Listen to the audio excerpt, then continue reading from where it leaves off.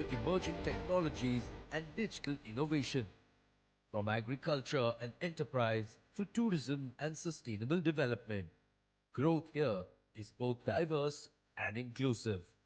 From leading the global gem trade to creating globally competitive industries, Gujarat continues to define excellence. And as India charts its path towards becoming a $7 trillion economy, Gujarat stands at the forefront of that transformation. Bringing together policymakers, industry leaders, innovators, and change makers to exchange ideas that shape tomorrow. Celebrating those who don't just witness change but create it. Welcome to the ETNow.in Business Conclave and Awards 2026 Gujarat Edition. Together, let's shape the next chapter of India's growth story.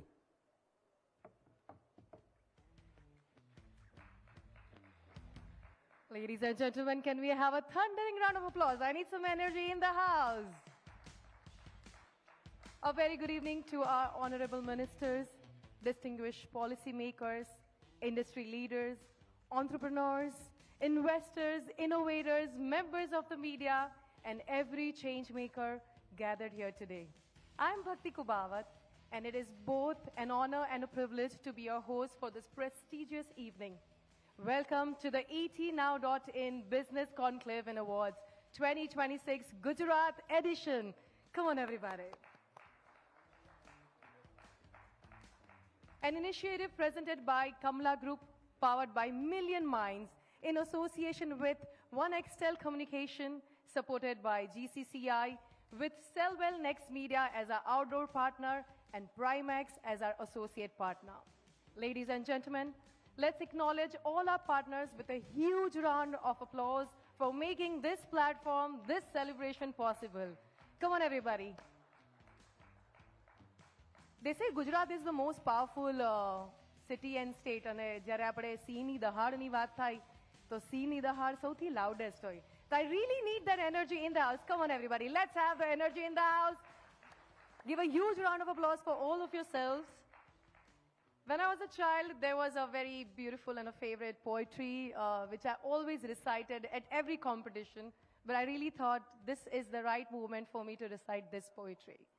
They say, लहरों से डरकर नौका कभी पार नहीं होती, कोशिश करने वालों की हार नहीं होती, नन्ही चींटी जब दाना लेकर चढ़ती है, चढ़ती हुई दीवारों से 100 बार फिसलती है, आखिर उसकी मेहनत बेकार नहीं होती.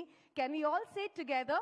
कोशिश करने वालों की हार नहीं होती. ऐसी कोशिश की थी कुछ सालों पहले, with only one vision and one priority, to change the way Gujarat looks and the way people look at Gujarat. And tonight, we are celebrating just that, Gujarat and the leaders of Gujarat.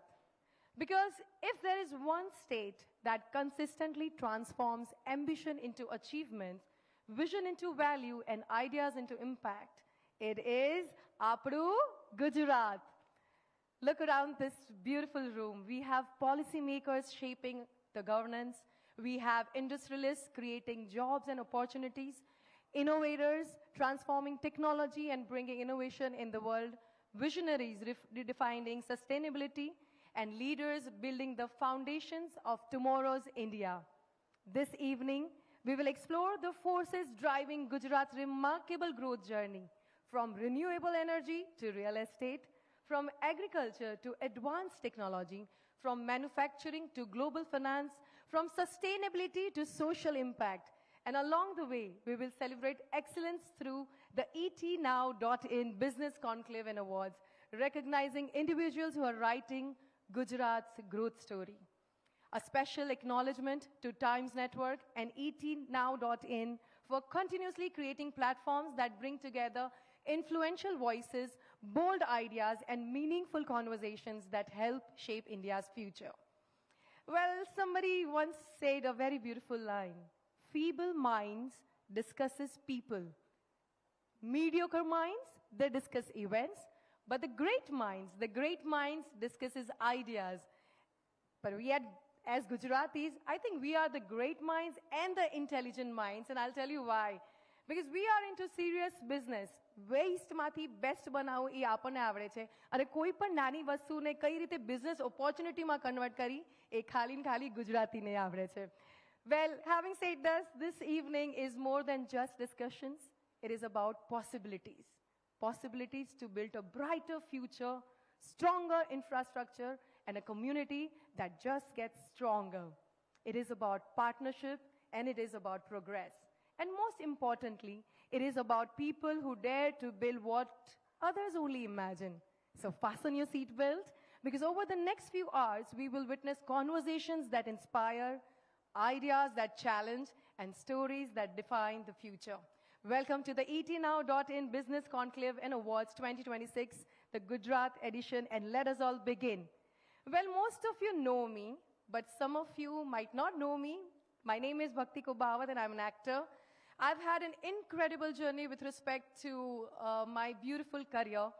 And the reason why I stand here is also the reason why we all are here, the Times Network. Winning Times Fresh Face and winning Miss India West Zone was just the beginning. Times Network made sure I had the wings. And that's why it matters who we associate ourselves with.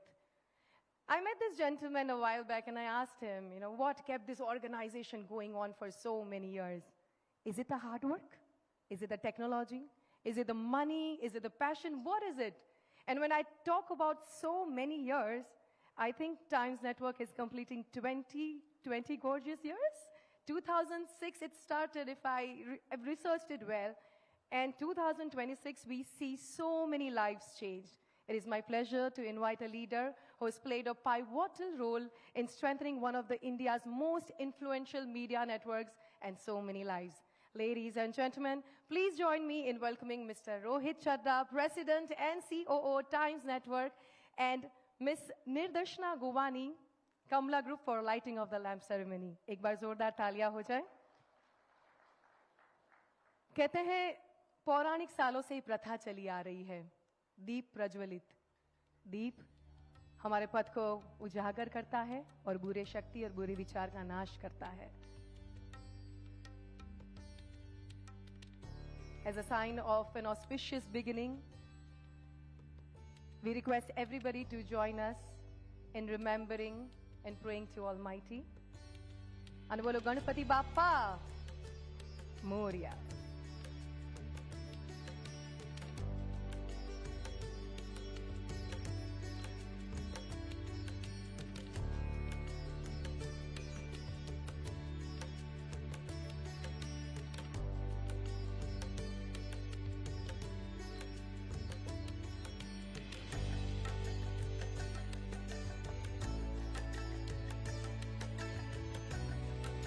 Thank you so much.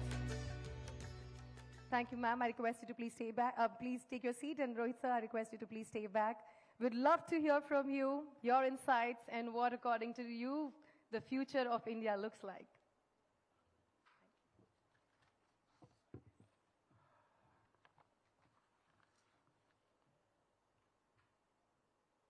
Distinguished guests, industry and policy leaders, and dear colleagues.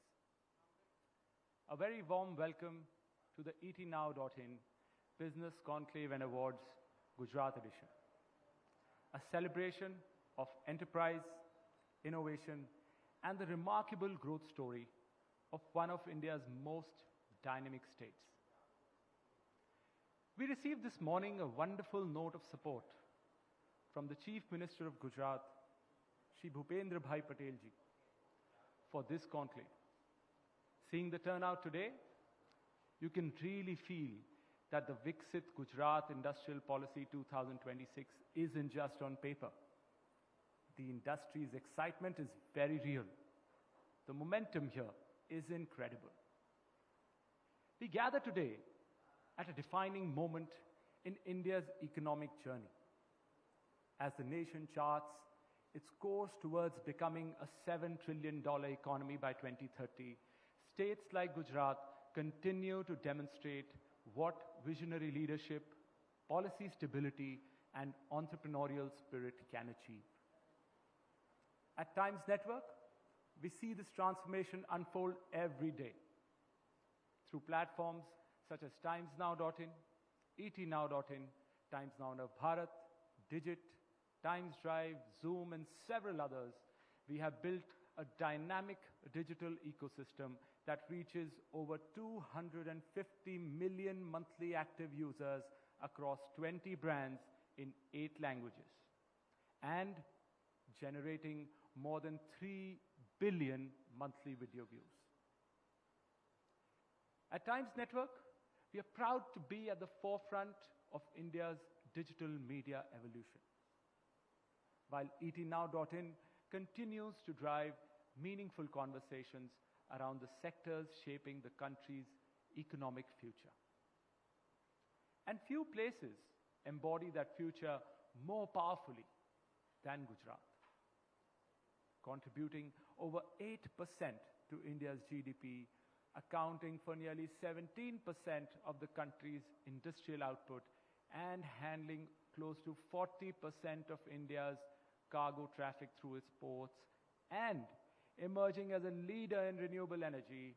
Gujarat has consistently set benchmarks for growth, infrastructure, and industrial excellence. Its success story is not merely about economic indicators.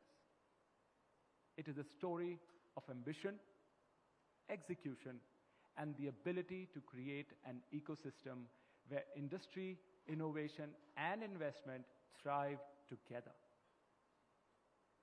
The objective of today's conclave is to examine Gujarat's economic transformation and its growing influence in the global economy. Bringing together policymakers, business leaders, investors, and innovators, this platform aims to explore the opportunities, reforms, and investments that will define the state's next phase of growth. The conversations ahead will focus on some of the most consequential themes shaping Gujarat's future. We will explore Gujarat's emergence as a semiconductor and electronics powerhouse, the rise of Gift City as India's next GCC hub with a vision of 250 new GCCs by 2030, and the green hydrogen and biofuel revolution that is transforming the state's industrial ecosystem into a smart, sustainable growth engine. Ladies and gentlemen, the etnow.in Business Awards celebrate organizations and individuals who have not only achieved excellence but have also contributed meaningfully to economic growth, innovation, employment generation, and nation building. To all our nominees and award recipients, many congratulations. Your achievements inspire confidence, create opportunity, and contribute to India's larger growth story. As we begin this insightful discussions, meaningful networking, and well-deserved recognition, I encourage you to engage, collaborate, and draw inspiration from the collective expertise gathered here. Thank you for joining us. Here's to celebrating excellence, fostering innovation, and shaping the next chapter of Gujarat's extraordinary success story. Have a wonderful evening.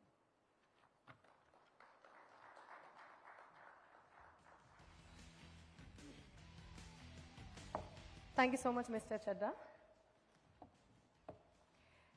Wow, I think I should pinch myself right now because what I'm going to read right now is a very beautiful letter from our Honorable Chief Minister. Allow me to please read it. Snehi Shri Rohit Chadda ji, ET Now Business Conclave Awards 2026 Gujarat Edition के इस प्रतिष्ठित आयोजन के अवसर पर मैं आयोजकों, उद्योग जगत के अग्रणी प्रतिनिधियों, निवेशकों, नीति निर्माताओं तथा सभी सहभागी महानुभावों को हार्दिक शुभकामनाएं प्रेषित करता हूं। ET Now ने राष्ट्रीय स्तर पर उद्योग, निवेश, आर्थिक विकास और सार्वजनिक नीति से जुड़े विषयों पर सकारात्मक एवं रचनात्मक संवाद की एक सशक्त परंपरा स्थापित की है।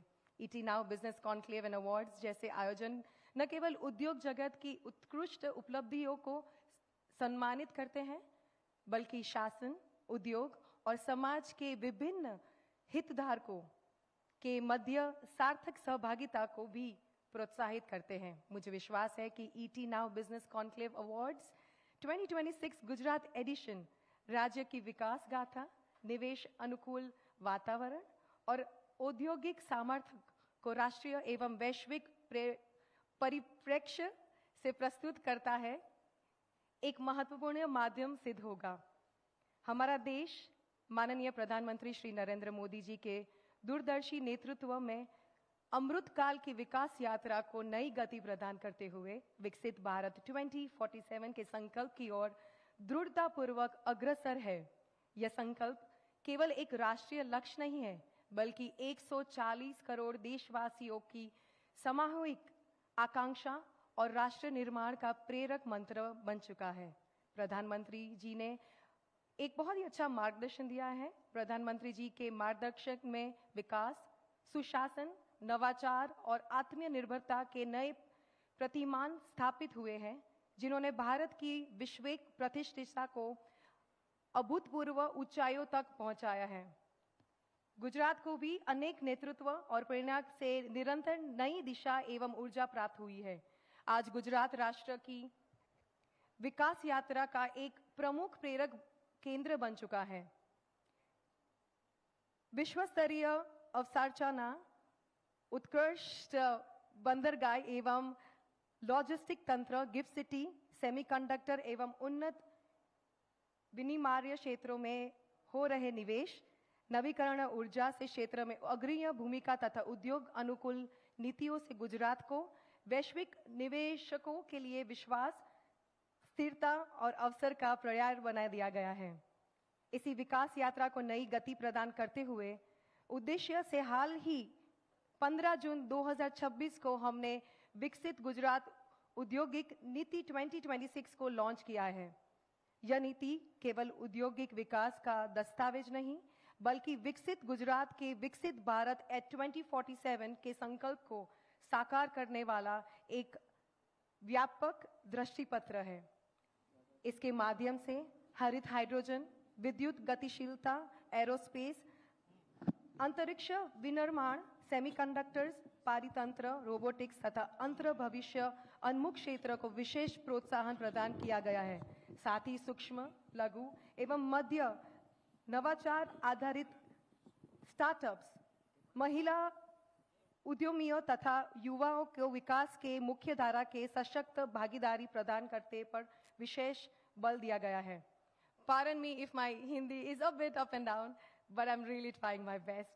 The letter is so beautiful.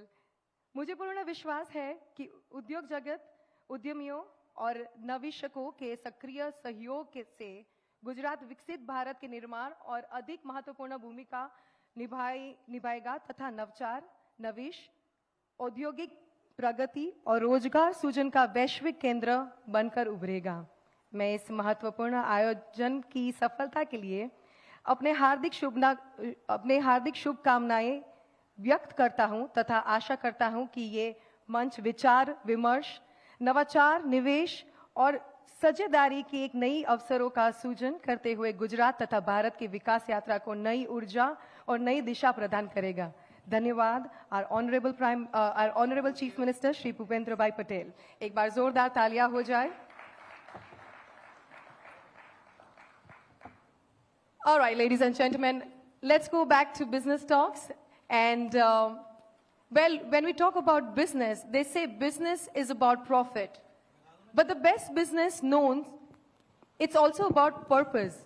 Our next speaker proves that corporate agility and social impact go hand in hand. Please welcome Ms. Nidarshana Govani of Kamla Group for a fireside chat on a very interesting topic, the business of giving. Scaling social impact with corporate agility. And I'd also like to invite our moderator, Ms. Kalpana Sharma, editor, Times Network. Can we have a thundering round of applause, please?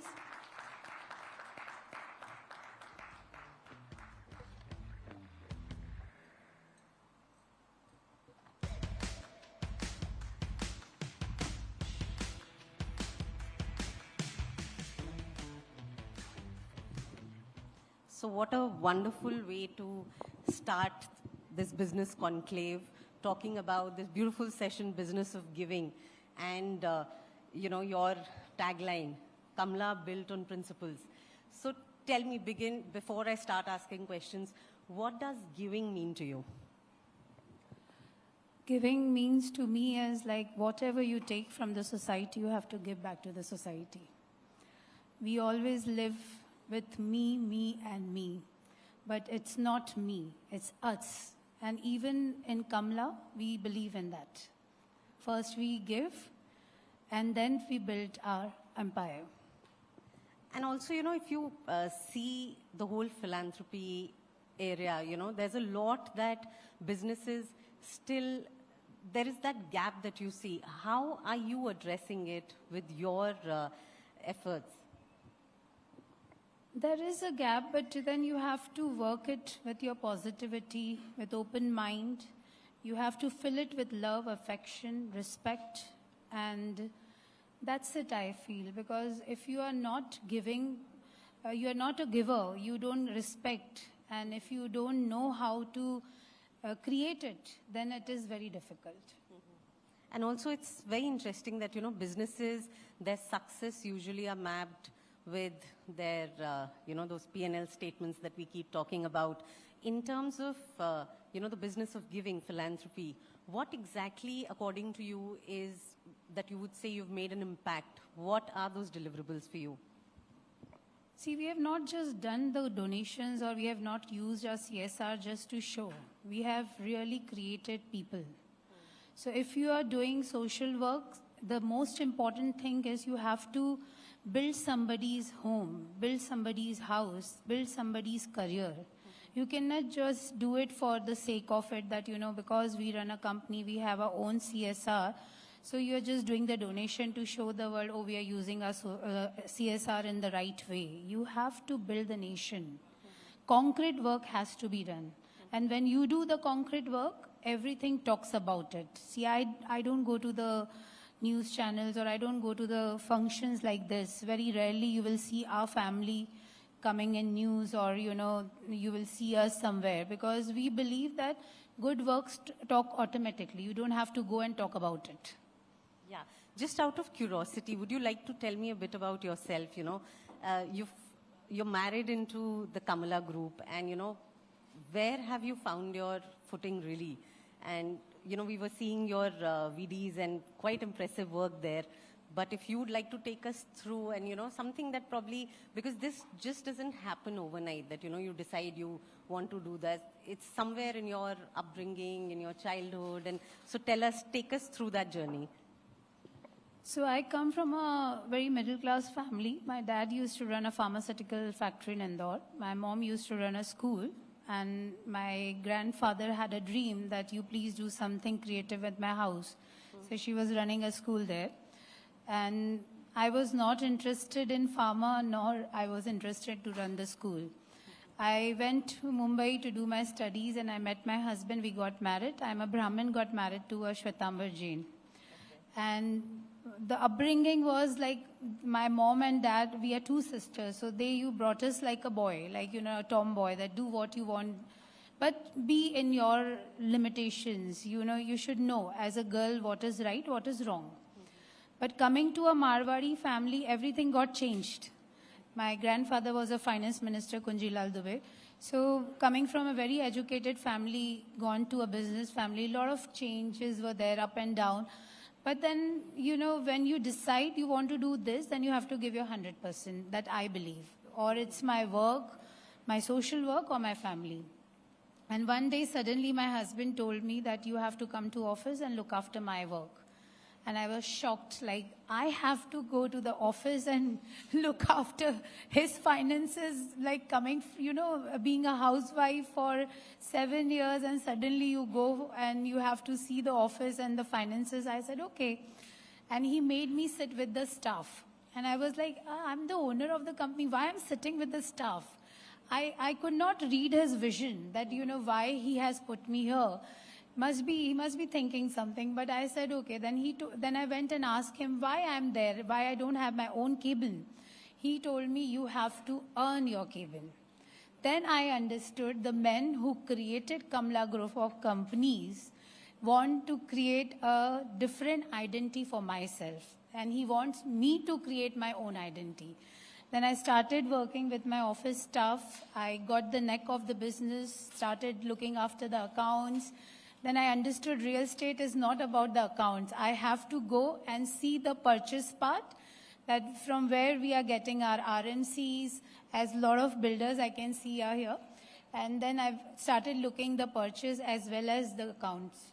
So then I earned my Kevin. And this is how I became a very different person, more confident.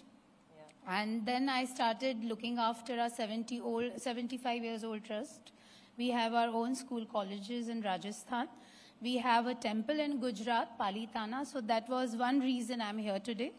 And we have also built 2 buildings in Ahmedabad. In 2002, we did 2 buildings here. So it was also one reason to come to Ahmedabad and just see the city, explore the city, and especially ET now. So this is my journey, and then I didn't see back. It was just the graph was going up, and all thanks to God Almighty and whatever we do. I know you do not want to talk much about your philanthropic work, but still I would like to understand, what is it that really gives you true happiness, in this area? Whenever I work for the women empowerment and for the education of the girl child, as well as the health. So we do a lot of work for women empowerment. We have a skill development in Ayodhya. We were the first one to open it. And we have given employment to 900 women. Wow. So that's the thing that gives me a lot of happiness when I see their own bank accounts, money coming to their account, the way they are working, and the happiness I can see on their face. See, as a woman, you are also working. The best thing is when you earn your own bread and butter. True, absolutely. So that's give me a lot of peace. And when we do, the HPV vaccination was started by us in 2020. Now the whole world is talking about, because our Honorable Prime Minister Modi ji has also said to give Gedacell. So a lot of people are aware of HPV vaccination. Otherwise, in 2020, we were the first trust to start this vaccination. Wow, because HPV, as we know, it's something that, we know it's important, but was not getting addressed, and now obviously government has said, so Yes. That's quite an impressive body of work there. Yeah, and we used to give the Swiss made. Now, Gedacell is a Indian made, but that time it was not available. It was not made in India, so we used to give the Swiss made. So it was quite a thing that, I also have a girl.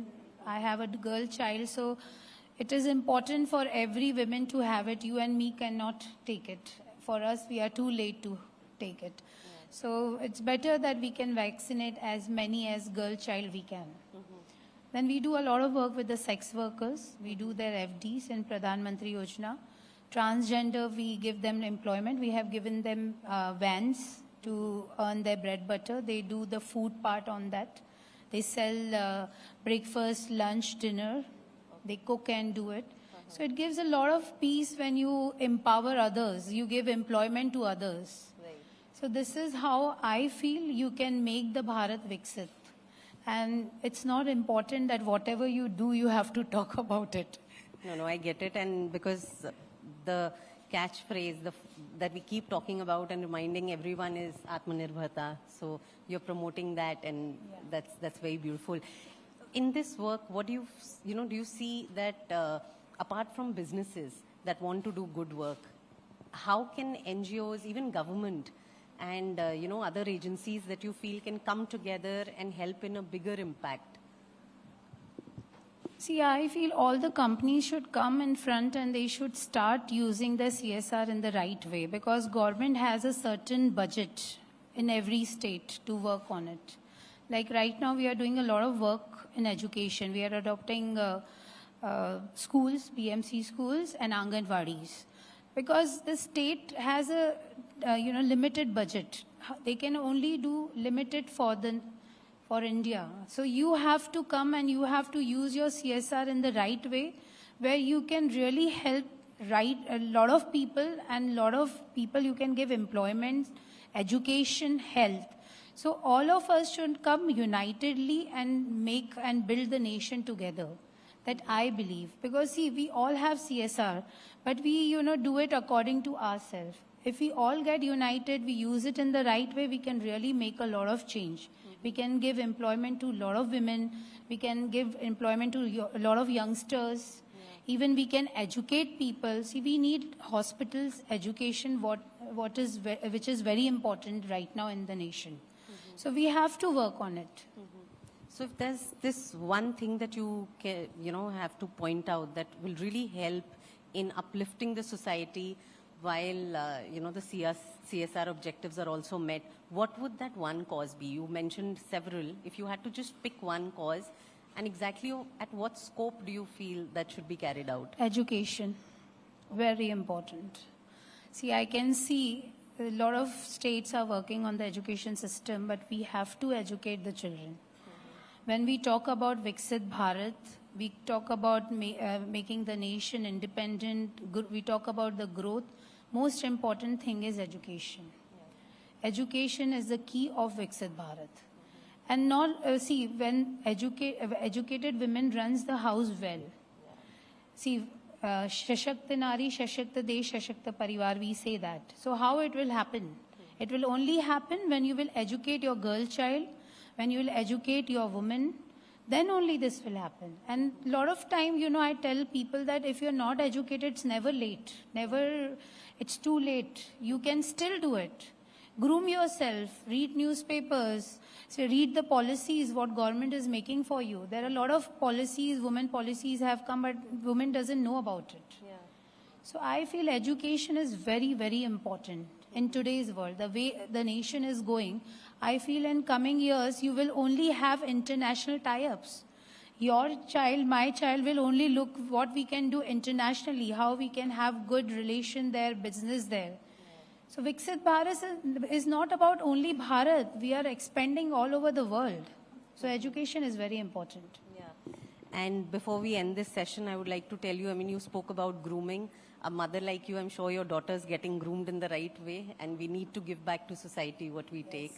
And on this positive note, thank you so much for joining us. Thank you. Thank you for having me. Thank you so much.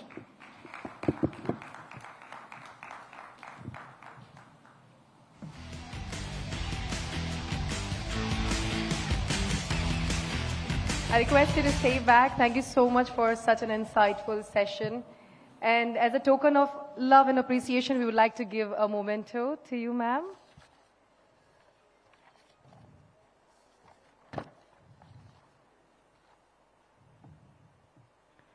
Ladies and gentlemen, Miss Nidarshana Govani Kamla Group.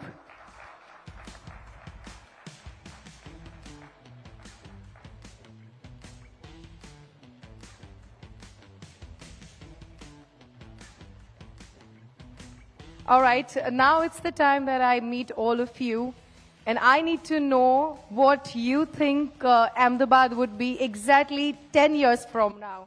I think 10 years is a long time, wherein we are having Commonwealth, we are having so many developments happening in Ahmedabad and Gujarat.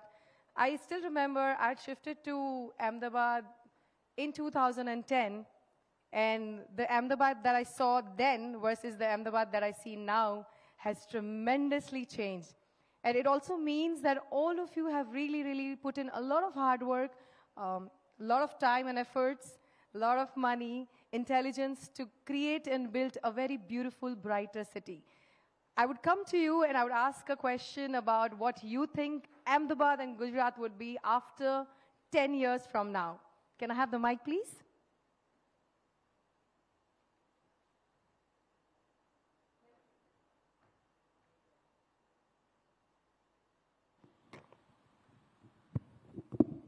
All right. First of all, एक बार जोरदार तालियां हो जाए सबके लिए. Well, I see brilliant minds here, but I also must say that to be associated with Times Network, Economic Times, and the whole group, it makes me so happy and proud that जब बचपन में हम वो जो newspaper पढ़ते थे, आज कहीं ना कहीं we are part of the news which builds the newspaper. So thank you so much for creating some fantastic news, some fantastic developments in the city and in the state. And well, I'll tell you what I believe Ahmedabad and Gujarat is going to be in 10 years. I would see a lot of infrastructure. I would see a lot of great hospitals, education systems. But most importantly, je Gujarati apne badhane avde che, we will have more entrepreneurs in and around the city. So ek baar zordar taaliyan ho jaye aap sab ke liye. What do you think, sir? What I would give it to somebody else who's oh yes, sir. Yes. Sir, may I please ask what do you do and what's your insight about Ahmedabad now versus Ahmedabad after 10 years? Thank you so much.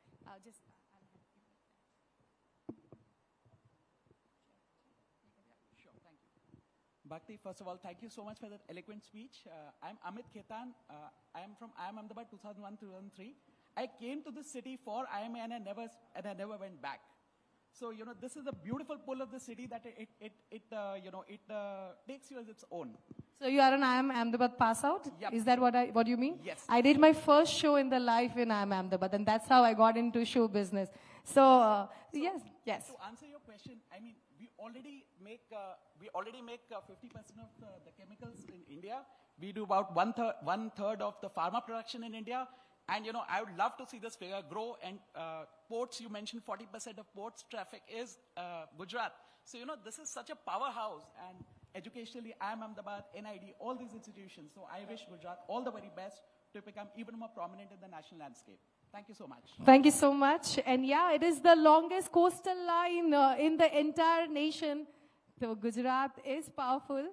Sir, over to you. I'll come to you, sir, as well. Sir, next question. Please tell us what you do. Hi everyone, my name is Soham Gondalia and I'm a owner of Acrotech Center, which is helping manufacturers to measure their part precisely. So we are in Ahmedabad only. I am born and brought up in Ahmedabad. I am Gujarati. And is this the same question that I have to answer? You can also please tell us, you know, what according to you is the future of Gujarat. What is that you expect? You know, these are the speeches which can directly go to our Honorable Prime Minister, yes, our ministers who are actually effortlessly working to make sure India is number one. Having said, what is that you really want India to be in next 10 years? So talking about Ahmedabad and Gujarat first, so we can see that this is going to be the metro city where foreign currencies will be invested and Gujaratis will be the first priority for all of them to become partner. Yeah, UK, USA से लोग यहाँ पे आएंगे and यहाँ अहमदाबाद में invest करेंगे गुजरातियों साथे धंधो करते हैं. We have a law. I think we still have a law wherein Barney countries cannot invest in India without a collaboration, right? Do we still have that? I don't know. But yeah, all right. Thank you so much. And I wish you all the best. Thank you. May the figures that you mentioned goes into times 1,000, 10,000 zeros. All the best. All right, sir, who else? Yes, sir. So please tell us what you do. What are the changes? I'll go to him and to you, sir. What are the changes that you've brought in the society? What does your product services bring to the table, and how do you see Gujarat in next 10 years? Yeah, good day, everyone. I'm Ketan Brahmbhatt. I'm representing Manhart EPCM India Private Limited. It's a multinational company, Singapore-based and Asia's global, one of the top consulting companies there for design and PMC services. So as far as Gujarat is concerned, so yeah, I'm also Gujarati. So first of all, I am very proud of that being a Gujarati, and everyone knows that Gujarat is on the top for lots of areas are there. But now in upcoming 10 years, as far as the industrial infrastructure development is going on, so mainly, especially this semiconductor, one of the biggest India semiconductor plant in Micron here, recently inaugurated by our Prime Minister, Mr. Modi ji. So I would see that Gujarat and Ahmedabad will be the semiconductor hub in India, biggest semiconductor hub in India, because lots of other companies are coming off that. And we are very proud of that this Micron Phase 1 plant, recently inaugurated, it is designed by our company, it's Manhart. So this is the one of the biggest development I would see. Other than this, there are lots of global events are coming up like Commonwealth and Olympic. Commonwealth and Olympics, we all know about it. 36. So it's not only the stadium infrastructure, but any other support infrastructure will be there. So there will be a massive change in Tremendous the other, growth. yes, other road infrastructure, the hotel businesses and other infrastructure will be there.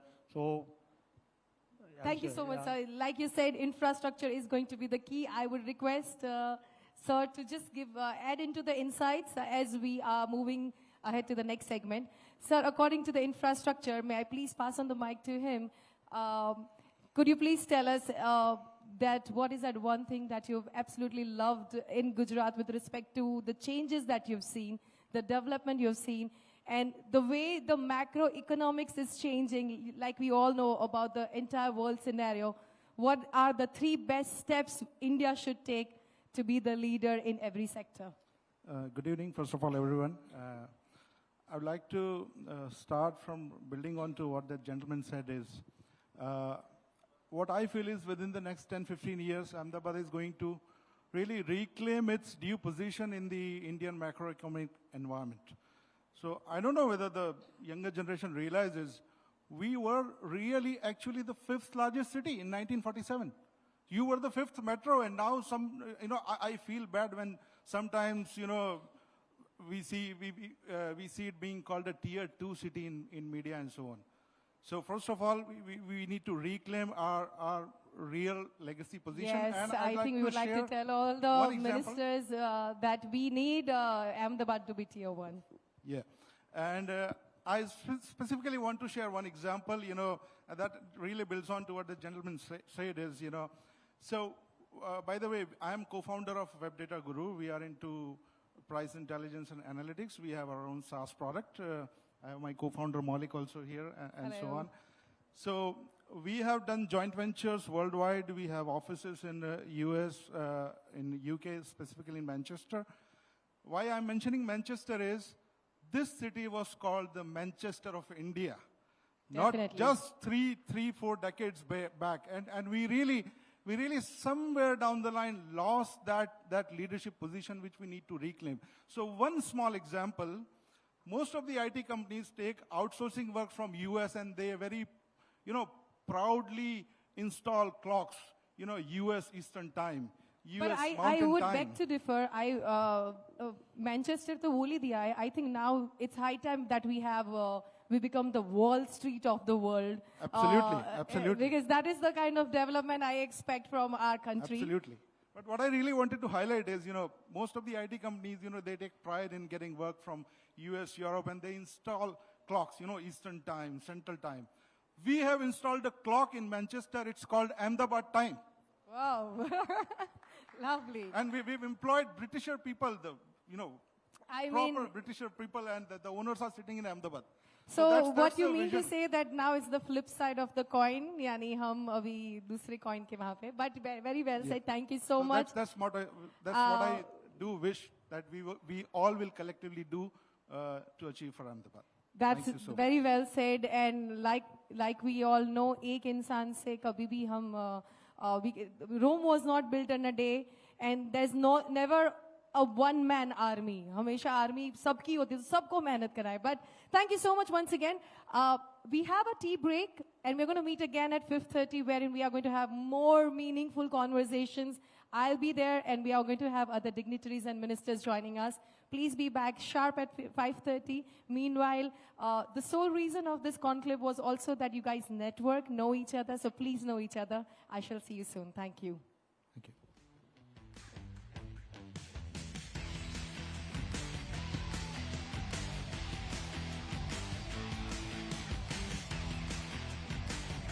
Requesting all the guests to please join us for tea break.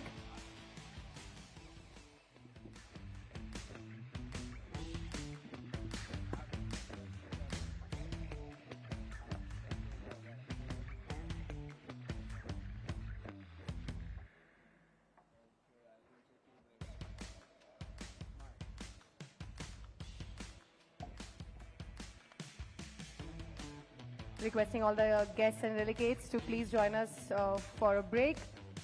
I shall see you at 5:30 for the next session. Thank you so much for joining.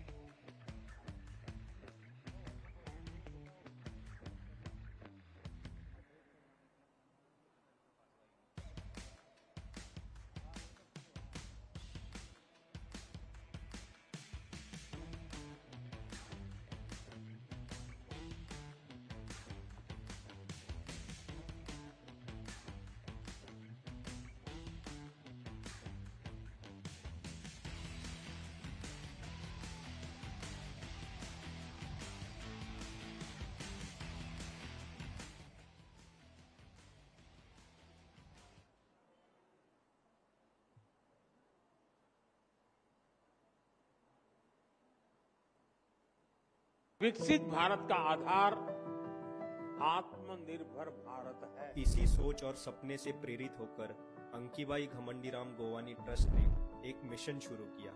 एक ऐसा mission जहां सेवा और समर्पण के जरिए लोगों को स्वावलंबी बनाया जा सके। इस ट्रस्ट की मैनेजिंग डायरेक्टर मिसेस निदर्शना गोवानी महिला सशक्तिकरण, शिक्षा, स्वास्थ्य और लाइवलीहुड के जरिए हजारों जिंदगियों में नए सपने और उम्मीदें भर रही है।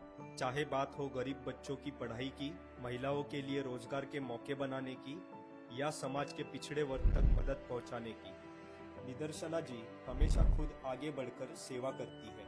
उनका मानना है जब हर व्यक्ति आत्मनिर्भर बनेगा तभी भारत सच में विकसित बनेगा, और यही है उनके ट्रस्ट का विजन, सेवा से स्वावलंबन तक का सफर। अंकीबाई घमंडीराम गोवानी ट्रस्ट एक आत्मनिर्भर, सशक्त और विकसित भारत की ओर।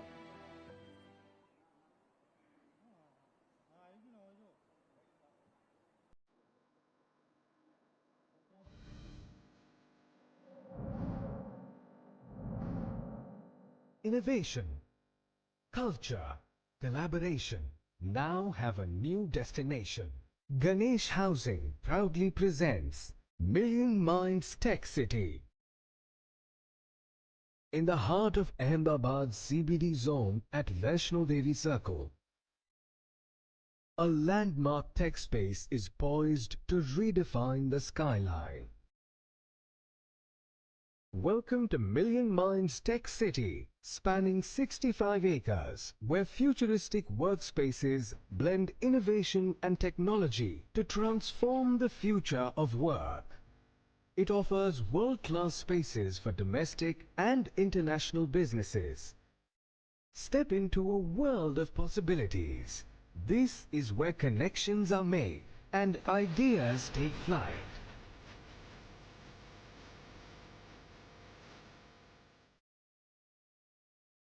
Million Minds Tech City is a Grade A IGBC Platinum certified marvel, seamlessly blending smart innovation with green technology. From energy-efficient exteriors to serene floating gardens, sustainability is at the core of every detail. Welcome to the M1 Tower, featuring the largest floor plates the city has ever seen, with soaring 4.2-meter ceilings that create an atmosphere of openness and grandeur. With over 1.65 lakh square feet of premium amenities, world-class gyms, yoga studios, coffee shops, restaurants, food courts.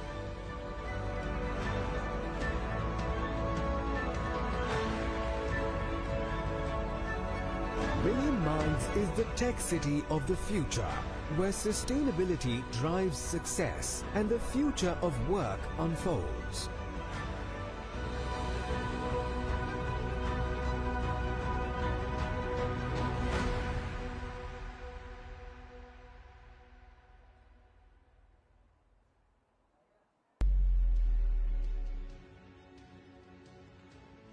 Kamla Ankibai Ghamandi Ram Govani Trust has been more than a name, it's a promise. Taking this legacy ahead is Shri Nidarshana Govani with her countless missions. From fight against cancer to championing the unheard, we don't just provide aid, we restore dignity. Turning the foundation into a shield for our beloved citizens.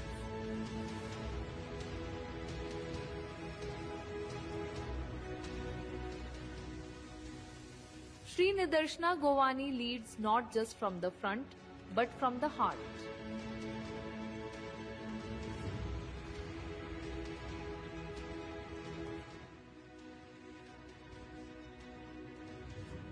Kamla Ankibai Ghamandi Ram Govani Trust, rising by lifting others.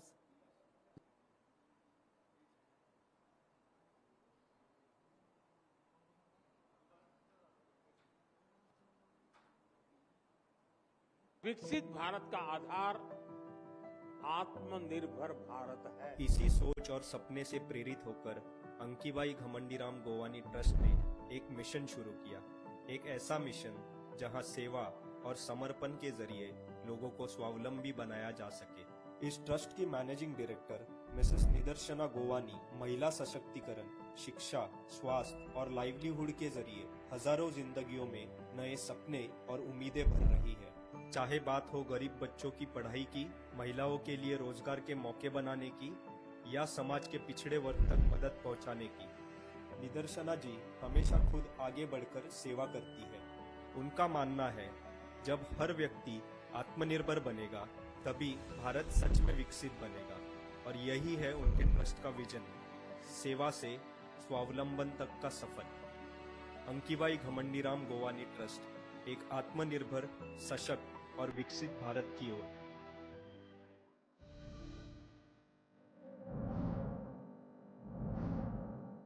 Innovation, culture, collaboration now have a new destination. Ganesh Housing proudly presents Million Minds Tech City. In the heart of Ahmedabad's CBD zone at Vaishno Devi Circle, a landmark tech space is poised to redefine the skyline. Welcome to Million Minds Tech City, spanning 65 acres, where futuristic workspaces blend innovation and technology to transform the future of work. It offers world-class spaces for domestic and international businesses. Step into a world of possibilities. This is where connections are made and ideas take flight.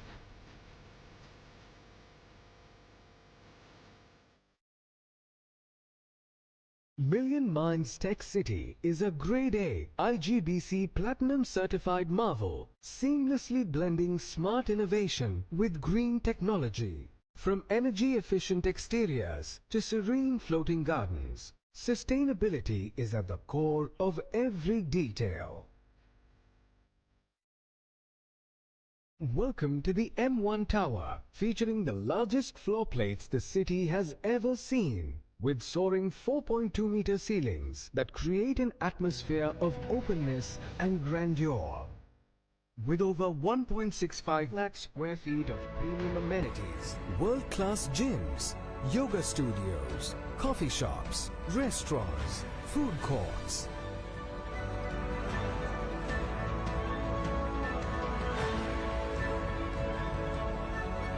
Million Minds is the tech city of the future, where sustainability drives success and the future of work unfolds.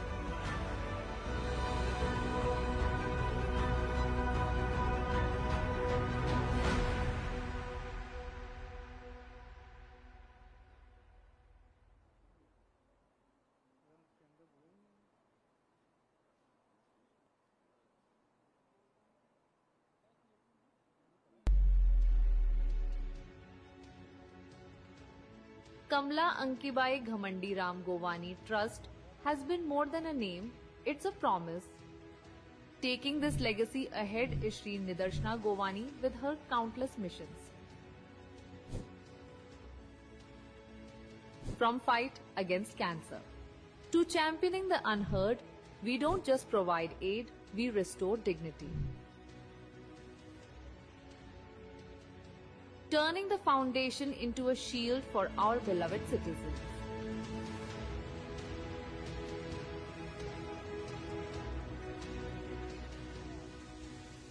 Shri Nidarshana Govani leads not just from the front, but from the heart.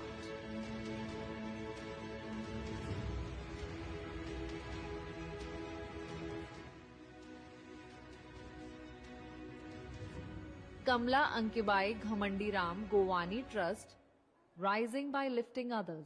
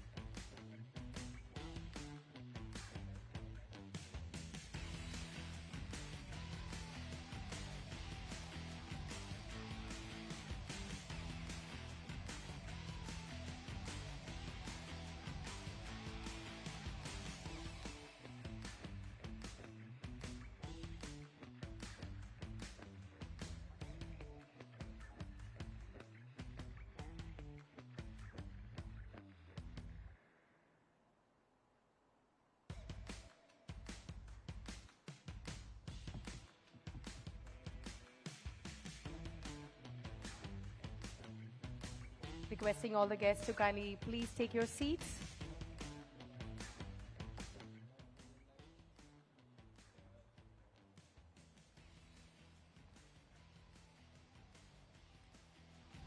We'll be starting the event in a bit, requesting all our guests, our dignitaries to kindly take their seats.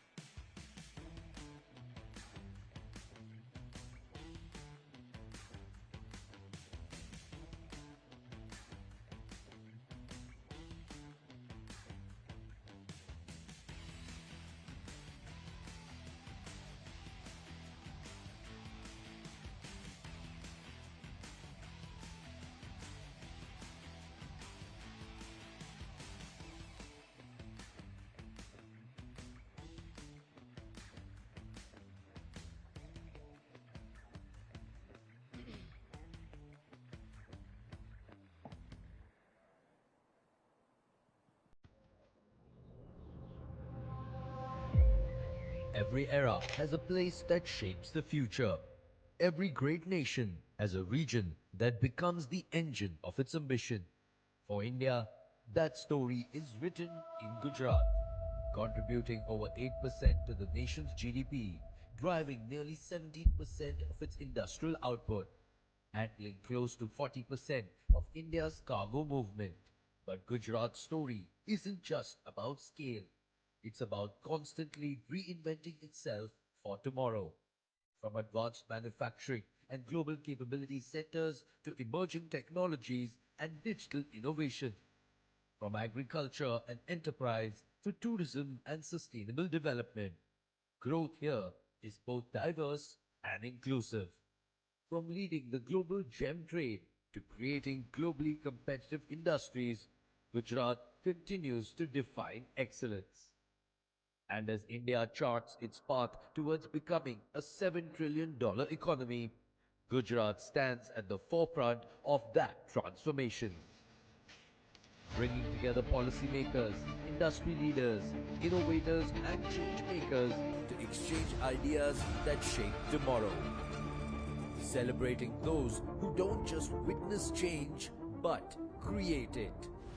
Welcome to the etnow.in Business Conclave and Awards 2026 Gujarat Edition. Together, let's shape the next chapter of India's growth story. विकसित भारत का आधार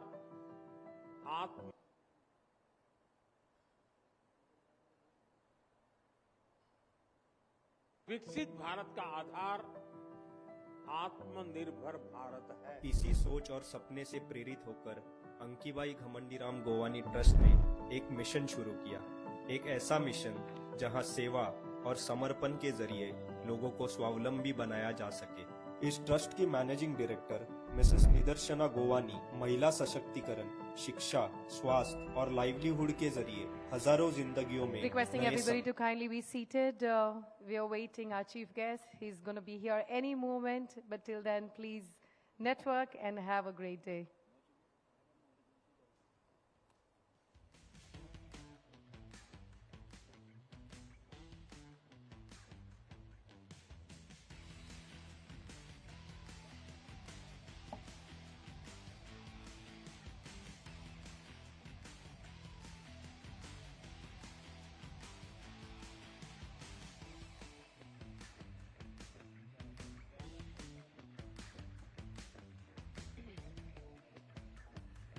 A humble request to all our guests to kindly be seated.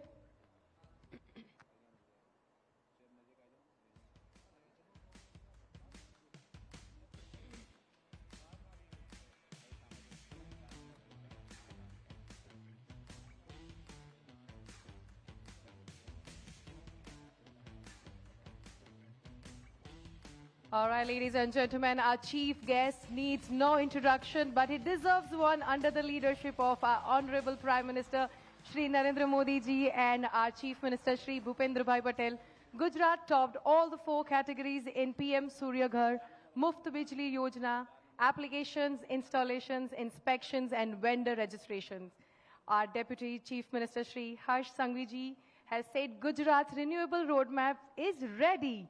Policies in place, systems in place, trust in place. Ladies and gentlemen, may I please welcome Shri Harsh Sanghvi ji. एक बार जोरदार तालियां हो जाए.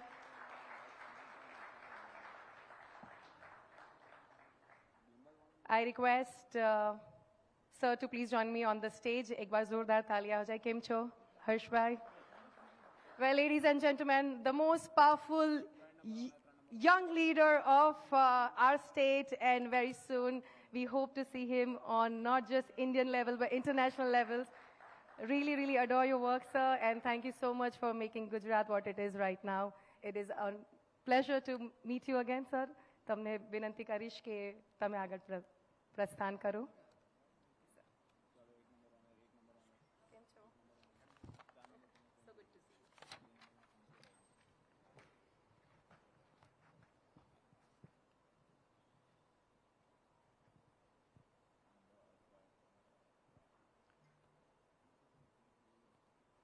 Times network द्वारा आयोजित आज के इस सम्मेलन में यहाँ मौजूद मेरे सभी साथियों को मैं आप सबके पिछले कई सालों के संघर्ष से सफलता की यात्रा को बहुत बहुत अभिनंदन देता हूं। आप सभी की यह यात्रा और सफलता के साथ आगे बढ़े, ऐसी शुभकामनाएं देता हूं। खास तौर पे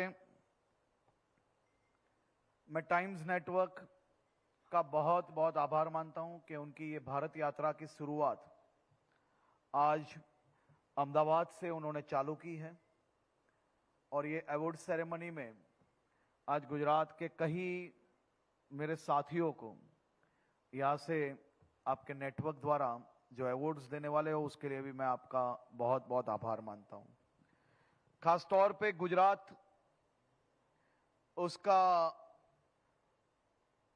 जमीनी स्तर ये देश का 5% हिस्सा है। हमारी जनसंख्या वो करीबन 6% है, और देश के जीडीपी में गुजरात का योगदान वो 8.2% है। हमारा मैन्युफैक्चरिंग आउटपुट वो 18% से ज्यादा है। टोटल एक्सपोर्ट में केवल गुजरात 33% के आसपास का एक्सपोर्ट ये गुजरात से होता है। देश के जो कार्गो मैनेजमेंट होता है उसमें से 40% से ज्यादा कार्गो मैनेजमेंट वो गुजरात से होता है। और आने वाले दिनों में और पोर्ट्स गुजरात के अलग अलग स्थानों में बनाने के लिए गुजरात सरकार द्वारा ये कामगिरी आगे चल रही है। और यही सफलता के लिए मैं मेरे गुजरात के सभी साथियों का बहुत बहुत आभार मानता हूं, आप सबको अभिनंदन देता हूं। 20 साल में गुजरात की जीडीपी मोदी जी ने जो ये विकास की यात्रा की जब शुरुआत की, तब से लेकर आज तक हमारी जीडीपी 22 गुना बढ़ी है। उस सफलता के पीछे अगर किसी का हाथ हो तो यहां बैठे हुए मेरे सभी साथियों का हाथ है। मैं मेरे सभी साथियों को उसके लिए बहुत बहुत अभिनंदन देता हूं। मेरे गुजरात के युवाओं के लिए जिस प्रकार से पिछले कई सालों से गुजरात सरकार द्वारा अलग अलग पॉलिसीज के माध्यम से नए उद्योगों को गुजरात में लाने में जो सफलता प्राप्त की है, उसकी गति और तेजी से आगे बढ़े, उसके लिए आदरणीय मुख्यमंत्री श्री भूपेंद्र भाई पटेल के मार्गदर्शन में कल ही गुजरात ने एक बहुत ही बेहतरीन विकसित गुजरात इंडस्ट्रियल पॉलिसी 2026 का लॉन्चिंग किया है। और मैं ये आशा रखता हूं कि सनराइजिंग सेक्टर में मेरे राज्य के युवाओं को और बड़ी तक ये पॉलिसी के माध्यम से मिलेगी। ये पॉलिसी में खास तौर पे राज्य सरकार ने स्किल, साथ ही R&D में बहुत ही ज्यादा फोकस किया है। अर्बन मोबिलिटी, अर्बन जो कंजेशन है और खास तौर पे एनवायरनमेंट को ध्यान में रख के अर्बन एरिया में से इंडस्ट्रीज को बाहर ले जाने के लिए भी ये पॉलिसी में बहुत ही महत्वपूर्ण कदम उठाए गए हैं। और मेरा ये मानना है कि ये पॉलिसी के माध्यम से आने वाले दिनों में एक बड़ी अपॉर्चुनिटी राज्य के युवाओं को मिलेगी, चाहे वो ग्रामीण क्षेत्र हो, चाहे वो अर्बन एरिया हो। आने वाले दिनों में गुजरात डेटा सेंटर का देश का नहीं लेकिन एशिया का सबसे बड़ा हब बनने जा रहा है। पूरे देश में जितने डेटा सेंटर होंगे उससे ज्यादा डेटा सेंटर गुजरात में, और गुजरात के मेरे युवाओं को ये सेक्टर में भी बहुत ही बड़ा एक अपॉर्चुनिटी वो आने वाले दिनों में गुजरात में जरूर से मिलेगा। सेमीकंडक्टर इंडस्ट्रीज में गुजरात बहुत ही अच्छा कर रही है और आने वाले दिनों में उसमें भी इकोसिस्टम में हम बहुत ही तेजी से आगे बढ़ रहे हैं। तो ये सभी अपॉर्चुनिटीज राज्य के युवाओं को आने वाले दिनों में अभी भी मिल रही है और आने वाले दिनों में उससे भी ज्यादा अपॉर्चुनिटीज आप सबको मिलती जाएगी। मैं मेरे सभी साथियों को फिर से एक बार बहुत बहुत शुभकामनाएं देता हूं और टाइम्स नेटवर्क के सभी टीम मेंबर्स को गुजरात की धरती पे आपका स्वागत भी करता हूं। और एक बार गुजरात की आदत लग जाएगी तो बार बार आना पड़ेगा। यहाँ का केवल खाना ही मीठा नहीं होता है, यहाँ के लोगों का दिल भी इतना ही मीठा है। हमारे वहाँ कहावत है कि गुजरात के गांव में अगर आप जाओगे और घर में 2 रोटी बनी होगी और कोई मेहमान जान पहचान बिना का भी व्यक्ति आ गया तो उसको पहले खाने का पूछेंगे, और 2 रोटी होगी तो 2 रोटी उनको पिरोसेंगे और बाद में खुद की व्यवस्था करेंगे। ये गुजरात की मेहमान गति है। तो गुजरात की मेहमान गति आप सबको फिर से एक बार मैं यहाँ स्वागत करता हूँ, सबको अभिनंदन देता हूँ और बहुत बहुत आभार। Thank you.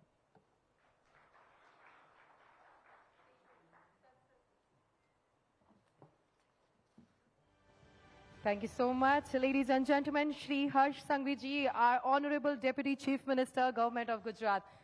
એમના માટે તો જોરદાર તાળીઓ થવી જોઈએ. Come on, everybody.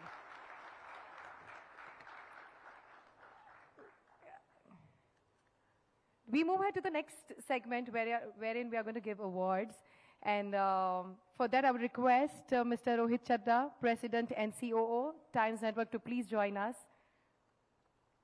Requesting all our guests to have a thundering round of applause for the man behind the vision.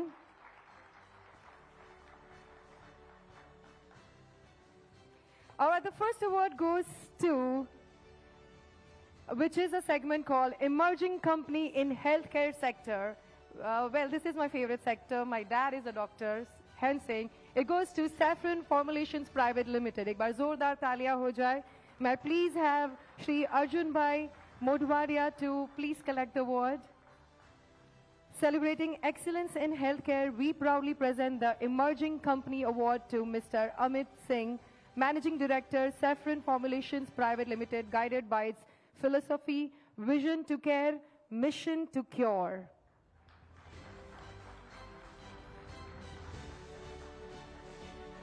May I please call Shri Arjun Bhai Modwaria for the next award in the category of AI and Digital Transformation Leader 2026. Founder of India's leading digital agency, Webmaker, trusted technology and digital consultant to India's largest corporates and PSUs, and today leading the frontier of AI-driven transformation, always one step ahead. Please welcome Mr. Dhananjay Arora.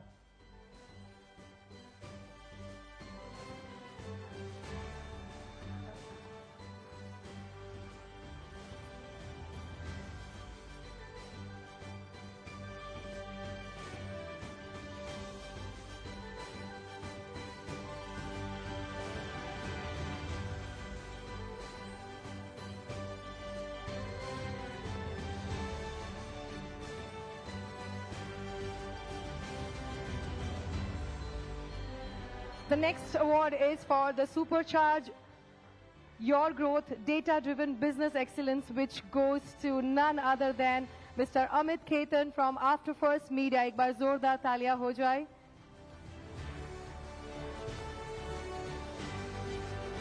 After First Media is India's first digital marketing agency dedicated exclusively to the pharma, chemical and B2B sectors.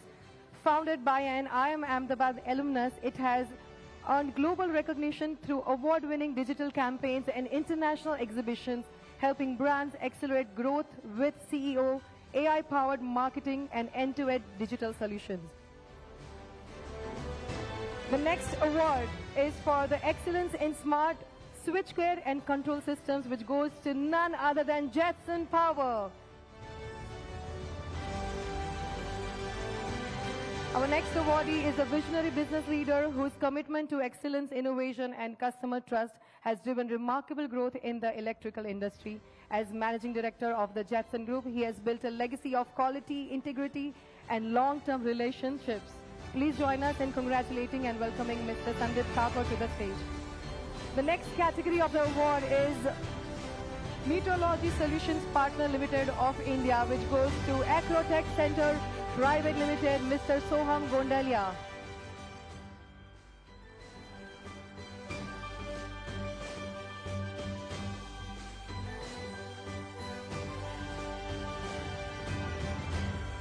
The next category of the award is manufacturing and exporting of jewelry making machinery and tools, which goes to NK Industries. May I please have Mr. Vinod Kumar Malvi on the stage, please.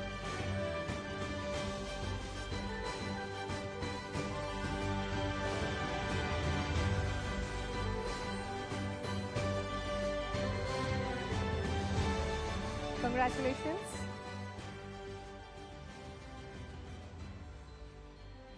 Ladies and gentlemen, Mr. Vinod Kumar Malvi from NK Industries. एक बार जोरदार तालियां हो जाए.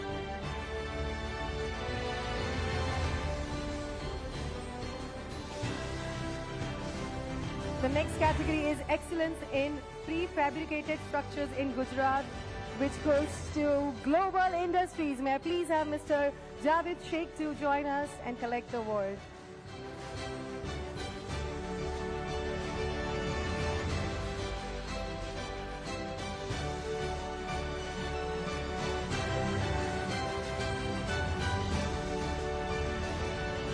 Ladies and gentlemen, moving ahead to the next category, we have excellence in Gujarat's fastest growing fitness brand. I mean, who doesn't like to be fit? Which goes to SFW The Gym. May I please have Mr. Manoj Rajput on the stage? And congratulations on making the city more fitter.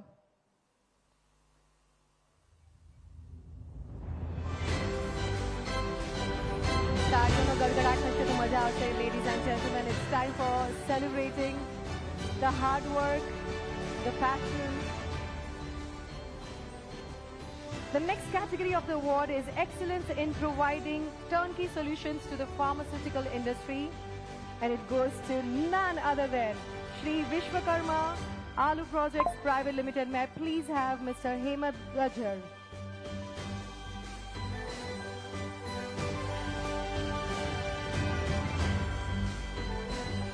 Thank you so much, all the dignitaries on the stage.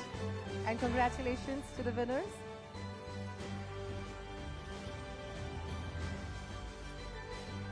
The next category we have is Leading Firefighting Systems, which goes to C-Sex Firefighters. एक बार जोरदार तालियां हो जाए for Mr. Ketan Parikh, Mr. Vipul Gosalia, Mr. Kush Shah, and Mr. Pranav Gandhi.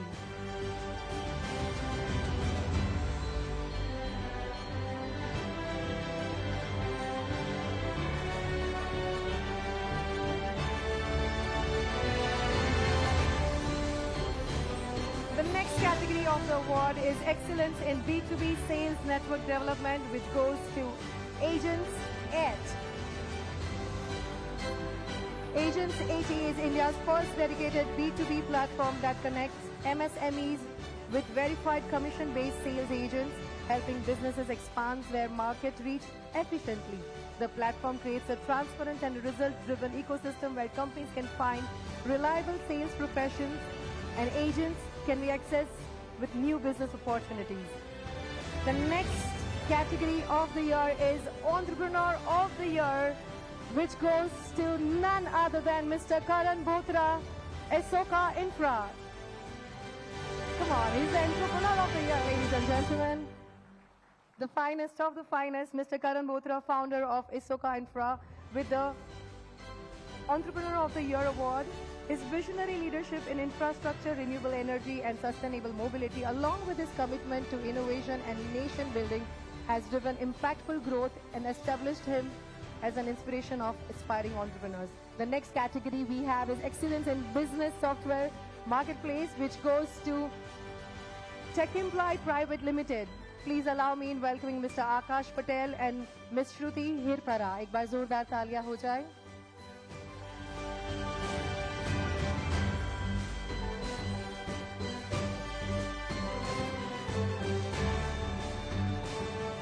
Well, ladies and gentlemen, Ayurveda and Yoga is the base of our India and Indian culture. The next category of the award is India's leading Ayurveda and wellness brand, which goes to Rise Group. Ladies and gentlemen, it is our privilege and honor to welcome Nivam Wellness, a flagship venture of Rise Wellness Private Limited with the India's leading Ayurveda and wellness brand awareness. This recognition celebrates its excellence in holistic healthcare and authentic Ayurveda under the visionary leadership of Dr. Praveen Pulata, CMD of Rise Group. एक बार जोरदार तालियां हो जाएं. The next category of the award is Excellence in Product Packaging. May I please call Groovy Packaging and her team to join us. Congratulations. The next category of the award is Excellence in Integrated Family Enterprise Advisory. May I please call Dr. Manisha on the stage. एक बार जोरदार तालियां हो जाए. She has been an expert speaker at some of the well-respected global forums on family offices. The next category of the award is Excellence in AI-Ready.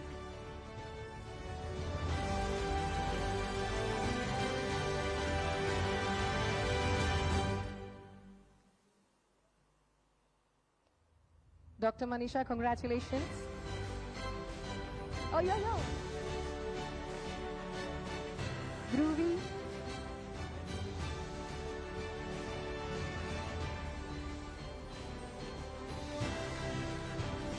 Ladies and gentlemen, Groovy Packaging.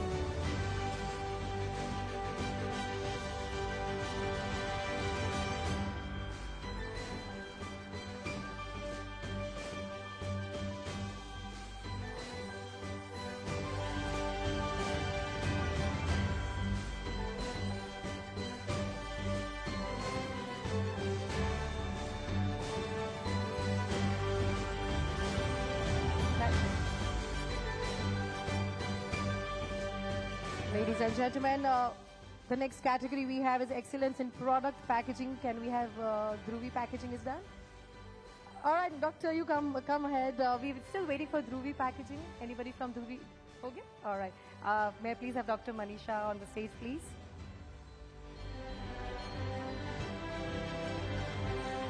Dr. Manisha, who's won an award as an excellence in integrated family enterprise advisory. The next category we have is excellence in AI-ready cloud infrastructure and scalable deployment 2026, which goes to Web Spider. May I please invite Mr. Ravish Gupta, founder and CEO, and Mr. Dhananjay Rawat, director of sales, whose leadership has been instrumental in this achievement, to accept the award.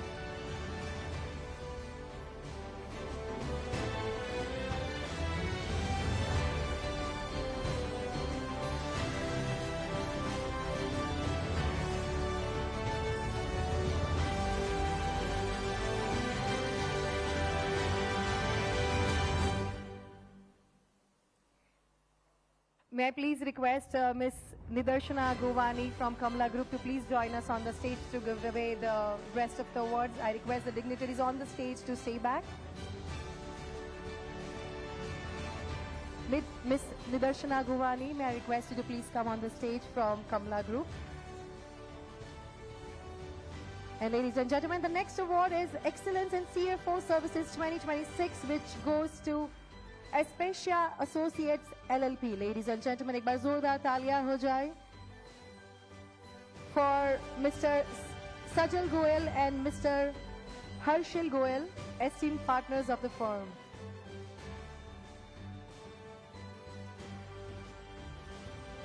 Excellence in CFO Services 2026.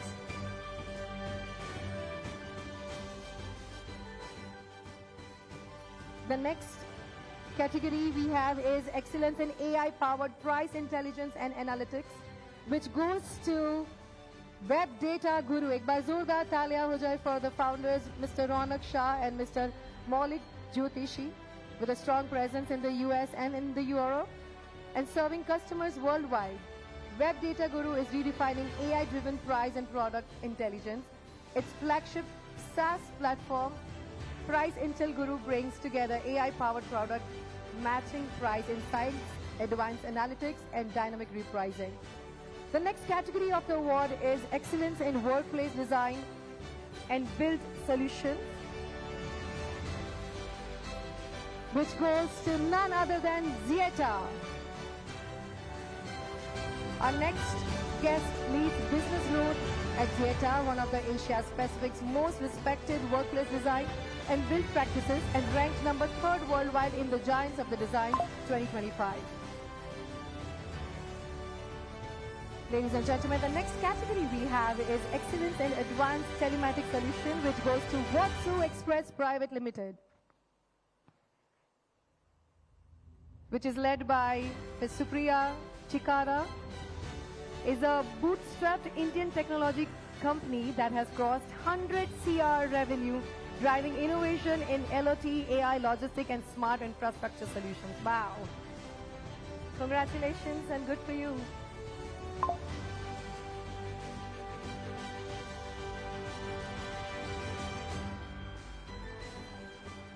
Moving ahead, we go ahead to the next category, which is Emerging Icon of Nephrology.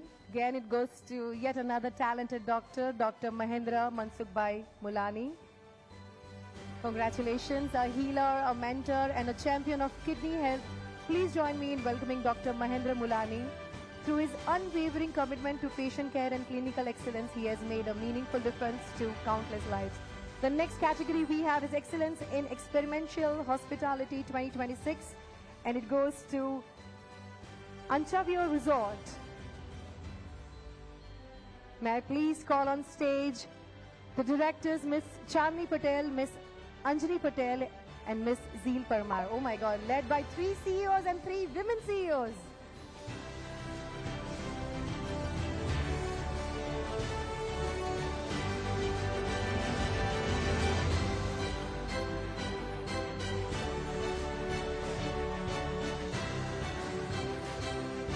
Ladies and gentlemen, last few awards.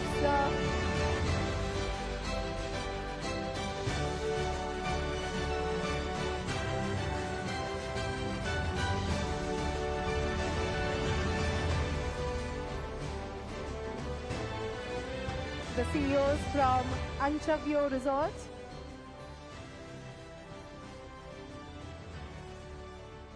Thank you so much, Kamala ma'am. I request you to please take your seat. Thank you so much. I request both the dignitaries to please be on the stage. Harshbhai તમને કહેવા માંગુ છું કે after giving all the awards, Ahmedabad અને ગુજરાત બદલાઈ રહ્યું છે, where we see more CEOs and more women around. Ladies and gentlemen, the next award we have is Excellence in R&D and Engineering Innovation 2026, which goes to JMV LPS Limited. May we please invite Mr. Neeraj Saini, Managing Director, whose vision and leadership have been instrumental in driving these remarkable achievements, to accept the award.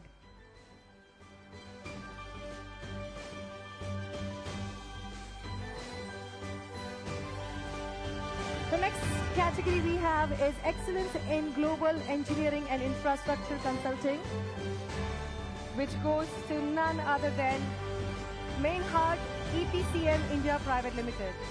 Accepting this honor are Mr. Chetan Kumar Prajapati, Country Head, and Mr. Ketan Brahmbhatt, Regional Director. Congratulations on this remarkable journey and achievements.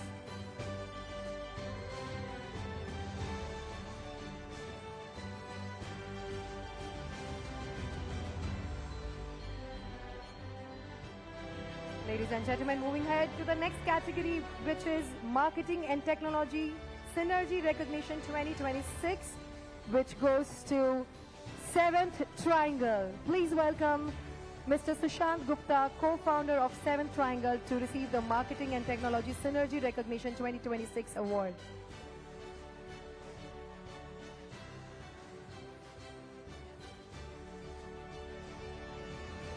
Ladies and gentlemen, the next category we have is Excellence in External Threat Visibility, which goes to Tech Owl Infosec Private Limited. Accepting this honor is COO Mr. Abhishek Chaudhary. Next, I would also like to announce Excellence in Driving Net Zero Goals, and the winner is Net Zero C Private Limited, Mr. Suchit Dekiwadia, CEO. एक बार जोरदार तालियां आ जाए for Mr. Suchit. We request some energy and some hype, of course. Congratulations once again.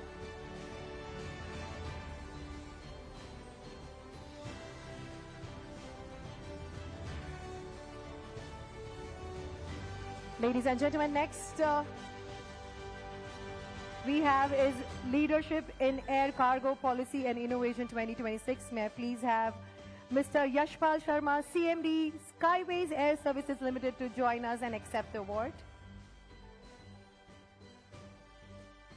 The next category we have is Excellence in Industrial Digital Twin and AI, and the winner is Aura Interact Private Limited. एक बार जोरदार तालियां हो जाए for the CEO, Mr. Nikul Patel.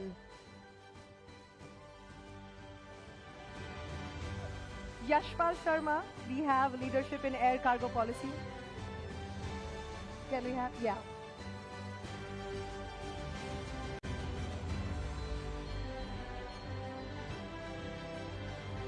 Mr. Sharma, how many cargos do you have? The largest? Lovely. Congratulations. So happy for you. The next category,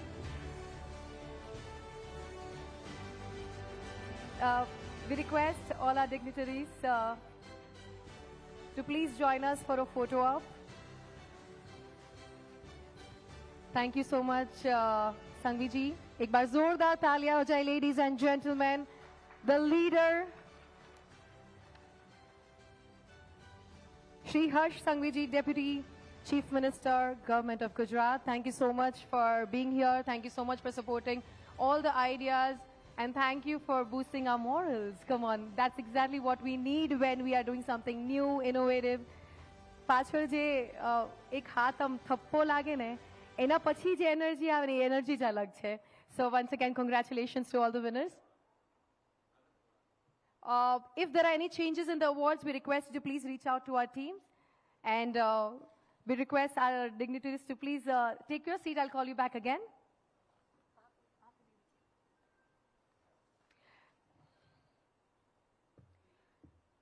All right, ladies and gentlemen, Gujarat leads in renewables, but let's not forget, we're also India's petrochemical. And when we talk about this, we have to also realize that the whole goal here is to form a balance. And how do you form a balance? When our Honorable Prime Minister Shri Narendra Modi ji said something really important and beautiful, probably he knew about the times which we are going to face in future. Make in India. Make in India, I think, is a project where we make sure we support all the Indians who are manufacturing goods here. We support Indian products and Indian services, and we make sure the money stays here. But when we talk about growth, growth without green is a big no-no. Gujarat knows this. At Sanand GIDC, Smart Industrial Estate, 650 plus units across 5,000 acres are cutting power cost by up to 50% using renewables. To speak on balancing industrial might with environmental integrity, please welcome Shri Arjun Bhai Modwadia, Minister of Forest and Environment, along with our moderator, Priya Singh, producer and anchor, Times Network.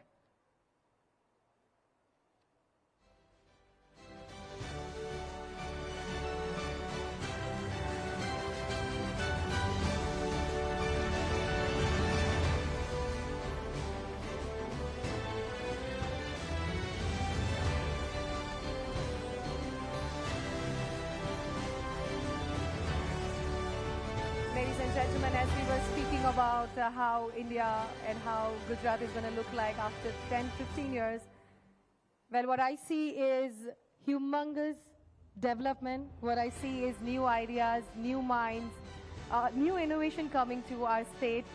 And for that, I think each one of you sitting here is responsible, making Gujarat and India great. Ladies and gentlemen, we move ahead to the next panel discussion, which is going to be really interesting,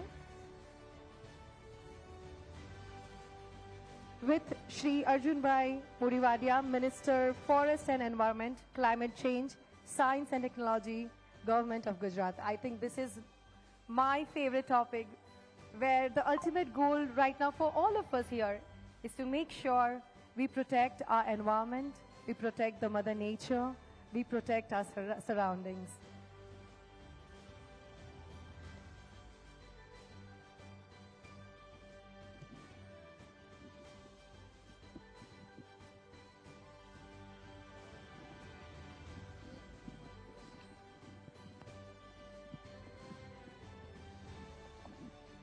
Also, ladies and gentlemen, can I have this mic on?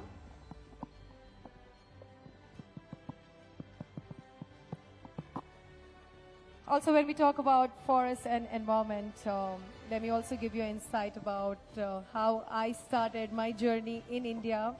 I hail from Africa, but decided to live the rest of my life in Junagadh. Junagadh also happens to be the only place in whole Asia where you see Asiatic lions. यानी गुजरात आए हो और अगर अपने गिर forest नहीं देखा है तो कहीं ना कहीं गुजरात की ट्रिप अधूरी है. When we speak about that, I still remember as a child we only had 30 lions, and now it is more than thousands, and that is the reason why we need great leaders. Ladies and gentlemen, एक बार जोरदार तालियां हो जाए for Shri Arjun Bhai Modwadia, Minister Forest and Environment, Climate Change, Science and Technology, Government of Gujarat. Sir, I request you to please join us on the stage and please take your seats.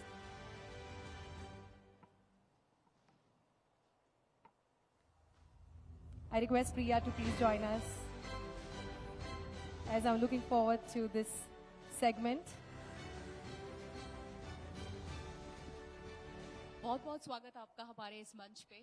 जोरदार तालियां हो जाए. हमारे साथ इस वक्त इस राज्य के मिनिस्टर मौजूद है, अर्जुन भाई, जिनसे तमाम सवाल होंगे कि किस तरीके से इस राज्य को विकास की दिशा में और आगे ले जाने का सरकार का प्लान है.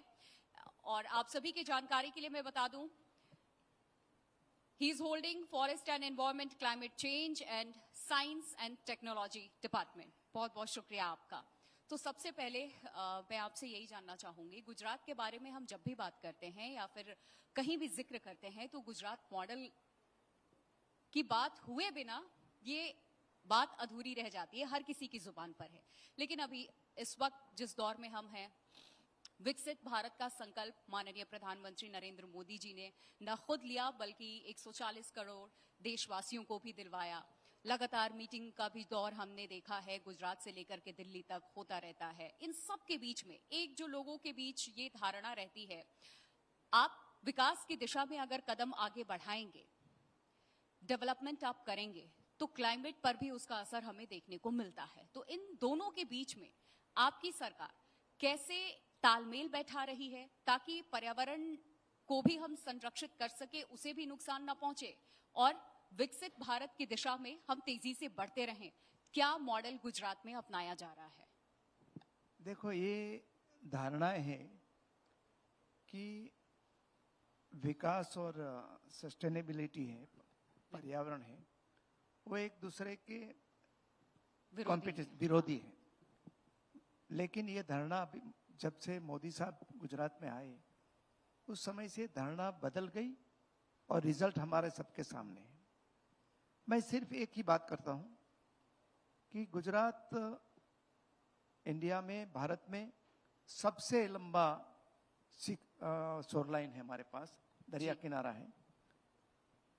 वहां देश का सबसे बड़ा मैंग्रोव्स है, वेटलैंड भी हमारे पास है। और हम यहाँ बंदर नए कई बंदरगाह हमने बनाए।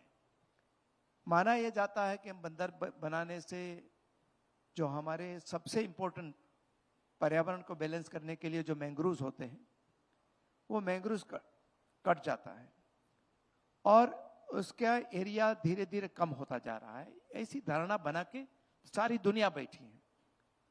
लेकिन मैं आपको बता दूं कि गुजरात में 1999 में 700 स्क्वायर किलोमीटर एरिया का मैंग्रोव्स एरिया था।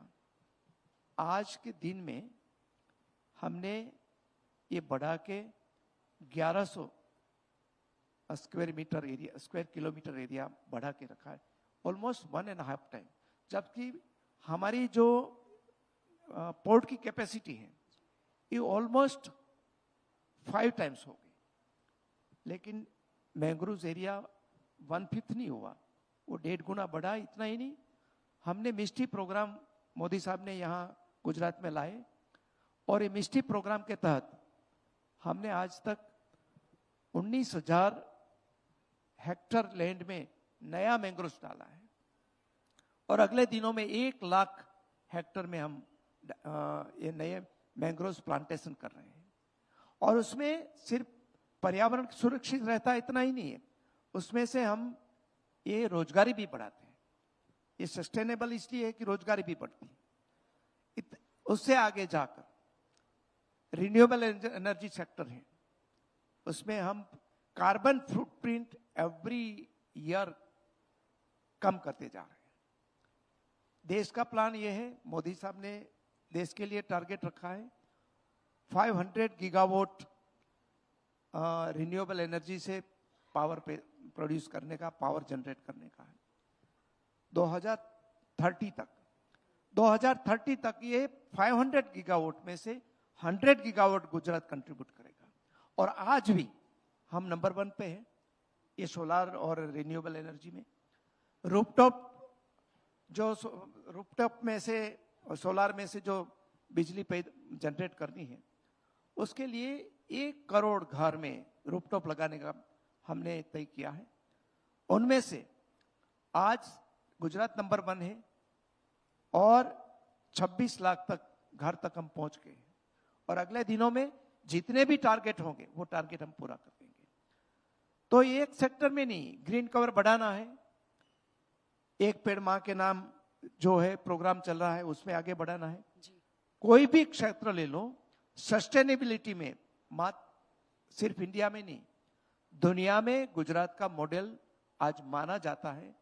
इसलिए ये धारणा पुरानी है कि भाई विकास और सस्टेनेबिलिटी, ये आमने सामने नहीं है, वो साथ साथ ही चलेगा। और मैं तो मानता हूँ सस्टेनेबिलिटी को हम आगे बढ़ाएंगे। पैरेलल लेकर चलने का काम आप कर रहे हैं।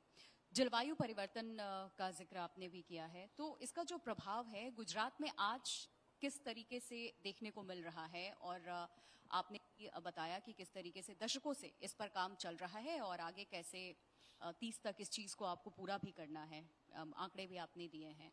तो ये प्रभाव कम ज्यादा कहीं ना कहीं हमें क्लाइमेट में भी देखने को मिलता है परिवर्तन, वो चीज। तो गुजरात में आपने इस चीज को कितना नोटिस किया है, या फिर क्योंकि इंडस्ट्री यहाँ बहुत ज्यादा है, तो इंडस्ट्रियलिस्ट की तरफ से आपके पास क्या कुछ इसको लेकर के सुझाव आते हैं लोगों की तरफ से, या फिर जो मीटिंग्स आप लेते हैं उसमें जो परेशानियां हैं उसको आपको नोट कराया जाता है, उसको कैसे रेक्टिफाई करते हैं आप?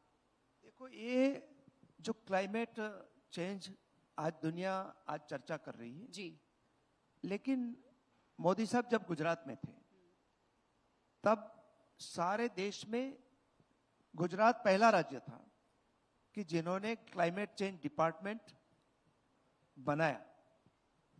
और भारत सरकार में भी 2014 के बाद मोदी साहब ने बनाया, वहां तक भारत सरकार में भी क्लाइमेट चेंज की कोई चिंता नहीं थी।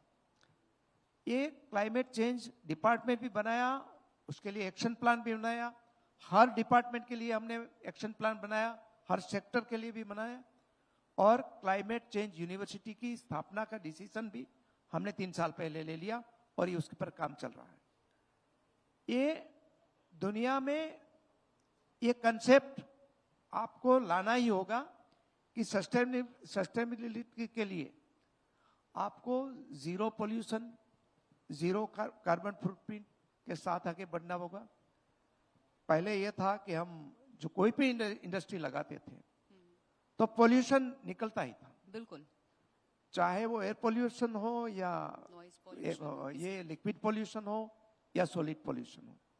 लेकिन आज जो पोल्यूशन है वो हमारे लिए एक नया मटेरियल बनता है। मैं आपको वटवा मॉडल की अहमदाबाद की बात करता हूं कि सालों पहले आप साबरमती नदी में जो ड्रेन आती थी वहां सभी में कोई ना कोई स्पेंट एसिड से निकलता था और यह बहुत ही नुकसान होता था। आज वटवा में हमने जीरो लिक्विड डिस्चार्ज बना दिया। जो स्पेंट ये निकलता था एसिड, वो हमारे लिए रॉ मटेरियल बन गया और ये प्रोसेस करके उसमें से वहां की बसपा की इंडस्ट्रियल एसोसिएशन कमा रही है। यही मॉडल हम हर जगह करने वाले हैं। जो यहाँ एक समय ऐसा था कि अहमदाबाद का जो सुएज ट्रीटमेंट प्लांट के पास जो आज वहाँ डंप था सॉलिड वेस्ट का, वो एशिया का सबसे बड़ा डंप था। इतना पोल्यूशन करता था वो, आज ऑलमोस्ट वो 6 महीने में हम खत्म कर देंगे। इतना ही नहीं, आज जो अहमदाबाद जितना भी कचरा निकालते हैं, सॉलिड वेस्ट निकालते हैं, उनमें से हमने हमारे यहाँ अहमदाबाद म्युनिसिपल कॉरपोरेशन ने एक बिजली का प्लांट लगाया जो कचरा में से वेस्ट टू एनर्जी प्रोड्यूस करते हैं, और ये आज के दिन में 10 मेगावाट बिजली ये सिर्फ ये हमारा जो सॉलिड वेस्ट है यहाँ से हाउस होल्ड का, उनमें से बना रहे हैं। तो हर जगह ZLD कंसेप्ट बहुत सारी इंडस्ट्री ने आज ला दिया है। अगले दिनों में हम, और मैं मानता हूं कि ये क्षेत्र में गुजरात ZLD करने में या वेस्ट टू एनर्जी या वेस्ट टू सर्टेन प्रोडक्ट्स उसमें आगे बढ़ रहे हैं। हमारा जो यहाँ इलेक्ट्रॉनिक्स वेस्ट है वो रिप्रोसेसिंग के लिए, उनके लिए भी हम आगे बढ़ रहे हैं। केमिकल में से भी हम जो वेस्ट निकलती है उनमें से कुछ न कुछ निकाल के आज अगले दिनों में हमारे यहाँ ये ऐसा नहीं रहेगा कि कोई भी पोल्यूशन है उनमें वो किसी हमारे लिए कोई सरदर्द होगा, वो हमारे लिए मटेरियल बनेगा। और मोदी साहब ने जो कंसेप्ट दिया है कि जो रिसाइकल इकोनॉमी है 2050 तक $2 ट्रिलियन की इकोनॉमी बनने जा रही है। आज हमारे भारत की इकोनॉमी $4 ट्रिलियन है। सिर्फ ये रिसाइकलिंग बिजनेस में से, सर्कुलर इकोनॉमी में से हम $2 ट्रिलियन कमाएंगे। साइंस एंड टेक्नोलॉजी की हम बात कर रहे हैं, आर्टिफिशियल इंटेलिजेंस, इन दिनों भारत में इस कल्चर को भी हमने अपनाया है और इस पर बात होती है। प्रधानमंत्री भी इसका जिक्र कर चुके हैं। इस दिशा में हमने देखा है कि हर तरफ कैसे ऑटो मोड पे चीजें डाली जा सकती हैं एआई के जरिए, उसका इस्तेमाल कितना किया जा सकता है। लेकिन इन सब के बीच में दुनिया भर में चर्चा है, भारत में भी चर्चा है कि रोजगार के अवसर शायद लोगों को कम मिलेंगे। ये लोगों में चिंता है, बातें होती हैं। तो ये एक नए अवसर की तरफ लोग बढ़ रहे हैं, इसको अपनाना होगा, ये डर का माहौल खत्म करना होगा। युवाओं को भविष्य के लिए जो चुनौतियां उनके भविष्य में अभी दिख रही हैं उसके लिए तैयार करने के लिए आपकी सरकार क्या कर रही है और इस पर आप क्या कहना चाहेंगे? क्या आप भी एआई ऑटो मोड पर जाने की प्लानिंग में है गुजरात में इन चीजों पर? देखो, हर नई टेक्नोलॉजी है, ये बहुत बड़ी अपॉर्चुनिटी भी लाती है और हमारे लिए कोई मसले भी लेकर आती है। जब भी हमारे यहाँ आईटी रिवॉल्यूशन हुआ, कंप्यूटर का रिवॉल्यूशन हुआ, उसी समय ये डर बताया जा रहा था कि वो हमारे रोजगार छीन लेंगे। और उस समय की कई जो ट्रेड यूनियंस है, खास करके बैंकिंग सेक्टर में, कि वो उन्होंने बहुत लंबी हड़तालें भी की थी। लेकिन आज हम देख रहे हैं कि आईटी में से बहुत बड़ा रोजगार खड़ा हुआ है और हमारे युवा हैं वो सिर्फ इंडिया में नहीं, सिलिकॉन वैली से हर देश में आज जो कोई भी आईटी इंडस्ट्री में जो कोई की एम्प्लॉय है वो हमारे भारत के ही रहते हैं। तो एआई में भी ऑफ कोर्स चैलेंजेस बहुत है, लेकिन एआई भी बहुत बड़ी अपॉर्चुनिटी हमारे सामने खोलने वाली है। बिल्कुल, डीप टेक और सेमीकंडक्टर का जब हम जिक्र करते हैं, वैश्विक अर्थव्यवस्था को एक नई दिशा और एक नई गति देने वाली ये चीजें साबित होती हैं। देखो, जब ये क्यों हुआ, जब चैलेंज को अपॉर्चुनिटी में बदलने का विजन हो तभी ये बन सकता है।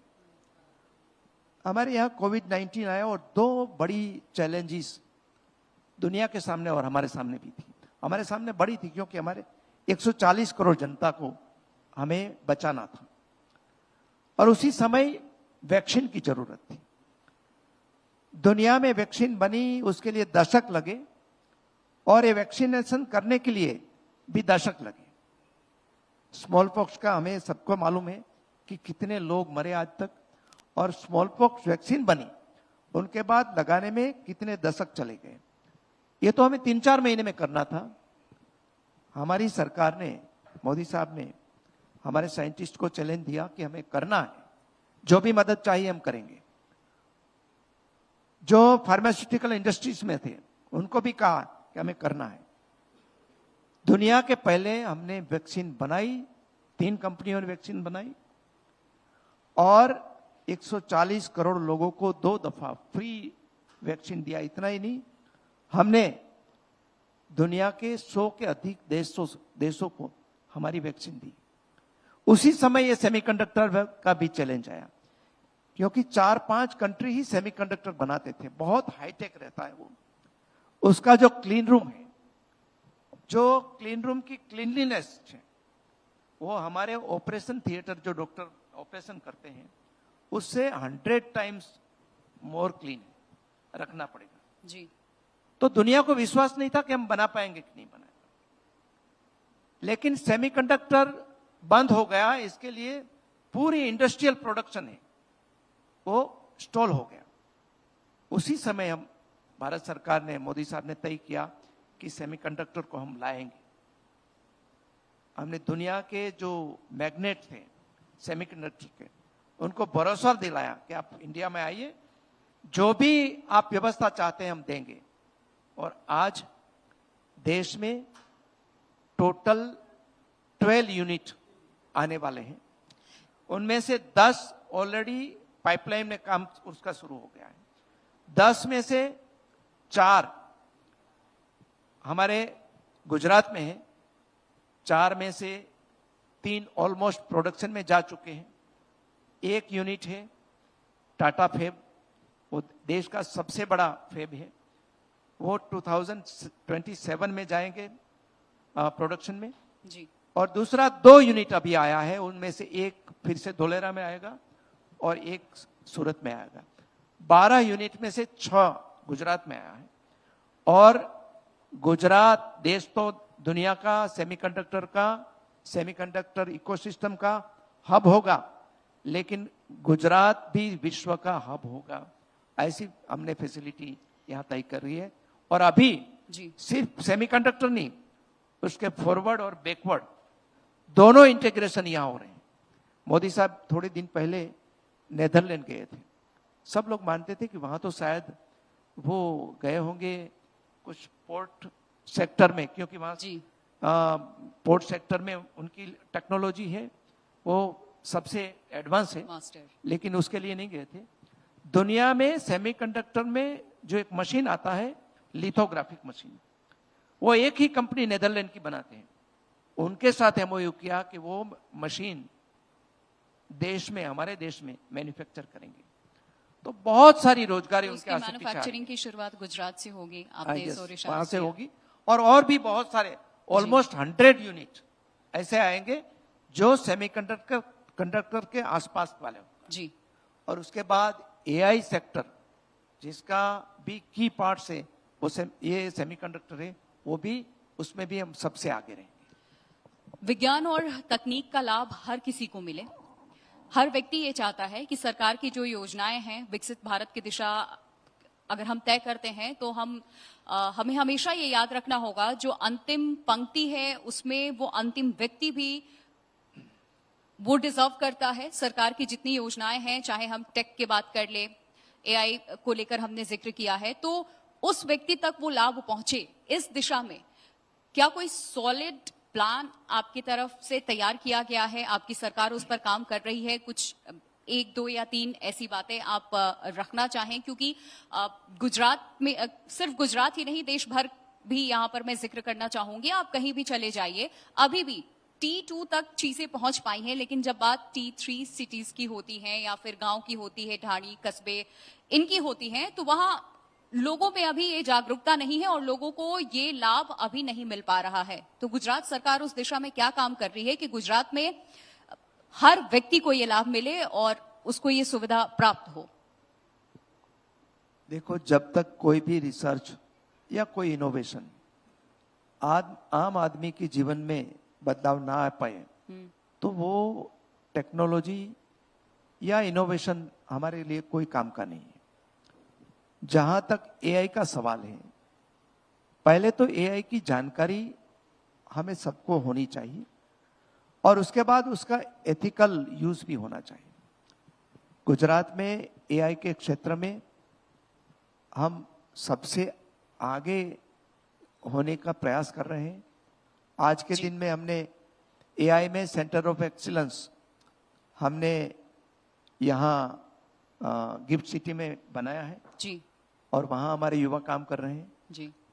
एक जो भारत सरकार, गुजरात सरकार और ये हमारे जो इंडियन फार्मास्यूटिकल अलायंस है, तीनों ने मिलकर जी, हमने इंडियन एआई रिसर्च ऑर्गेनाइजेशन बनाया है, एक कंपनी जो हमारे इंटरनेशनल एक्सपर्ट हैं, वो उसके बोर्ड में रहेंगे और उसका काम भी शुरू हो गया है।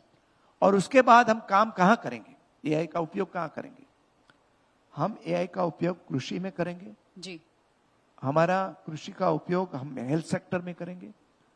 एआई का उपयोग हम हमारा जीवन आसान बनाने के लिए करेंगे और उसका उपयोग जब तक वहां नहीं होगा तब तक हमारे लिए एआई का और कोई उपयोग नहीं है। साइंस एंड टेक्नोलॉजी का और क्षेत्र है, वहां तो होगा ही होगा, लेकिन हमारा फोकस तो यहां तक रहेगा और इससे हमारा जीवन बेहतर बनेगा। ठीक है, एक आखिरी सवाल मैं आपसे पूछना चाहूंगी।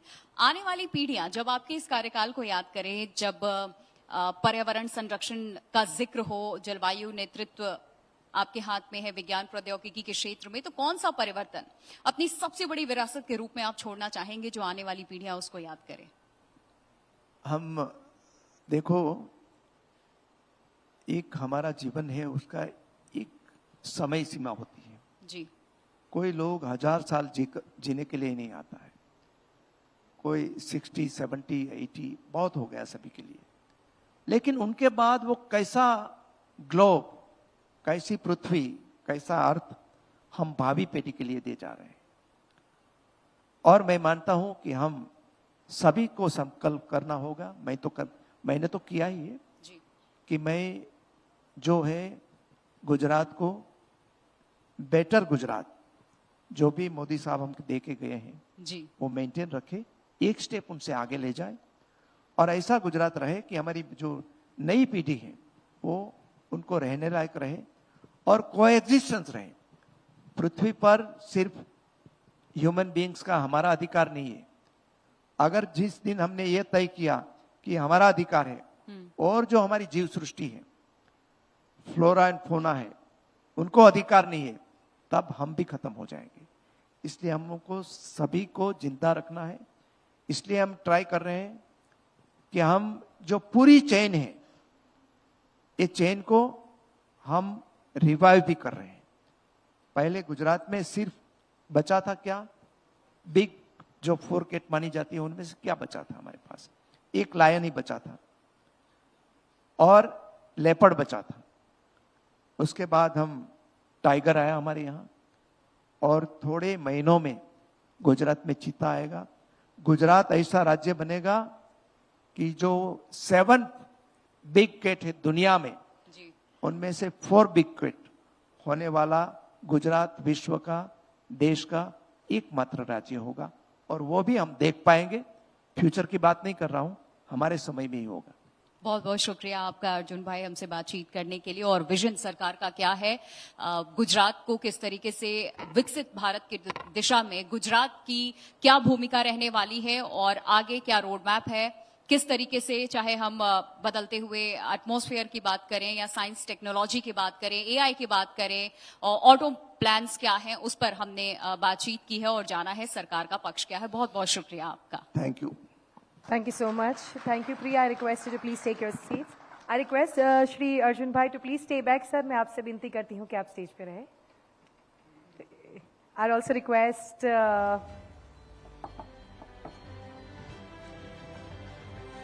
Mr. Rohit Chadha to please join us on the stage to give away the next set of awards. Sir, I request you to please rise for the next set of awards. आपको awards देने अभी.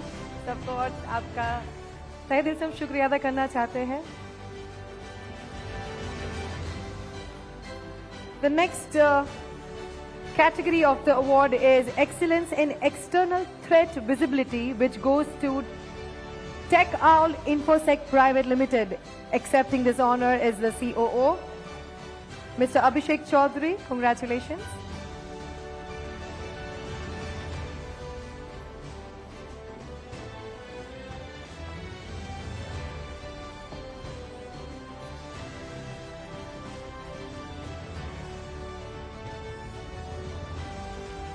Ladies and gentlemen, moving ahead, the next category of the award is Excellence in Industrial Digital Twin and AI, which goes to Aura Interact Private Limited.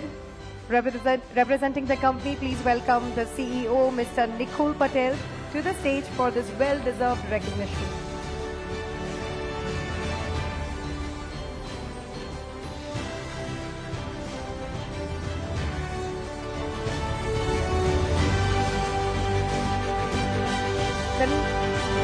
The next category we have is Excellence in Senior Living, which goes to Manasum Senior Living. एक बार जोरदार तालियां हो जाए, honoring Manasum Senior Living for excellence in senior living, for redefining the experience of aging through thoughtfully designing communities that foster independence, holistic well-being, quality healthcare, and meaningful social engagement.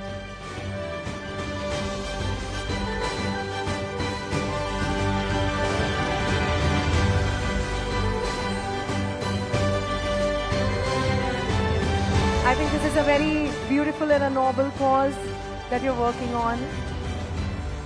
मैं तो यही चाहूँगी that you achieve greater heights, but I also would really hope and pray that parents stay with the family. Ladies and gentlemen, the next category of the award is Stalwart of Nephrology, which goes to none other than Dr. Kalpesh Gohil. Ladies and gentlemen, please welcome Dr. Kalpesh D. Gohel, one of Surat's most respected nephrologist and kidney transplant physician. Through his dedication to advancing kidney care and improving patients' outcomes, he has made a meaningful impact on the lives of countless patients and families. His commitment to clinical excellence and compassionate care has earned him widespread respect across the medical community.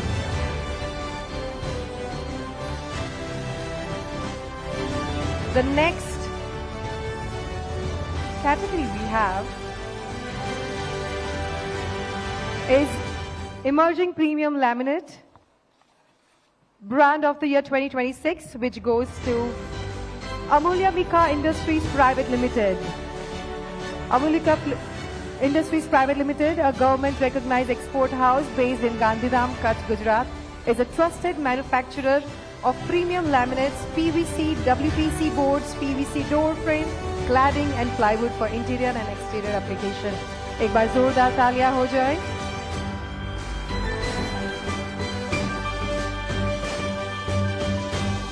The next category of the award is Excellence in AI and Digital Transformation, which goes to Geeky Ants. Please welcome Mr. Kumar Pratik, founder and CEO of Geeky Ants, for redefining AI-driven digital transformation. Mr. Kumar Pratik, can we see you? All right. Congratulations.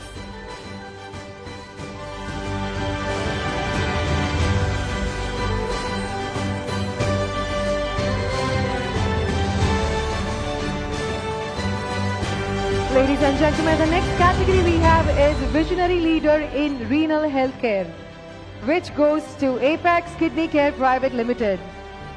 With the Visionary Leader in Renal Healthcare Award, let's recognize its outstanding contribution to renal care excellence under the leadership of Mr. Indranil Roy Chaudhary. Congratulations, Geeky Ants. और एक बार जोरदार तालियां हो जाए for Apex Kidney Care Private Limited for being the visionary leader in renal healthcare. Ladies and gentlemen, let's move ahead to the next category, Leader in IT Infrastructure Management and Support Services, which goes to SureWorks Infotech Private Limited. This prestigious award for Leader in IT Infrastructure Management and Support Services goes to SureWorks and is proudly received by Mr. Shyama Surya and the Chief Marketing Officer of SureWorks.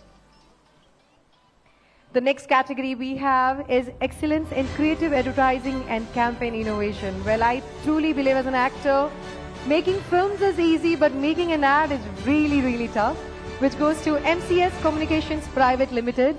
May I please call on stage Mr. Arun Vaidyanathan. एक बार जोरदार तालियां हो जाए.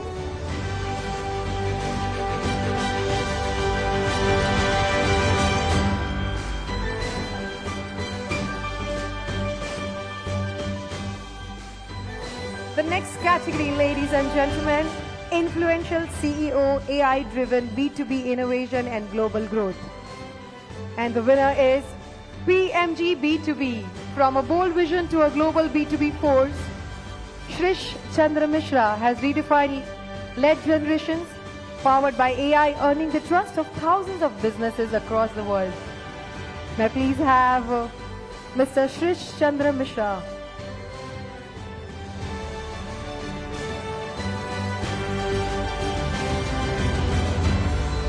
The next category we have is Excellence in Railway Technology, which goes to Concord Control Systems Limited.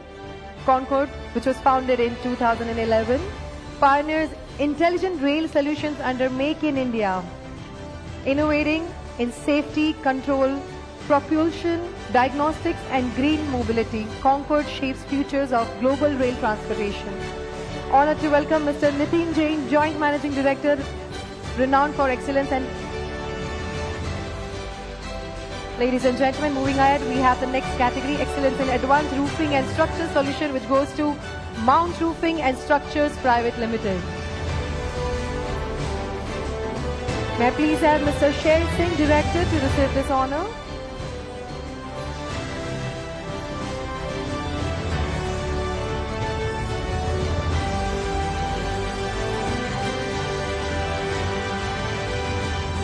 The next category we have is fastest growing architecture and engineering designs consultancy, which goes to UJB Design and Engineering Services LLP. May I please have Mr. Vishal Unadkar on the stage.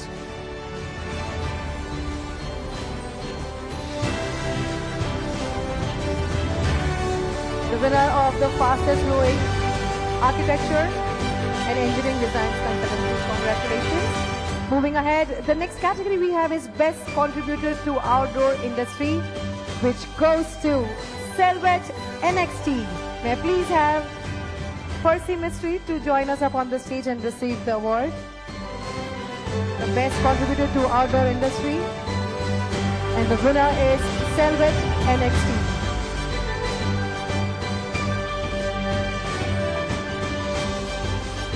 The next category of the award is Emerging Leader in Data Privacy and AI Governance. I think this is going to be the most important industry later, which goes to Clear Consent DataSec Private Limited.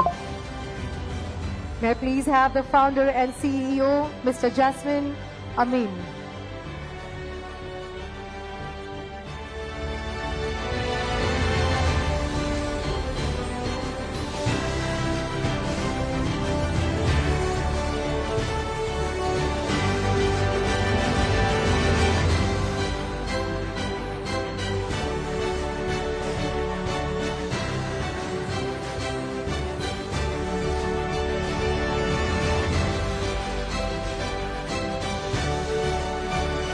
Thank you so much. May I now request Mr. Rohit Chadda, President and COO Times Network, to please give a token of appreciation to Shri Arjun Bhai Modhwadia, Minister, Forest and Environment, Climate Change, Science and Technology, Government of Gujarat.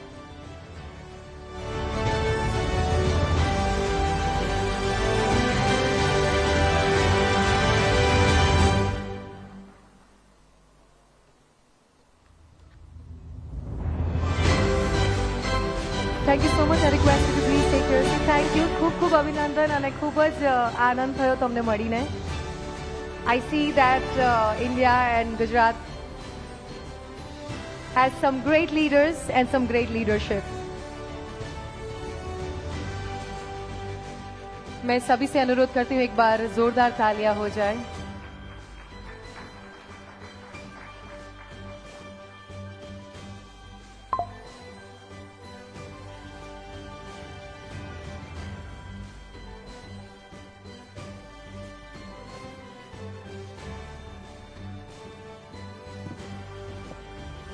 Thank you so much. किसी ने मुझे बोला है कि सबसे expensive gift time होती है, तो thank you for giving your time sir. Alright, let's move ahead. Well, let's talk about something which interests all of you. Here's a corridor that's becoming India's answer to Silicon Valley and Wall Street. Million Minds Tech City presents Ahmedabad to Gift City to Gandhinagar. Gift City is being built as a global finance and accounting hub, and Gujarat added 7.5 gigawatt of renewable capacity in just 6 months from April to October 2025, one of the fastest clean energy expansions ever. I would like to invite moderator for this session, Diksha Terry, editor timesnow.in. And to discuss how this tech financial corridors will shape 2030, please welcome our panel, Mr. Rahul Sarkar of Zieta. एक बार जोरदार तालियां हो जाए. Mr. Avichal Khera, CFO of Gift City, Mr. Kshitij Patel, and Mr. Viren Mehta. Ladies and gentlemen, a very strong and a powerful panel.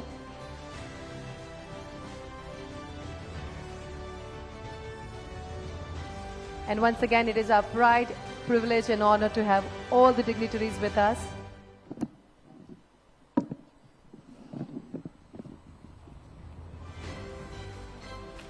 And let the discussion begin.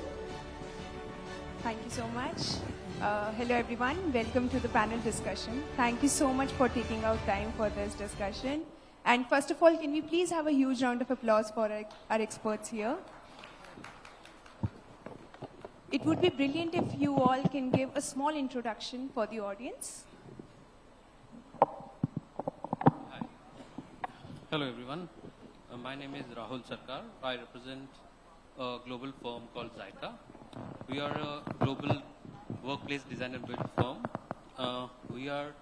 As we speak today, we're helping GCC, large-scale GCC to set up in India. The notable clients of ours like LinkedIn, Qualcomm, Chevron, Sandoz, to name few. I'm Avichal Khera. I'm the CFO of Gift City. I'm with Gift City since 2008. Gift City is India's only international financial service center, and it's also a greenfield smart city. Thank you. Hello, I'm Kshitij Patel. I'm the managing partner of Manubhai and Shah Chartered Accountants. I've been associated with the BATF regulations as far as the Gift City is concerned. And we are here in Gujarat, Maharashtra, Rajasthan and Madhya Pradesh. And we are into all types of services, what a chartered accountant gives, plus foreign accounting. Thank you. Hi, this is Viren Mehta. I'm a president Ganesh Housing Limited. This is a listed company. From last 60 years, we are into real estate business. We have launched Million Mind Tech City recently. That's a 15,000 crore of an investment where the project is of 18 million square feet. We are in all assets class. We are into commercial, retail, residential, luxury, affordable, all. So the Million Mind Tech City, what we have come up, I think that will complement to Ahmedabad, Gift City, Gandhinagar, the emerging India's new tech corridor. Thank you. Thank you so much. Mr. Sarkar, we'll start with you. I wanted to ask that, with GCCs expanding their footprint in India, according to you, how are the workplace expectations evolving, and what does that mean for the design of next generation business districts like our Gift City? Yeah, thank you for the question. Today, the GCCs which are looking at India, they carry a huge weight of global ambition with them. Talent, innovation at a pace, and of course the expansion. So as we deal with workplace design and build, today we want the workplaces to resonate with their global headquarters. The workplace has a great role to play in terms of talent attraction, to serve as a talent magnet. Again, the workplace becomes a cultural statement, so it has to, give a great signal to set up a large-scale GCC in India. Mr. Khera, one question for you, because we are talking about Gift City. We have seen that it is being envisioned as India's gateway to global finances and business services. So as per you, what are the milestones that you have been able to achieve which have been significant in realizing this vision, and what can be the next phase of growth that we can expect? So it has been a long journey for GIFT. Initially, we had spent a lot of time in conceptualizing the infrastructure. We had benchmarked with other financial centers, and we have implemented some of the infrastructure which has come to India for the first time. Like we have district cooling systems, we have automated waste collection system. So all this infrastructure we had implemented in 2014, which set the benchmark and the tone for the companies to come up in GIFT. Subsequently, also we did a benchmarking of the regulatory framework, and the IFSC authority, which is a unified regulator similar to the DIFC in Dubai, they were set up in 2020. They have come up with more than 34 regulations to attract the businesses that was happening outside India. So basically the objective of the IFSC is to onshore the offshore transactions. So we have almost 300 plus alternate investment funds, which were earlier being set up in Mauritius. Now because of the regulatory framework and also because of the tax incentives, they are now operating out of GIFT.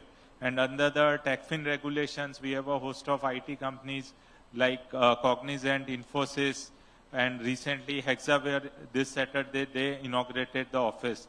So the setting up of the IFSC authority in 2020, and then in 2014, when we implemented the infrastructure, that was the key milestones that were there, which helped in reaching the level to which it is now at present. Brilliant. And we know that it is going to expand exponentially now. Mr. Patel, one question for you. You represent GISA, which is Gujarat Electronics and Software Industry Association. So, according to you, a body like GISA, what role does it play in strengthening collaboration when it comes to, between academia, startups, technological companies? See, as an institution, I think apart from being the IT association, I think other associations also play an important role when we talk about GCCs and innovations and all. For example, the pharma, the chemicals, all these associations are a matchmaking for all the institutions which wants to set up the GCCs or who are having the inclination to come to the place. Secondly, this institution also, I would want to see them to be the co-founding of the legislature which are coming in, because generally what happens is when a legislation comes out from the government, it is such organization which gives feedback to the government on the various impact it will have on the industry. But instead of having a post analysis of the legislature, I would say that if something co-created with the government, it would help. And also, as far as talent is concerned, in each field, this organization can set up various talent pools so that it can be very easily available to the industry. One more point, I would also it would also help that this type of organization is a link between the industry and the universities, because to make the talent employable, it becomes very much necessary that the university adapt to the requirements of the industry. Talking about making the talent employable, Mr. Mehta, you are leading Million Minds Tech City. So, according to you, how does this project fit in Gujarat's larger ambition of becoming a tech and GCC powerhouse, especially when we talk about employment generation? So ideally what GCC they are looking at is multiple things, not only the GCC, but I would say any office leasing or tech companies. So they would definitely need a good infrastructure. They would need a good policy. When we talk about the infrastructure, it talks multiple that lies last mile, connectivity, power. Then they also would like to look at the good policy also. When it comes to the infrastructure, Ganesh Housing has come up with the Million Mind Tech City, which is exclusively made for the large corporate or MNC who would like to set up their businesses here. When the company come up here, the employee, they would look at the entire ecosystem, or the company would like to set up large size. If anybody is looking for 1,000+ employment generation, they would not only look at one aspect. They would look at the entire ecosystem, that, how my employee and, they will get their space, livable, workable. And obviously the infrastructure, typically commercial building, if you look at, in other places where we have only commercial small tower, unlike, what we have created is an entire ecosystem where, people would like to work there, and it's a walk-to-work place also is available. It's a green building, so, it will be beneficial for the employer as well. So the entire ecosystem, probably it will help the employer also and the employee also, that, they would like to live and work here. As far as you mentioned about the employment generation and all, so, government also have a great policy which would help employer to bring the employment as well. And we have large number of university as far as even only in Ahmedabad you talk about, we have IIM, we have, technology universities also. So roughly almost 80,000 plus the engineer is being produced in Gujarat. And, diploma and others, if you all include, that means roughly around 250,000 plus, the technical skilled employment is available. So, we have infrastructure also, we have policy also, we have talent is also available. I was visiting a couple of other cities also, typically Bangalore and all, when we were having the road show. I have been visiting a couple of GCC. Typically, they've been employing large number of people and all. Roughly, I have visited 4 to 5. I remember, I think 3-4 months when I visited, 40 to 45% of their employment is all people have migrated from outside. So, and couple of them I could, witness that they are from Gujarat as well. So, yes, I think Gujarat is ready and we have all, including talent. I'll throw a question to everyone here. We know that Ahmedabad and Gandhinagar, they are positioning themselves as India's next GCC powerhouse. According to all of you, what will be that most important factor in sustaining this momentum? Do you think it would be the world-class infrastructure? Will it be the policy support? Will it be the talent availability, quality of life? What can it be? Anyone can start. So from a workplace design and build perspective, I think GCCs today are no more looking at cost destination, they're looking at capability destination. So very importantly, like the way we design our offices, we design GCCs as a very strategic tool, a tool to inspire, attract, retain, perform, and inspire people, inspire talent. Coming to the design thinking, in terms of design thinking, if I have to give you a few of the metrics around lead and well, 72% of our GCC clients are lead and well mandated certified because they have KPIs and they have ESG goals to fulfill. To be more precise, through our design, we are able to achieve 15% saving in energy, almost 30% saving in water, and 75% of waste diversion from the landfills. These number matters a lot for the GCC organizations. Then yes, again, catering back to the geography, beyond Hyderabad and Bangalore, today GIFT City is a classic example. On our portfolio, we have clients sitting who have GIFT City as mandate for, who are global enterprise investment clients. So I think we have just trying to begin and we are set to go.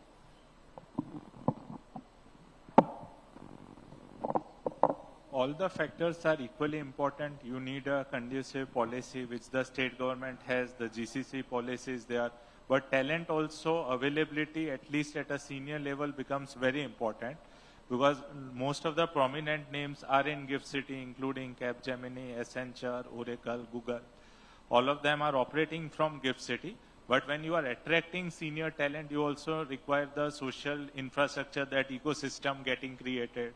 Because if you are asking an employee to move from Bangalore, Hyderabad, NCR, Pune, Mumbai, then you need that kind of a ecosystem. Fortunately, in GIFT, we have the wine and dine relaxation. We also are focusing a lot on development of the social infrastructure. The riverfront is coming up. Metro connectivity is also there. So that ecosystem is required, and other entities are also setting up in Mindspace. So it's easier for us to have the talent in Ahmedabad, Gandhinagar, and GIFT City combined together. So that will help more in easy. It will make it easier for us to attract companies and set up the GCC centers in this area. Thank you. I would say that infrastructure and talent, employable talent is very important as far as the GCCs are concerned. But I would also, I think the government has done a very great job, both the state as well as the center. The state, because they have the good GCC policy and other incentive policies for the units to be set up, as well as the center, because you have the tax holiday for income tax for 20 years, which would be there in the IFSCA for the BFSI sector. The GCCs which are in the BFSI sector. So I think that makes a win-win situation for everyone. So, you know, if I talk about on a real estate perspective, as in India, if we look at the last year 2025 number, roughly, you know, the overall top 10 cities, if you talk at the leasing number, it is 80 million around square feet has been happened. Ahmedabad, generally, it is hovering between, you know, 1.25 million square feet of leasing. Generally, it's been happening. In last 2 years, if we talk about, it has increased to 2 million to 2.25 to 2.5 million square feet of leasing has started happening. And when we talk about commercial office space leasing, that means, you know, the service industry generally, they are taking more space. When we are talking about 100 square feet is being leased, that means one employment is getting generated. Means, you know, if you are having a 10,000 square feet being leased out, that means, you know, roughly, by and large, if you know, calculate. So, you know, this much employment is getting generated now year on year. So, you know, that is how we are seeing that the economy and the city is growing, and, you know, the employment generation is also parallelly happening. Thank you so much. I wish we had more time to continue this conversation, but sadly we'll have to, you know, leave it here. But thank you so much for joining and sharing your views here. Can we have a huge round of applause for the panelists, please? Thank you so much.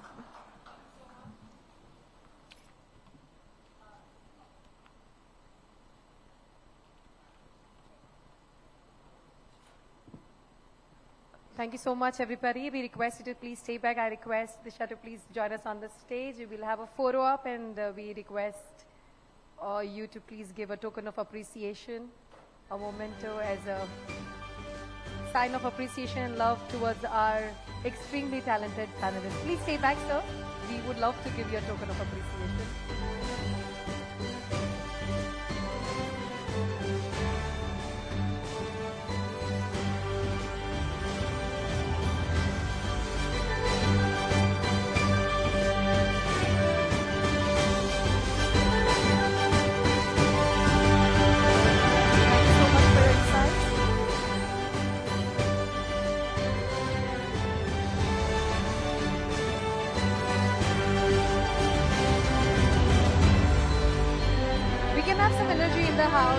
Can we have a thundering round of applause for all our panelists?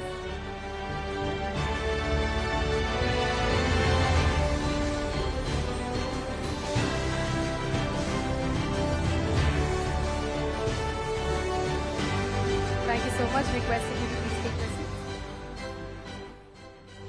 Ladies and gentlemen, and people who are watching me, think about this for a moment. What if owning a piece of premium real estate could be as simple as owning shares in a company? What if property investments could become more accessible, more liquid, and more global? That future is already taking shape through real-world asset tokenization. And with a projected $18 trillion opportunity on the horizon, the question is no longer whether this transformation will happen. The question is who will lead it. To help us understand India's role in this exciting new chapter of global finance and property ownership, please welcome Mr. Anand Narayanan, KB, founder of Alt DRX. Ladies and gentlemen, ek baar zordar taaliyan ho jaye for Mr.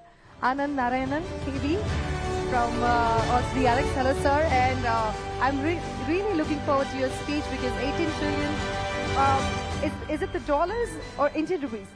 Dollars! Oh my God, this amount of money for a new technology which we've never heard about. I think this is going to be interesting.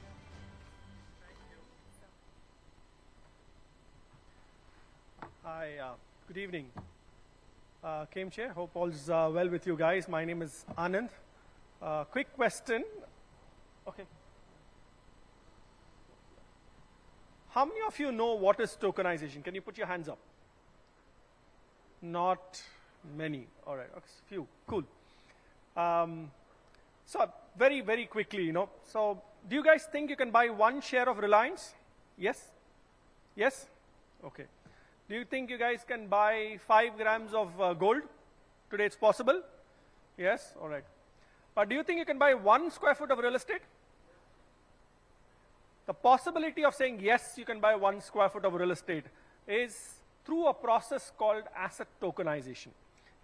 It's fundamentally assets that are traditionally not available in capital market, in stock exchanges. How do you bring such assets? Make it into smaller pieces and make those smaller pieces be bought digitally, sold digitally. That is the process of tokenization per se. So my name is Anand. I'm one of the founders of All DRX. We are based in Bangalore. We also have a small satellite office in Gift City, and we also have an office in Qatar. We are one of the foundational organizations in India working on asset tokenization, not just in India, but also in the Middle East. So tokenization is not a concept anymore. It used to be a concept, but today tokenization is almost a $13 trillion opportunity. Not just real estate. Anything that is not available in traditional stock exchanges, traditional capital markets, are getting tokenized. So in a matter of time, you'll be able to buy 5 square foot in Sydney, 20 square foot in LA. You will be able to buy 1 square centimeter of an M.F. Hussein's painting. And when you think you've had it enough, you can simply punch a sell order and sell your M.F. Hussein painting exactly like how you'd sell stocks. That is tokenization, So that's the process, very interesting. And this is not, we are possibly the smallest little fly, in this space of tokenization. You see the kind of people that are working there, It's all tier 1 organizations are working in tokenization, and not just real estate. You'll see, bonds are getting tokenized, funds are getting tokenized, gold is getting tokenized, art is getting tokenized. Very soon you'll be able to buy a tokenized IP of a Shah Rukh Khan movie, before it gets released, and you'll be able to participate in that. So assets that were hitherto available only to the very rich, the people who are seated in the first few rows, all you rich guys are the only guys who were able to buy some premium assets. Now the middle India will be able to afford it. That's the process of tokenization. Yeah. So almost 10% of the GDP is going to go on blockchain. Real estate alone is the largest asset class that's going to get tokenized. That's almost 10-15% of the total market size is in real estate. It's about $1.5 trillion. That's the kind of market. Tokenization has already started. It's growing at about 50-100% in most markets. It's truly going to be no geographical boundaries. In the next 5-10 years, sitting in Ahmedabad, you'll be able to buy 5 square foot in Dubai. And an Emirati sitting in Dubai should hopefully through IFSCA, through Gift City, be able to buy 10 square foot in Gift City. That's the kind of possibilities where capital will truly be portable, and through this concept of tokenization.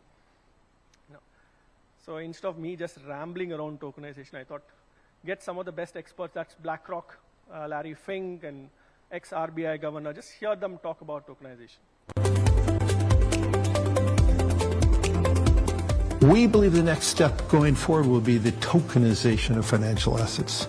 Made a statement that every stock, every bond, every currency, every commodity, every piece of art, every bottle of fine wine, every collectible car, every piece of real estate, every private business, everything of value in the world will eventually be a token. Tokenization will facilitate what you call a large value asset. An ordinary individual who doesn't have the affordability can become a part owner of a high valued asset. That is what blockchain will facilitate. That is what tokenization will facilitate. Can we think of a way to combine the best of a regulated world with the best that tokenization technology can offer us? And that's what the Finternet does. The paper on Finternet was written by Mr. Augustine Carstens, the general manager and CEO of BIS. And I'm the co-author with him. The fact that the general manager of BIS, which is the central bank of central bankers, has shown this, shows how much it is very much a mainstream idea. Yeah, so it's a mainstream idea. You know, is India ready? Is in itself a question. But I think fundamentally, you know, look at this kind of thing. Real estate is a $200 billion market. You know, but how many of us participate in it? Very few of us participate in it. You know. But does India have the structural framework? The answer is yes. You have UPI, you have Aadhaar, you know, you have completely a digital native investor base. I think India is one of the best countries poised to adopt tokenization, and there's a lot of activities that are happening. SEBI has recently announced tokenization of bonds. RBI last year announced tokenization of certificate of deposits. IFSCA, which is in our own neighborhood in GIFT City, has announced a regulatory approach white paper, consulting paper on regulating real-world asset tokenization, first of its kind in India. You know, so a lot of activities happening, and very soon you will find it becoming very mainstream in India.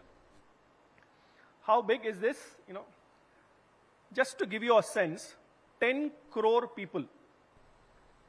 Just get that thing. 10 crore people participate in equity markets every year, either directly or through mutual funds. You can buy one share of Reliance, one share of Infosys. 10 crore people participate in equity markets. Housing is larger than equity markets. Not just in India, everywhere in the world, housing, real estate housing is larger than traditional equities and bond markets. Okay? In India, 10 crore people participate in equity markets. Only 5 lakh people buy homes every year. All the developers put together in India, with all the firepower, sell only 5 lakh homes. That is all that is there. That is fundamentally because of how real estate is sold in its traditional form. Imagine if you had Reliance share. Let's say the price of Reliance share was 1 crore. Instead of it being 1,500 rupees, imagine if price of Reliance share was 1 crore, and you have to physically go to the Reliance corporate office in Bombay to buy the share. How many people would participate? Not many, right? So that is what is real estate. Both are intrinsically valuable. Reliance share is also valuable. Real estate is also valuable. How do you make it easy? That is the process of tokenization, you know. So just a little sense, some chest thumping on how we do it, you know, a little bit of it. Introducing Alt DRX app, the smarter way to invest in real estate without the usual roadblocks. No hefty paperwork, no middleman, just a seamless, digital-first experience built for today's investor. Getting started is easy. Download the app, sign up, and complete your KYC, all in under 2 minutes. Browse curated real estate investment opportunities across India, right at your fingertips. Every property listing comes with complete financials, projected returns, and ownership details, 100% transparent. Ready to invest? Choose the property and square feet you want to buy, review the details, and make your investment in just a few taps. Once confirmed, your digital ownership certificate is generated instantly, secure, compliant, and always accessible. Track your investments in real time, monitor rental income, asset updates, and financial performance, all in one place. Need flexibility? Use the resale marketplace to exit your position when you're ready. Quick, transparent, and on your terms. Whether you're building passive income or diversifying your portfolio, Alt DRX gives you control minus the complexity. Join thousands of smart investors who've already made the switch to digital real estate. Alt DRX, tap karo, invest karo. So guys, about 14 cities have gone live on the platform, which means you can come onto the platform and buy 10 square foot in Bangalore, 20 square foot in Pune. You can buy even 1 square foot in Ahmedabad. Ahmedabad has also gone live on the platform. One of the best developers in Ahmedabad, Neela, their assets are the first assets to go live. So you can buy even 1 square foot. You can place an SIP for 1 square foot in Ahmedabad and buy 1 square foot every month. You know, you can buy retirement homes. One of the best operators, Manasum, you know, I think these guys are here. And one of the best retirement home assets are available online. You can invest in retirement homes. You can buy 10 square foot in Kerala holiday homes. That's the kind, just like how you can invest in equity markets, just like how you can invest in the best stocks. That's the possibility of buying and selling tokenized assets, just one at a time, so everybody can participate. That's what we do, you know. So you can start small, it's extremely easy. Everything is, imagine buying real estate with no signatures, no wet signatures, no need to take your pen and write it. Everything is completely digital and online. You can diversify, you can put across multiple cities. You don't have to take all your money and put it in one apartment, you know. We are not a bunch of 25-year-olds starting this firm. We are all senior people. All DRX is formed by a bunch of founders who have deep expertise in this industry. It's backed by a very, very eminent advisory board. An ex-chairman of SEBI sits on our advisory board. HSBC Technologies ex-chairman sits on our board. KPMG India CEO sits on our board. It's a very, very eminent set of people are guiding us towards one of the greatest financial innovations that India has yet to see. That's asset tokenization. Check us out in the stall. You can buy 1 square foot. The guy who buys first gets another square foot free. You know, on that basis, I'm Anand, and lovely to be here and talk to you guys soon. Thank you.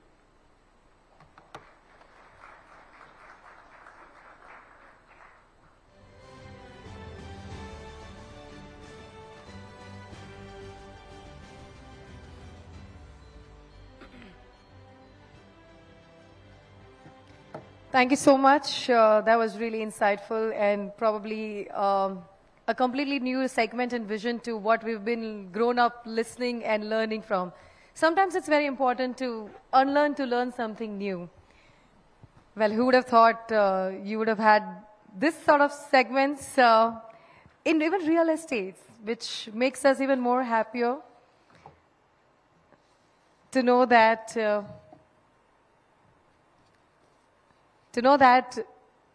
we all are on the same page. I would also like to tell all of you as well that real estate in Gujarat and Ahmedabad specifically is going to go and get much better with some of the leaders who are going to join us here. Gujarat real estate isn't just growing up, it's growing smart. With Gift City, smart industrial estates and green buildings, we are building the next growth engine.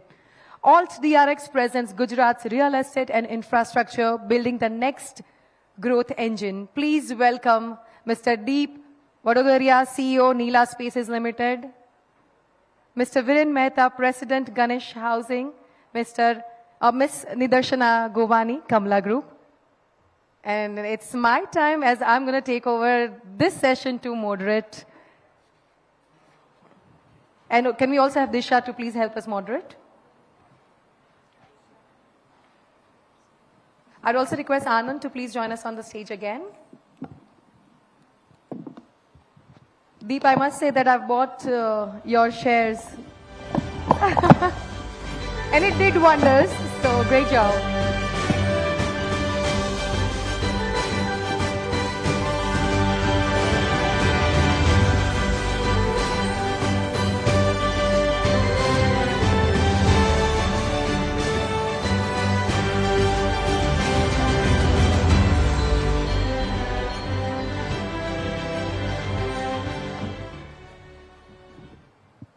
Thank you everyone for joining us here. And can we have a huge round of applause for them, please? Before we start with an overall question, I first want to pose a question to Ma'am. Ma'am, you are somebody, you know, we have heard a lot about you in the earlier fireside chat also. And we have seen how you have taken your businesses to sky limits. So as in this state itself in Gujarat, we can see that, you know, new investments are coming in, new businesses are coming in. So according to you, how important is it to ensure that infrastructure development is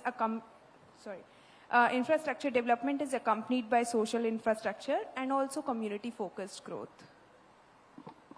See, Ahmedabad has really grown a lot, and I can see a lot of development happening here. And it's a very positive sign, not only in Ahmedabad, Surat, Gandhinagar, all 3-tier cities are booming like anything. So it's nice to see. First, the focus was Mumbai, Delhi, Hyderabad, all the metro cities, but other cities are also booming. And I just said in my podcast today that, you know, it's the good market to invest in small cities. It's more of like, you can really earn a lot. The margins are better because in big cities, as you know, now rules and regulations are not like before. Too much premium is there. A lot of things are there. So it's always nice to do your work in small cities. And then the infrastructure, that, accessibility of the transport and the shops, it comes together. It's a package. When you do real estate or make a housing somewhere, you have to have all these things together, and I think the government is really working very well. So I feel it's a very bright future. We can see the way Ahmedabad has really grown in so many years. We have come here in 2002, what I told you today. So that time Ahmedabad was really very small, but the way it has grown and I can see the infrastructure, it's really nice to see that growth. And according to you, how can the state ensure that the next phase of development remains inclusive as well as sustainable? That only the government can ensure. So, whenever a new investor comes to a new city, the government has to ensure that, whatever they do there, they support, they help, and not only the new people. I believe even the developers who are sitting here, they also need that assurance from the government that they'll be supporting, especially for the approvals and all the other things. If that goes smooth, then things are really nice. Ma'am, I'm being told that you have a flight to catch and we'll have to sadly let you go. Yes. Thank you so much for joining us today. Thank you. Sorry to leave this in halfway, but I have to go back to my place. Thank you. Thank you so much for joining us. Can we have a huge round of applause for her, please?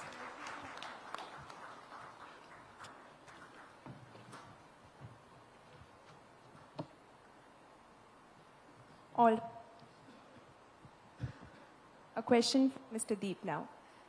We are seeing that, Gujarat is right now witnessing significant infrastructure-led development. And this is going around across multiple cities, not just Ahmedabad or one city. So according to you, how do you see the real estate transforming into the whole landscape transforming? And where do you see the biggest growth opportunities in the next few years? Thank you for having me here today. We are fortunate enough to have our operations in GIFT, which obviously has the infrastructure that every city desires. And it's been a macro market which has outperformed most of India in terms of CAGR growth. But if you look at Ahmedabad, I think with the government's aggressive plan, the CWG coming in, you'll have a decade worth of infrastructure being built in 4 years. And we've historically seen across the world and even in India that wherever this has happened, it obviously aids the real estate developers because infrastructure directly benefits the real estate market. Answering your second part of the question, I think lot of pockets which are doing really well. GIFT, of course, doing well. Tolera's building up well. In the middle, something what these people are doing, that whole segment we really like in terms of how much appreciation is going to come there in terms of overall market. So a lot of pockets in and around here, and there are some other cities as well. But if you talk about conventional real estate, I feel these 2-3 locations are going to give much substantial returns compared to the rest of the country. And Mr. Patel, you are someone who has decades of experience in this industry. So when it comes to the real estate industry for India, according to you, how does Gujarat fit into the whole growth model? So, see, Gujarat is growing in, multifold. Typically it is known for the industrial hub. So there, any which way, Gujarat is contributing big way. If you look at Gujarat is in all the parameters, it is always in top 5. If we talk about, GST collection, Gujarat is number 3. If we talk about the number of airports, if we talk about the fully operationals, we are number 3. If we talk about the mutual fund, AUM collection, Gujarat is number 3. In terms of number of investors who are investing, there also we are number 3. Yes, Gujarat is number 2 when it comes to foreign direct investment. So FDI is also finding Gujarat as the most suitable place. So there are many things happening here. Also, there is one myth, people always talk about there is a talent and all. So, with this, platform, I would like to mention that highest number of university when we talk about in India, we are number 4.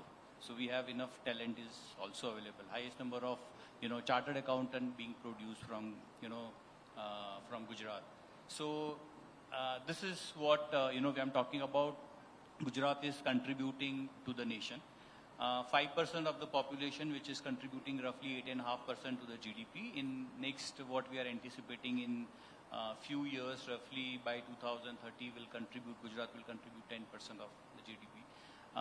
As far as infrastructure is concerned, it is growing, and infrastructure is not only, typically real estate, if I talk about, will only contribute the residential and office, but that gives a complete ecosystem, because one, construction industry will support, is always supporting to another 30-40 industries to grow, be it it's steel or cement and all. So Gujarat is growing and supporting, and obviously next 5 years, if we talk about, we'll have a bullet coming and operationals running, Million Mine, Gift City, Dholera, the riverfront. Recently, if you have heard the semiconductor, 30,000 crore plus investment has happened. Delhi-Mumbai Industrial Corridor, if you actually look at 38% is from passing through Gujarat. So there also there is an opportunity way to grow. So Gujarat is, I would say, if you are not in Gujarat, next 5 years, you have missed the bus. Taking that question and coming to you, sir, we know that All DRX is a fintech startup that is revolutionizing real estate right now. But you are based in Bangalore. So I think everybody wants to know here that if you had to rethink that decision, what would Gujarat Infra have to do to bring you back here? It's putting me in a spot. Huh? I'd say you have to deal with the cards that you've been dealt with. I have a very interesting experience. We set up shop in Qatar, and everybody asks, why Qatar? Why not Dubai? And the reason is, I look at what Qatar did to get us. The Qatar sovereign is our investor. Qatar gave me free housing to move. Qatar gave me free office to move. Qatar waived all the license fees to set up shop there, as against Dubai, where there is glitz and glamour and shine, but everything I have to pay for, So if you have to attract somebody in, you can't do the same thing that Bangalore did and expect things to happen, right? You have to do things differently, So I would say Ahmedabad is extremely enterprising, One of our biggest shareholders sits on this dais, So I think there's lots happening, lots making organizations like us move to Ahmedabad. But I think some more ecosystem support, you have to woo people. You want the best girl in town, you have to woo the girl, right? Or the boy, for that matter of fact, right? So I think startups need wooing. And if you guys woo, and there's great government intent here, with that, why not? The sky is the limit, in terms of what kind of talent that Ahmedabad and Gujarat can attract. As somebody who sees Gujarat from an outsider perspective, and for you people who have been here for probably your whole lives, what do you think Gujarat needs to do today to ensure that it leads India as one of the economic and urban growth engine in the next decade? Anyone? So see, I said Gujarat any which way is doing a great. we are, as I mentioned, we are already appearing in top 5 in any parameter you pick. Okay. So yeah, but still there is one place where we'll have to catch up is, we'll have to grow in service industry.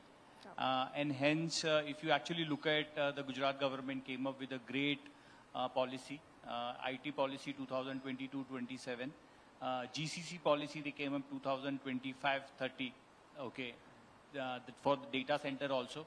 So, I'm sure the way Gujarat is contributing in manufacturing sector and, we are leading in that parameters. I think with obviously the kind of infrastructure Million Mind, kind of we've created, that will help the service industry to come here, because generally what they look for is the policy plus infrastructure, ease of doing business, talent is there available.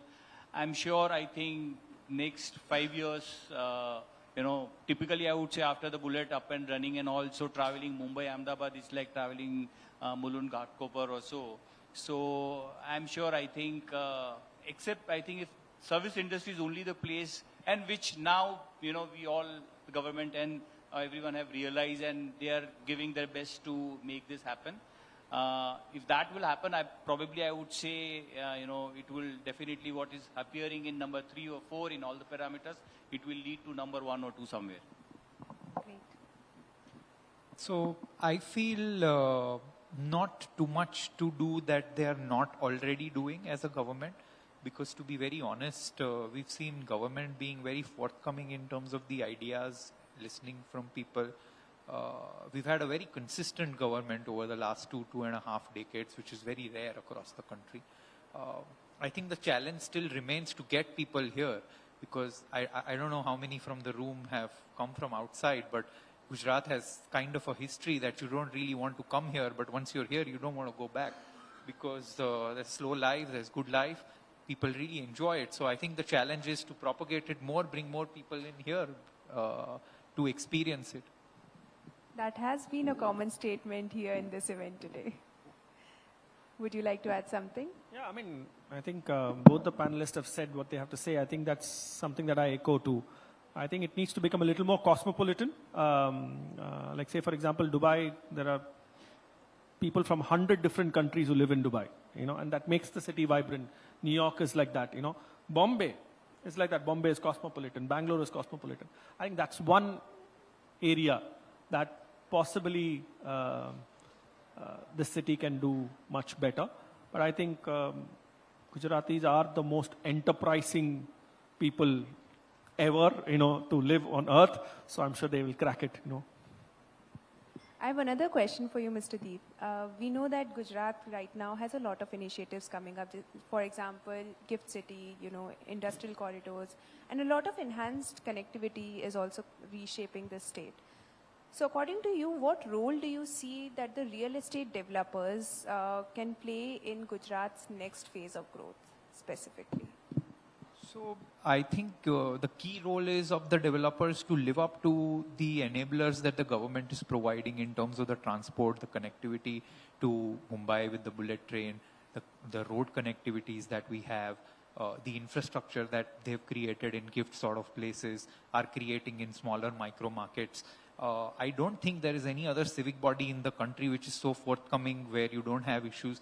Obviously, every civic body has an issue of their own. But they have created models like GIFT, something that they can expand it further. They are trying to do it with areas like Wapa, a lot of other pre-planned areas where they have to get a lot of bodies or a lot of different service providers together under one roof so that there is no duplication of work. That's been the major challenge for most of it. But if you look at the real estate developers, I think the quality of infrastructure that they need to deliver needs to match up to the quality of infrastructure that the government is doing, also exceeded. If we are expecting people from other parts of the country and world to come in, then you have to deliver the sort of structures that surpass the national and international standards. So I think the onus is on developers more than it's on the government in the next leg of growth. And Mr. Patel, you have seen this state grow in the last few decades. You have seen all these projects come to the state and flourish and also take the state to another level of growth. So according to you, how can these all projects collectively shape the next phase of growth? So, upcoming projects is always based on the demand. The earlier, the way the infrastructure, typically residential and commercial, being built, and now today the requirement is absolutely different. Earlier people generally, when it comes to resi, they will always look at a normal apartment, or Ahmedabad, still people look for an independent land and they would like to construct there. Commercial also, typically it's a common building and all, but now when the new client who are coming up, they are setting up their businesses here, large number of team and all. So multiple things have changed. So, people have started talking about the green building. People have started talking about the campus, which gives the entire ecosystem, where people would not like to only come and work, but also would like to, spend time, leisure time, and, have their breakout area and all. So everything, like you will have a retail there inside, you will have a cafe, you will have a small or a, mall inside this, a large food court. So, and obviously on a developer side also, or an occupier side, or they would like to prefer an the infrastructure, or typically a commercial building which is a particular certified, like IGBC or a LEED certification and all. So they also have a parameter silver, gold, and platinum. So more you construct a quality building, you'll have to achieve certain marks. So like Million Mind Tech City, it's an IGBC platinum certified building, and hence if I talk about kind of clientele we are getting, is all our MNCs and large corporates, they prefer this kind of infrastructure, and hence, we are seeing the real estate and infrastructure is evolving from traditional to the new way of infrastructure generally these clients are looking at. And we are, obviously, there is a little of a bit more, a developer have to spend on a commercial, and they'll have to maintain also. But the inquiry and the demand what we are getting is humongous. So I would say, because our project is an 18 million square feet, and we are developing in phased manner. By the time we have completed, just last month we have received our OC. That building almost 70% is leased out, and now we are coming up with phase 2 and phase 3. So we are seeing very great response from the client side and all.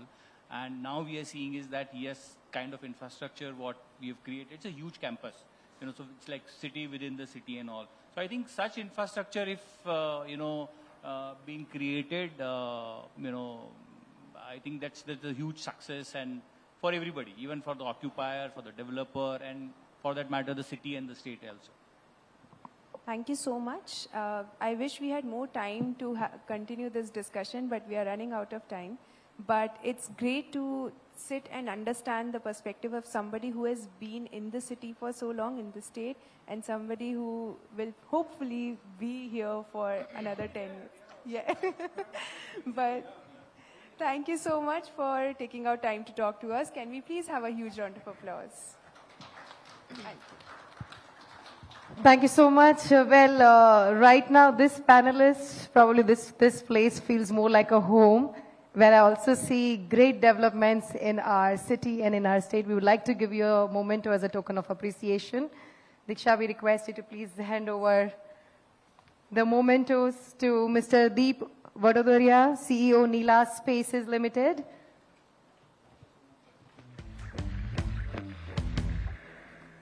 Thank you for joining us. We have with us Mr. Deep Vadodaria. Thank you so much. We also have with us Mr. Viren Mehta, President, Ganesh Housing.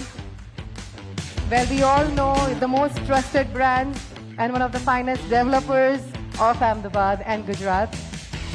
Also, we have with us Mr. Aman. Thank you so much, and thank you for bringing innovation in different sectors, and especially the development sector.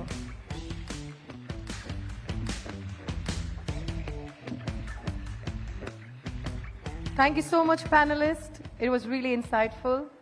Well, from GCC to GVC, global value chains, Gujarat's policy push and rapid clearances helped clear a backlog of utility scale projects. And now we ask, how do we scale the global factory floor? Please welcome our moderator, Ms. Kalpana Sharma, editor, Times Network.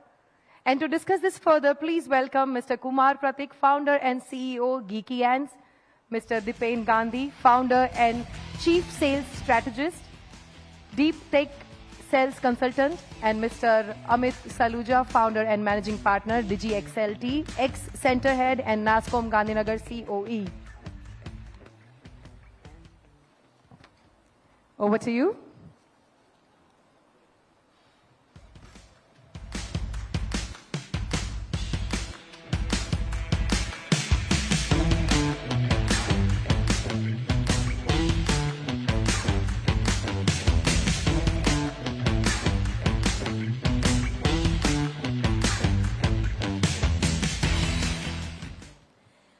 So yes, like you rightly said, that we've been talking about development, and now this discussion is about taking it to the next level.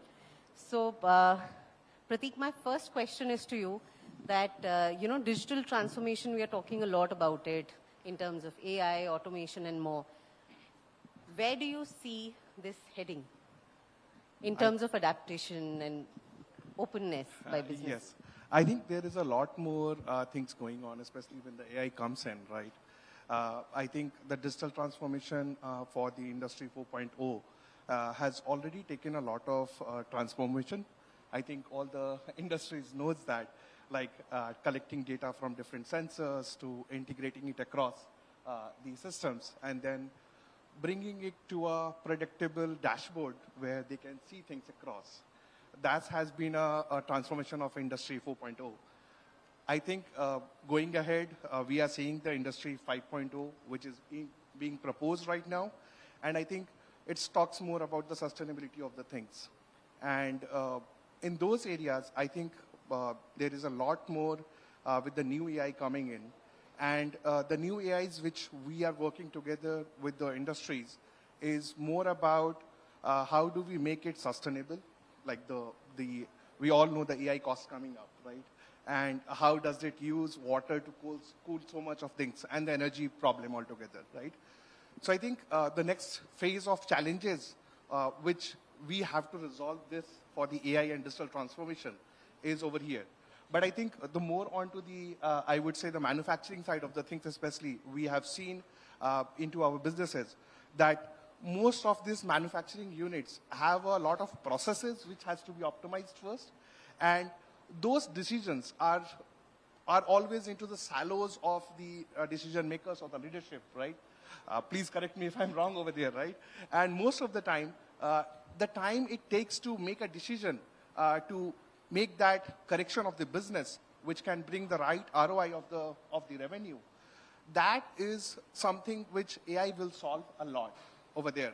So I would say the decision making, which currently stays with a lot of our leaders across. So that has to be automated as the next version of digital transformation, where the decisions can be made at the real time runtime, and also we can make sure that the factories have a lot more uptime and make sure that the productivities or the manufacturing goes with this AI integration and make sure that the decisions are made without a lot of intervention by stopping the systems across.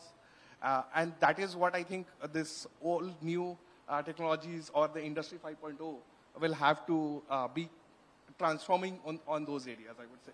Mm-hmm. Very interesting. And Mr. Saluja, my next question, something of an extension to what Pratik said, would be that, manufacturing as an industry is viewed as a very execution-driven area. So what do you feel, how can we, really bring in new technologies without compromising on the very core of that business? So when it comes to the technology adoption, so basically whatever I'll say is based on what I've experienced while I led a Digital India initiative. So that was an initiative for 5 years, which was about accelerating digitization in the manufacturing sector of the country. And why I'm bringing up this is because what I saw is a huge difference between a corporate world and a Indian MSME world, correct? So MSMEs are the backbone of the country, but when it comes to the adoption in the technology, I mean, there's no comparison. So I spent 25 years in corporates before I took over this role of a Digital India initiative. And while that, I visited almost 500 factories in 5 years, engaged with almost 3,000 different manufacturers. And what I saw is everything is happening in our country. You talked about strategy. Strategy is only there at a business level and for the revenue generation.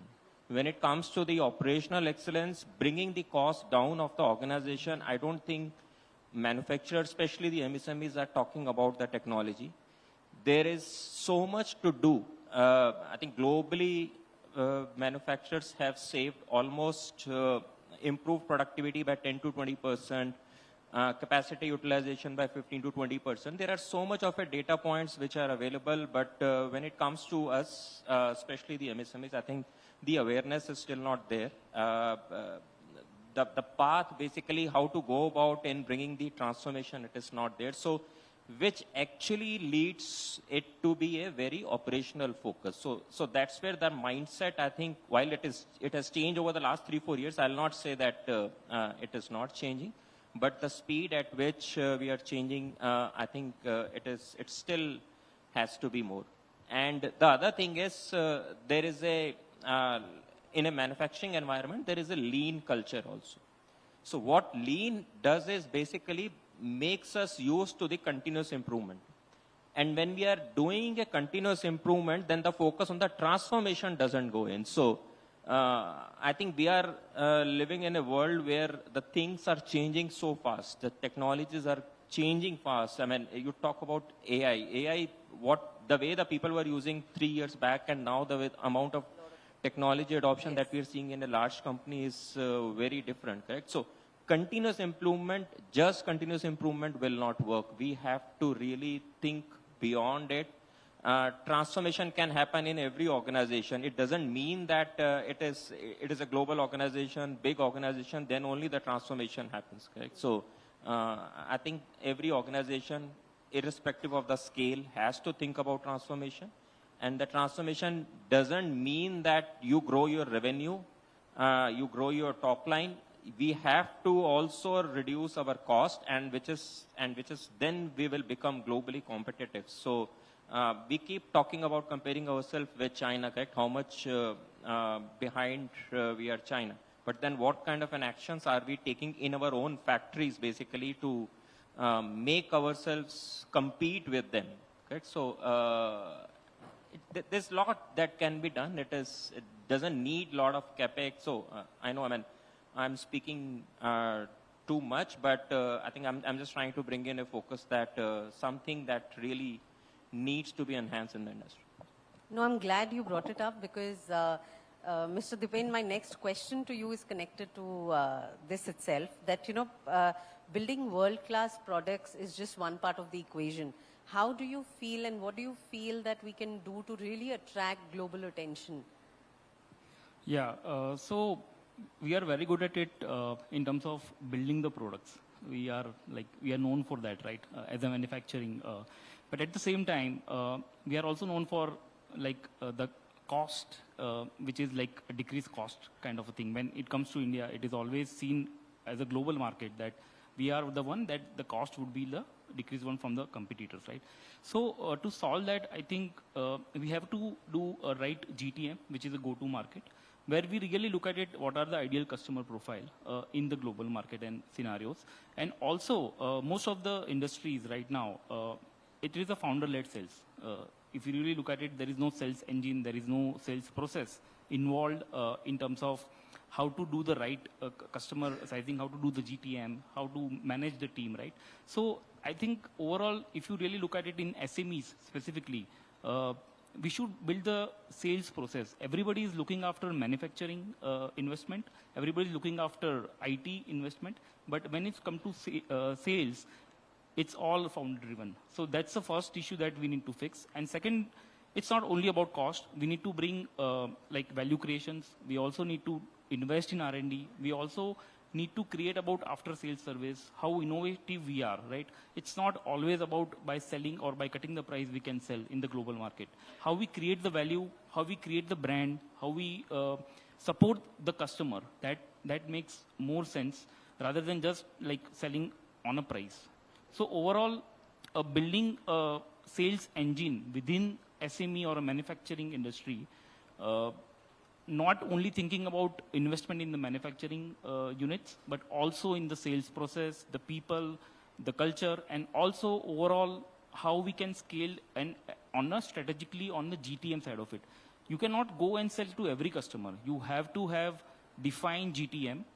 What is your ideal customer? Most of the time currently what is happening, what I have seen in 20 years of my career in a sales, that people are going all out and selling to everyone. And that's the main reason that like sometimes they are not able to grow. It has to be like, what is your ideal customer profile? How you can really look at it from a GTM point of view, and how you can build the team around it and find like sales engine. These are all parallel process.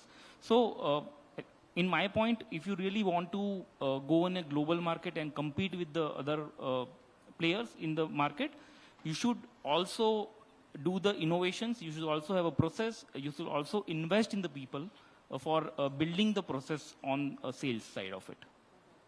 And since we are talking about future-ready manufacturing, I would like to throw a question to all of you, that by 2030, what do you think India should do to really stand out and be the future-ready manufacturers? I think the first, as geekians, and we love to do a lot of digital transformation, I think the GPUs and the chips, for me, is the #1 priority, which I think, because if we want to be ahead into the industries, we have to fight the actual manufacturing of the silicon chips, right? And that is where I think we are still lagging behind. China has done a lot of things. US is already onto the leadership side. But I think if we can achieve something which goes beyond that, then we can be a global leader, true for sure. Lovely. What do you think? So I think the one thing that question that comes to me from all the manufacturers which I keep talking with, so I think every month I meet 10 new manufacturers, go to their plant, understand their problems. And one thing that everyone is, when it comes to the technology, people are asking, I mean, how do we adopt AI? Right? So I think AI has become a buzzword. There are few companies who have started adopting also. One big important action that we really need to take is, how do we become AI ready? AI is just adopting AI. I mean, you ask someone that, give me an AI solution, it will not work, because AI depends upon the data. And if the data is not there, the right amount of data, it is not available, I don't think any AI solution will ever work, so will end up on the losing side. So if just the one thing a manufacturer has to do in their plant is to become AI ready, is start getting into the habit of having the right data in a place. This is not about the ROI, because I know when I talk to the manufacturers, every time the question comes, if I collect this data or if I analyze this data, what kind of an ROI I will get, correct? ROI cannot even come until you have that data available with you. So it's a chicken and egg story. You say that give me the ROI, but ROI will come only based on the data. And if you don't even have the right data in your organization, whatever you do, whatever the kind of consultants, external consultants you will bring, no one will be able to give you the right ROI, correct? So getting into the habit of data without thinking about how much benefits it will bring, I'm sure in 1 to 2 years, if you're collecting the data, you will have lot of insights within you only on what really can be done in your organization. So, and I think that will be the stage when we can say, yes, we are ready to adopt the AI solution. So I think let's be AI ready. Yeah, thank you. Mr. Gandhi, would you like to conclude since... Yeah, so I think on top of that, AI is the catalyst. Any manufacturing is now, the days are gone that it is only on the production capacity. it is all about how innovate, how scale, or how agility they have. So when they implementing the AI, maybe for the predictive maintenance by using IoT or anything that is related to their productivity of the people, right? Maybe a supplier resilience, and maybe there are a lot of things that AI can be used at it. The connected factories is the new, and if in future, any manufacturing, if they don't implement in AI start implementing AI now, in 2030, I think there would be no competitive advantage. So my one word is the AI is the catalyst, and start looking at it, how you can bring AI into collaboratively to the people, to the machines, and to the factories. Thank you so much for joining us, and here's to an AI-ready future. Thank you. Thank you. Thank you so much, all the panelists. I request Kalpana to please give away memento to all our dignitaries sitting on the stage. Thank you for your time. Thank you for your insight. We also have with us Shri Rishikesh Ganeshbhai Patel ji. Namaste. Aapka swagat hai. Thank you so much for being here. We'd love to give a token of appreciation to all the panelists up on the stage.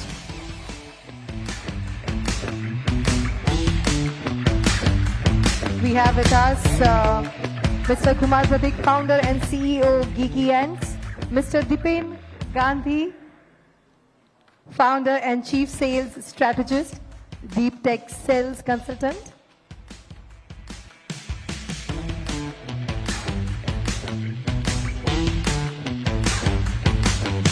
We also have with us Mr. Amit Saluja, founder and managing partner, DGXLT. Thank you so much. Thank you so much. You know, it's actually so insightful to really have you around. We'd also request our panelists for a quick photo op. Ladies and gentlemen, Gujarat leads in renewables, but let's not forget we are also into India's petro capital. The goal is balance. Ladies and gentlemen, we have with us our Honorable Minister Shri Rishikesh Patel, who showcased Gujarat solar innovation at the Bharat Electricity Summit as part of Viksit Gujarat for Viksit Bharat. Please welcome him to speak on driving innovation in energy and manufacturing. I'd also like to call our moderator, Priya Singh, to please join us. But before that, ek baar zordar taaliyan ho jaye. Sir, I request you to please join us.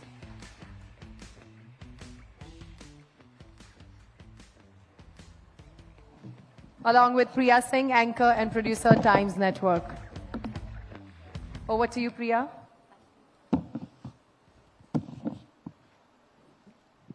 बहुत बहुत स्वागत है आपका. हमारे बीच में है ऋषिकेश भाई. He is a senior cabinet minister in the government of Gujarat. He holds prominent portfolio including energy and petrochemicals, panchayat and rural housing. So let's start with the questions. Your good name? Priya. सबसे पहले क्योंकि हम infrastructure के बारे में बात कर रहे हैं, डेवलपमेंट के बारे में बात कर रहे हैं, और हाल फिलहाल के दिनों में अगर हम देखें तो ईवी को लेकर के आपकी सरकार ने बहुत कड़े और एक टारगेटेड कदम उठाया है, और उस दिशा में ईवी और बैटरी निर्माण की बात अगर हम करें तो गुजरात को वैश्विक केंद्र कैसे बनाया जा सकता है, इसको लेकर के इस वक्त क्या तैयारियां चल रही हैं आपके विभाग में और क्या आप सोचते हैं? अभी अभी प्रिया जी जो हालात पूरे दुनिया में उभर रहे हैं, अब ऐसा नहीं है जो परंपरागत हम जो ऊर्जा का उपयोग करते थे उसको लेके हम जो गाड़ियां दौड़ाते थे और उसका उपयोग करने के बाद हम जो परंपरागत तौर से जो काम कर रहे थे उससे बदलने की अब बहुत सारी आवश्यकता है. चाइना के अंदर मैंने कहीं पर पढ़ा था कि जो टू व्हील व्हीकल है और फोर व्हील है, वो करीबन आधे से ज्यादा वो ईवी से चलते हैं. हमारे भारत के अंदर और गुजरात के अंदर अब इलेक्ट्रिकल व्हीकल्स और उसका इंफ्रास्ट्रक्चर बहुत अच्छे से वो तैयार करने की जरूरत है. बहुत ही शॉर्ट समय के अंदर हम इसकी एक गाइडलाइंस भी जारी करने वाले हैं और फोकस भी किया है कि हर जगह पे, हर पेट्रोल पंप पे और जहां पर भी बहुत बड़े रेस्टोरेंट है, मेगा मॉल है, बड़ी बड़ी ऑफिसें है, बहुत ही अच्छे से ईवी करने का इंफ्रास्ट्रक्चर भी डेवलप, ईवी व्हीकल को चार्जिंग करने का इंफ्रास्ट्रक्चर भी डेवलप करने का बहुत ही जरूरी इस समय में हो रहा है। और साथ में बैटरी का उत्पादन भी यहाँ गुजरात में हो और गुजरात के अंदर सोलर का और बहुत सारी वैकल्पिक ऊर्जा का उपयोग, क्योंकि पेट्रोलियम का हम उपयोग कर रहे हैं, लेकिन अब हमें चेंज ओवर करना पड़ेगा। दुनिया का हर रूल जो हमको एक दायरे में बांध रखता है, तो उसको भी वो क्रॉस करके हमें कुछ न कुछ नया करना पड़ेगा, सोचना पड़ेगा। हाइड्रोजन के लिए भी, ग्रीन हाइड्रोजन के लिए भी बहुत सारी जमीनें भी दे दी गई है और वहीं से ग्रीन हाइड्रोजन का उत्पादन, ग्रीन एमोनिया का उत्पादन, उसका स्टोरेज करने का बहुत सारे विषय अभी गुजरात सरकार के अंदर चल रहे हैं। आपने कहा गाइडलाइंस आप बहुत जल्द जारी करने वाले हैं, जिसको गुजरात से आप शुरू करने वाले हैं, उसको इम्प्लीमेंट करेंगे आप। तो जनहित में ये फैसले होंगे, जनता के लिए ये गाइडलाइंस होगी, तो क्या कुछ गाइडलाइंस होगी अगर आज हमारे इस मंच से आप शेयर करना चाहें, क्योंकि पैनिक सिचुएशन भी जनता में है इस वक्त, ईवी को लेकर के, बाकी चीजों को लेकर के, तो उनके लिए क्या मैसेज? जो फैसले अभी तक हो रहे हैं, 2009 में सबसे पहले सोलर का कहाँ चालू हुआ? गुजरात में चालू हुआ। चारण का सोलर प्लांट बहुत बड़ा अजूबा पूरे देश के लिए था, लेकिन बहुत ही सोच समझ के गुजरात ने आरी के क्षेत्र के अंदर जो पैर रखा, उसके हिसाब से आज पूरी भारत के अंदर, भारतवर्ष के अंदर, और वैसे भी हम मानते हैं हमारी पवन ऊर्जा, सौर ऊर्जा हम मानते हैं, और पानी के लिए भी हम मानते हैं कि जल, वायु और सूरज, ये तीनों शक्तियां हैं, और ये शक्तियों का उपयोग, ये ऊर्जा का उपयोग करके हमें आगे बढ़ने की बहुत सारी आवश्यकता है। और उसके लिए ईवी के जो गाइडलाइन की आप बात कर रहे हैं, अभी वो बहुत ही जल्द उसके कॉन्सिक्वेंसेस कैसे इजीली उसको इम्प्लीमेंट किया जाए, ग्राहक हो, फिर ईवी स्टेशन लगाने वाला हो, तो उसके कैसी सहूलियत के हिसाब से वो हर जगह पे ये फैसिलिटी अवेलेबल हो, उसके लिए डिस्कशन भी चल रहा है। स्टेक होल्डर को भी उसको शामिल करके सभी जो ओएमसी मतलब ऑयल मार्केटिंग कंपनियों को भी बुलाया जाएगा, उनसे बातचीत करके पूरा नेटवर्क पूरे गुजरात के अंदर स्थापित करने के दिशा की में हम आगे बढ़ने वाले हैं। आज इस मंच से विकसित भारत की भी बात हुई है, और विकसित भारत की जब हम बात करते हैं वो तभी होगा जब भारत का हर एक राज्य विकसित होगा। गुजरात नो डाउट बहुत आगे है उससे। गुजरात मॉडल दुनिया में एक जिस तरीके से डेफिनेशन सेट किया है और जो माइलस्टोन आप लोगों ने सेट किया है, उसकी तारीफ हर जगह होती है। 2030 का जो लक्ष्य है वो किस तरीके से आपने निर्धारित किया है ऊर्जा आत्मनिर्भर गुजरात को लेकर के? क्या विजन है आपके गवर्नमेंट के? वैसे तो हमने 2030, 35 और 2045 और 47 तक का पूरा रोड मैप, हम कैसे आगे बढ़ेंगे, आरी में कैसे आगे बढ़ेंगे, ग्रिड स्टेबिलिटी में कैसे बढ़ेंगे, एआई द्वारा जो वेदर का अनुमान करना, ग्रिड स्टेबिलिटी के लिए काम करना, और साथ में जो ग्रीन हाइड्रोजन में भी आगे बढ़ने की जो सोच रहे हैं, उसके लिए बहुत सारी जमीनें भी आवंटित कर दी गई है। इलेक्ट्रोलाइजर भी कैसे सस्ते बने और पूरे गुजरात के अंदर ही बने। अभी हजीरा में आपने देखा होगा कि आदरणीय प्रधानमंत्री मोदी साहब वहीं गए थे, और 4 मेगावाट वाला इलेक्ट्रोलाइजर और कॉमन प्रोसेसर से 4 करके 16 मेगावाट वाला इलेक्ट्रोलाइजर, और साथ में आगे के एक कॉमन प्रोसेसर के द्वारा 16 मेगावाट का एक इलेक्ट्रोलाइजर का उत्पादन यहाँ अब होने जा रहा है। मतलब कि आगामी समय में, अगले वक्त के अंदर गुजरात में इलेक्ट्रोलाइजर की कैपेसिटी बढ़ाने का, उत्पादन करने का, और साथ में हाइड्रोजन भी, ग्रीन हाइड्रोजन भी, ये सब जो खावड़ा में जो जमीनें दी गई है वो बेसिकली वहीं से जो उत्पादित होगा। और 1 मेगावाट का तो प्लांट हमने शायद चालू भी कर दिया है। तो ये ग्रीन हाइड्रोजन के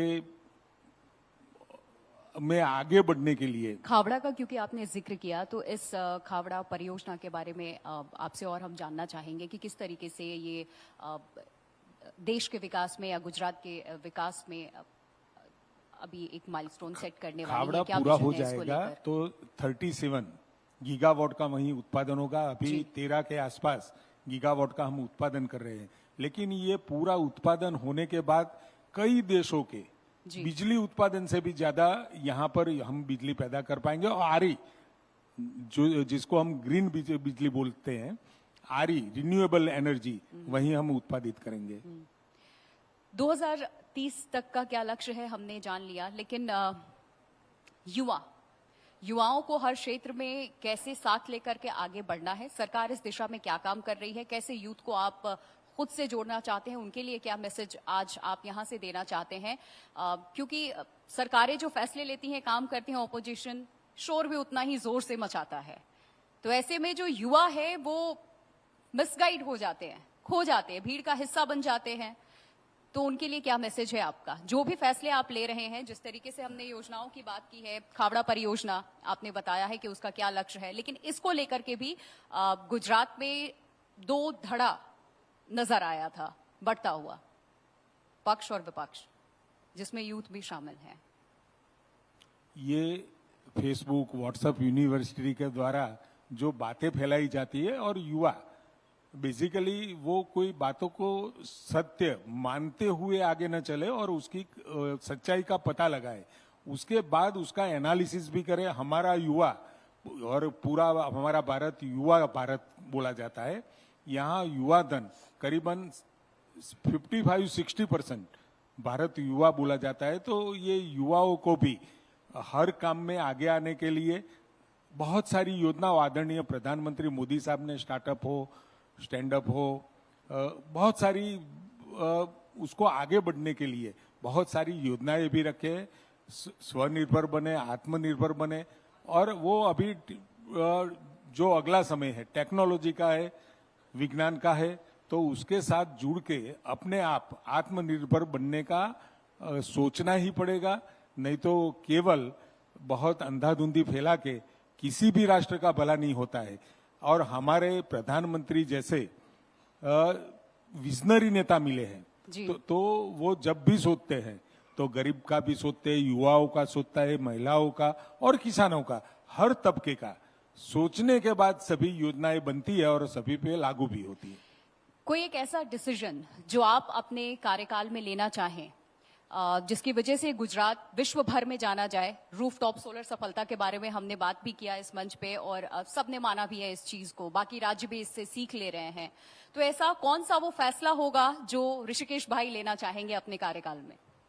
अभी जो हमने 2025 में ग्रीन हाइड्रोजन की बात की है, तो कंडला, हजीरा, मुद्रा जैसे हमारे पोर्ट है, उस पे ग्रीन हाइड्रोजन के हब बनाने का और एक्सपोर्ट करने के लिए भी। और बहुत सारे इंडस्ट्री ऐसे भी है कि जैसे यूरोपियन बहुत सारी कंट्री में ग्रीन उत्पादनों की डिमांड भी है, तो वो एक्सपोर्ट करने के लिए भी ग्रीन हाइड्रोजन तैयार करना पड़ेगा। और एनर्जी के तौर पे भविष्य का फ्यूल पेट्रोलियम ये ग्रीन हाइड्रोजन है, इतना पक्का मुझे लगता है। और सोलर के अंदर हर घर पर, हर छत पर ये सोलर रूफटॉप लगे, बिजली पैदा भी करे, और बिजली पैदा करने के बाद जो ज्यादा बिजली अगर बनती है तो उसके पैसे भी मिलना चालू ही है। लेकिन पूरे गुजरात के अंदर एक भी छत ऐसी ना हो कि जहां पर ये सोलर पैनल लगी ना हो, और उसके लिए मजबूत इंफ्रास्ट्रक्चर के साथ उसकी व्यवस्था है, O&M भी अच्छे से वो एस्टैब्लिश हम कर पाए, तो मैं मानता हूं कि हर घर तक हम पहुंच पाएंगे। एक आखिरी सवाल, गुजरात के बारे में हम बात कर रहे हैं, तो गुजरात की जो अनस्टॉपेबल एनर्जी है, जिस तरीके से हम हर फील्ड में देख रहे हैं, डेवलपमेंट को लेकर के हमने बात की है, सोलर सिस्टम को लेकर के हमने बात किया है, और भी बाकी चीजों पर, इसका सबसे बड़ा कारण क्या है? क्या राज है? किस तरीके से यहाँ काम हो रहा है, फैसले कैसे लिए जाते हैं, टेक्नोलॉजी कितनी बड़ी, मतलब कितना चैलेंजिंग आपके लिए ये होता है, या सब कुछ स्मूथ है? यहाँ पर आदरणीय प्रधानमंत्री मोदी साहब ने जब 2001 में सत्ता संभाली, सीएम बने, और सीएम बनने के बाद लोगों का विश्वास हर चुनाव में, हर सरकार बनाने में उनकी पॉलिसियां और उनकी नीतियों पर उन्होंने, लोगों ने विश्वास रखा और पॉलिसी भी कंसिस्टेंट रही, कहीं पर भी बदलाव नहीं आया। बहुत सरकारें में हमारे मुखिया बदले गए, लेकिन पॉलिसी में कभी चेंज नहीं आया और हर समय नए innovative, industry friendly, policy driven हमें चलने की जो आदत नरेंद्र भाई ने लगाई है वो आज भी चालू है और ऑटो मोड पे गुजरात चल रहा है और कोई भी फैसला लेना हो तो वो पॉलिसी ड्रिवन, पॉलिसी बना के ही सबको साथ में ये पॉलिसी रखी है। आप जिसको भी उसमें इंटरेस्ट है, अभी कल ही आदरणीय सीएम साहब और हर्ष भाई ने इंडस्ट्रियल पॉलिसी रजू की, तो उसमें भी ये पॉलिसी रजू करने के बाद जो भी युवा साहसिक है, बाहर भी काम करने वाले इंडस्ट्रियलिस्ट है, वो गुजरात आए और वो पैसे कमाने ही आएंगे, लेकिन इससे राजस्व भी बढ़ेगा, रोजगार भी बढ़ेगा। मतलब दोनों तरफ विन विन सिचुएशन वाली पॉलिसी हम हमेशा रखते हैं। सरकार पर लोगों का विश्वास तभी बढ़ता है जब सरकार लोगों को कोई भरोसा दिलाए और कोई वादा करे और वो पूरा करके दिखाए। बीते 27 सालों में ये गुजरात में हमने देखा है, आपकी सरकार ने ये काम किया है और चाहे उस वक्त माननीय प्रधानमंत्री नरेंद्र मोदी गुजरात के चाहे सीएम हो या फिर जिस तरीके से आप लोगों ने भी उसके बाद गुजरात को संभाला है वो दिखता है। गुजरात में तो नरेंद्र भाई मोदी का नेतृत्व बहुत सर्वसामान्य सीएम थे, तब लोगों हर बार चुन के वही आते थे और अब ये भारत में कारण है कि हर बार आपको जनता ने और चुना। अब भारत के लोग भी ये तीसरी बार हमारे प्रधानमंत्री बने और बहुत पहली बार ऐसा हुआ है कि इलेक्टेड प्रधानमंत्री 12 साल, ये रिकॉर्ड, ये ब्रेक हुआ है। बहुत बहुत शुक्रिया ऋषिकेश भाई जी आपका हमारे इस कॉन्क्लेव में आने के लिए, अपना वक्त देने के लिए बहुत बहुत शुक्रिया। तो गुजरात के बारे में हमने बहुत सारी बातें की है, सरकार का क्या आगे प्लान है, क्या विजन है, किस तरीके से सरकार उसे इम्प्लीमेंट भी कर रही है और क्या किन किन चीजों पर ध्यान दिया जा रहा है। बहुत बहुत शुक्रिया आपका, thank you so much. Thank you so much sir, मैं आपसे विनती करती हूँ कि आप कृपया स्टेज पे रहे। थैंक यू सो मच प्रिया। हमारे बीच वी हैव अ लीडर, एक बार जोरदार तालियां हो जाए फॉर श्री ऋषिकेश गणेश भाई Patel, minister energy and petrochemicals, panchayat and rural housing, legislative and parliamentary affairs. It is such an honor to share the stage with you, sir, but I also would request Mr. Rohit Chadda, President and CEO, Times Network, to please join us.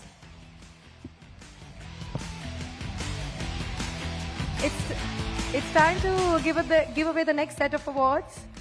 And may I have the next category, which is Innovation in Electric Mobility Solution 2026, which goes to Award Electric. एक बार जोरदार तालियां हो जाए. Please welcome Mr. Priyank Rakholia, co-founder, Award Electric, to receive this prestigious recognition.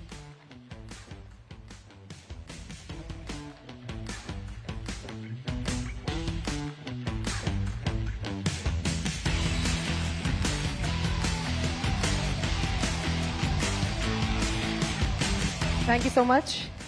The next award is Excellence in Railway Technology. May I please have on stage Concord Control Systems Limited. We are honored to welcome Mr. Nitin Jain, Joint Managing Director, renowned for excellence and leadership. Concord, founded in 2011, pioneers intelligent rail solutions under Make in India. एक बार जोरदार तालियां हो जाएं.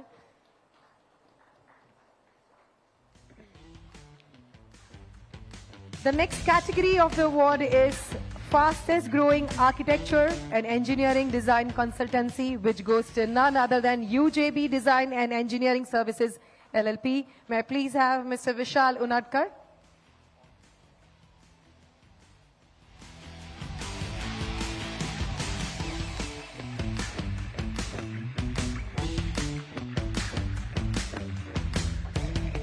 Congratulations. Moving ahead, the next category is AI Powered Testing Excellence Award, which goes to Test Grid. Test Grid is a leading provider of enterprise grading testing infrastructure and AI automation solutions, trusted by the top 20 plus Fortune 100 companies, from infrastructure to software, delivery intelligence. TextGrid empowers organizations to deliver high-quality software faster with cost-effective, scalable testing across web and mobile platforms.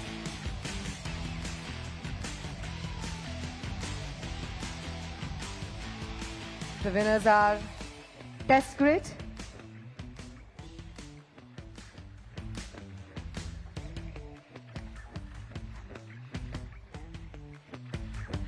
the next category of the award is Emerging Icon of Nephrology. May I please welcome Dr. Umesh Godhani, ek baar zordar taaliyan ho jaye, a leader in kidney care, a mentor to many and a champion of transplantation. Please join me in welcoming Dr. Umesh Godhani, a gold medalist, nephrologist and renowned transplant physician. Dr. Godhani has successfully performed over 120 kidney transplants. Do we have him here? The next category of the award is Excellence in Architecture Design, which goes to AKA Consultants India Private Limited. For 46 years, AKA Consultants has transformed India's healthcare, education, sports, and infrastructure sectors, founded by R. Alka Kemkar and led by AR architect Anish Kemkar. Please welcome these visionary leaders to receive the award. The next category of the award is Platform for Energy Transition at Scale, which goes to Shree Green Energy Holdings Limited. I request Mr. Surya Prakash Somani, Head Commercial, to please join us.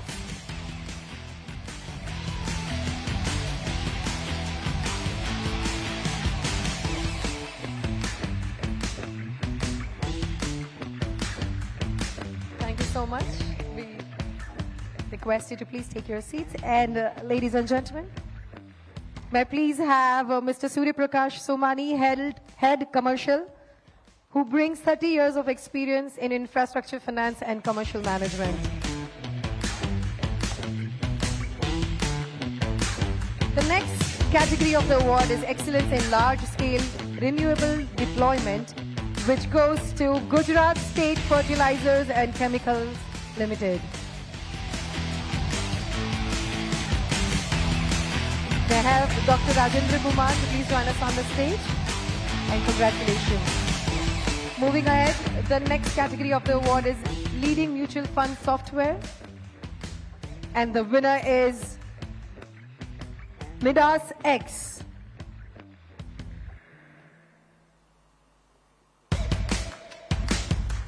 This award for Most Preferred Mutual Fund Software goes to Vijaya Fintech's Midas X, trusted by 2,500 plus distributors across 150 pin codes and serving 7 lakh investors independently. Thank you so much and congratulations.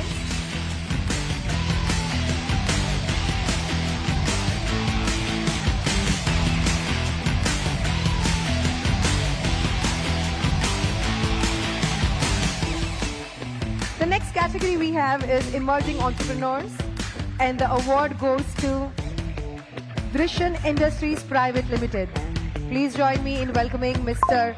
Prating Singh Gautam, Managing Director of Drishan Industries Private Limited.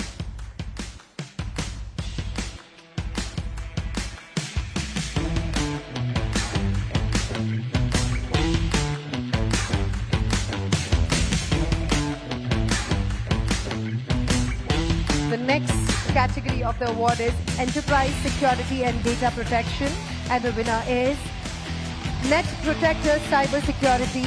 With over 33 years of excellence and experience, I please welcome Mr. Sanjeev Kela and Mr. Sumit Kela.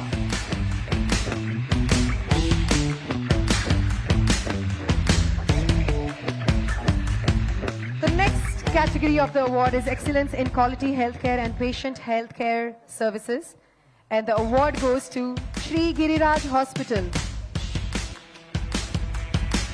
Setting new standards in healthcare excellence and patient-centric services, Sri Giriraj Hospital has earned the trust of countless patients through its dedication and quality care.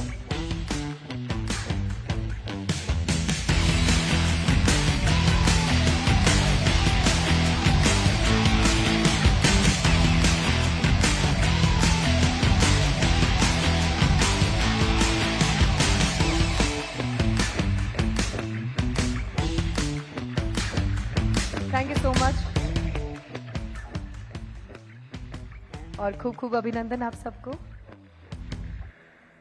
Thank you.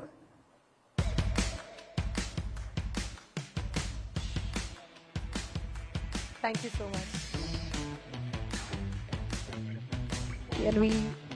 Can we have Shri Giriraj Hospital's team on the stage, please?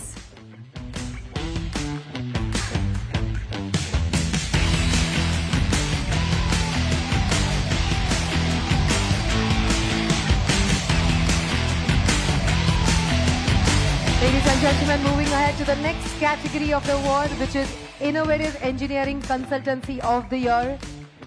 And the award goes to Anvaya Construction Consultancy Private Limited.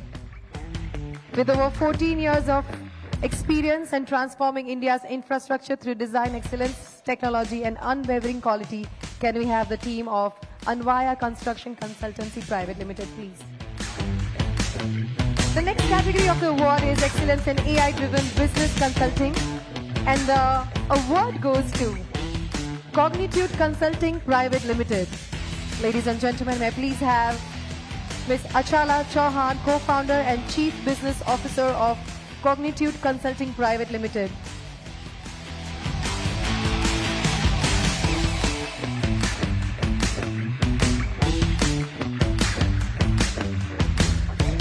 Thank you so much.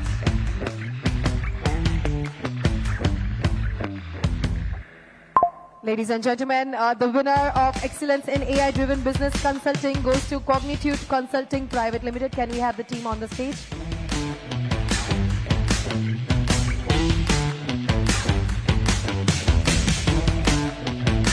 The next category of the award is Excellence in Derivatives and Trading Strategy. And the award goes to Live Long Well. Please welcome Hari Prasad Thara.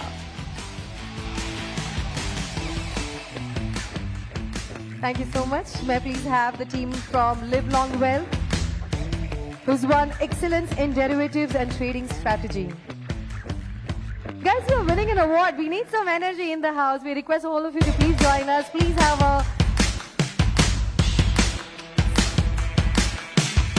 that energy on the stage as well.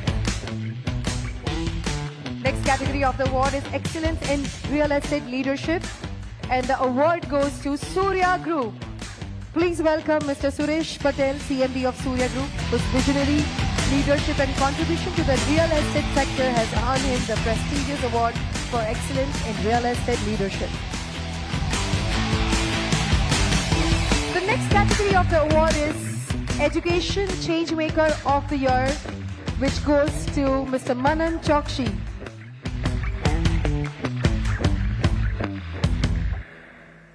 Do we have Mr. Manan Chokshi around? The next category of the award is Excellence in Brand and Communication Leadership. May I please have the winner, Ms. Vibhuti Bhatt.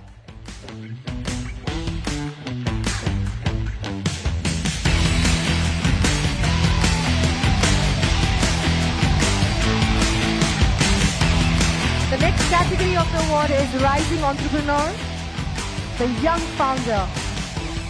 And the winner is Mr. Harsh Gupta, Creator Mania.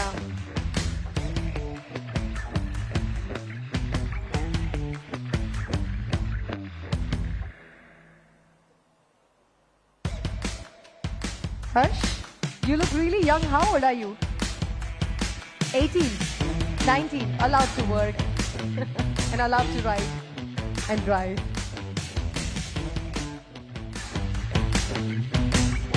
Ladies and gentlemen, the next category is Excellence in LOC Solutions for SCM and Logistics, which goes to Algometric Technology Private Limited. May I please have Mr. Ashok Raj on the stage?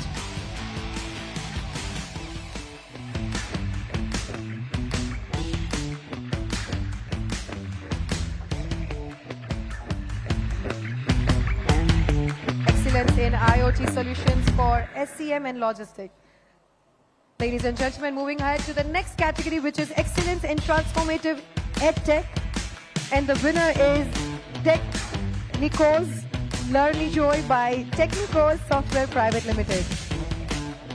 May I please have Mr. Mohan Kumar and Mr. Sashikant Mishra.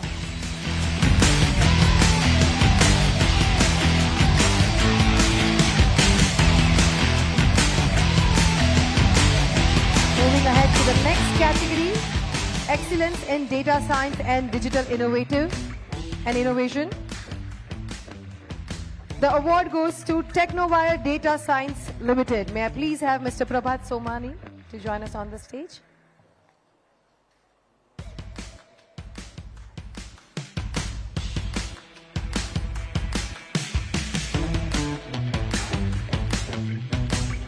Thank you so much.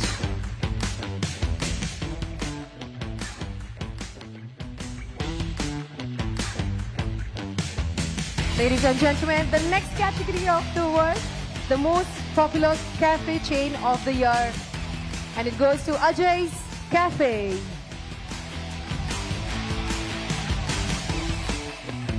I hope you brought some delicacies from your cafe. Well, once again, congratulations.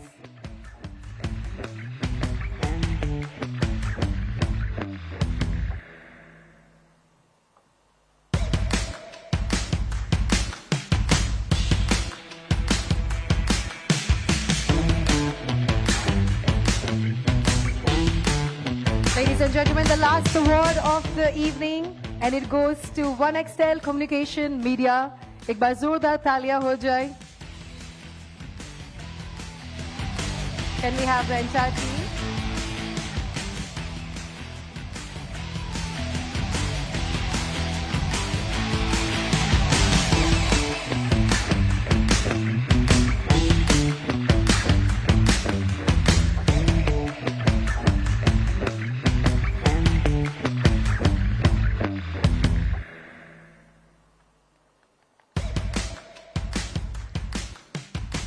Thank you so much. I request Mr. Rohit Chadda to please give a token of appreciation to sir.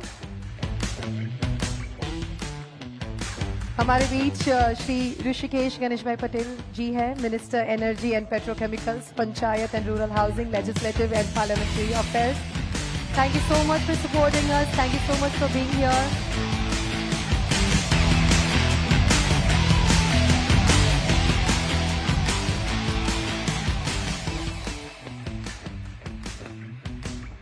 Thank you so much. Sir, I request you to please take your seat. Namaste. Maru naam Bhakti the, and it is such a pleasure to have you around. All right, ladies and gentlemen, well, it's time for me to give you a number. 42.58 gigawatt. That's Gujarat's installed renewable energy capacity as of December 2025, making Gujarat India's number one renewable energy state with 16.5% of the national total. We lead India in wind power at 14.82 gigawatt, and we are number 2 in solar at 25.53 gigawatt. We also have over 1.1 million rooftop solar systems. That is 25% of all of India's rooftop installation. And we are just getting started. The world's largest hybrid wind solar park is coming up at Khavda, Kutch, which is 37.35 gigawatt planned with 11.33 gigawatt already commissioned. That's enough to power millions of homes. Did you know Modhera is India's first solar-powered heritage village? A 6 megawatt plant with battery storage powers as entire village powers an entire village that's over 1,000 years old. That's Gujarat, where tradition meets transition. To unpack how Gujarat cracked the code on green hydrogen, biofuel, and solar, please welcome Mr. Surya Prakash Somani, Head Commercials, Shri Green Energy Holdings Limited. And finally, this time, I'm the one moderating the session. I promise I'm going to make it more interesting. Thank you.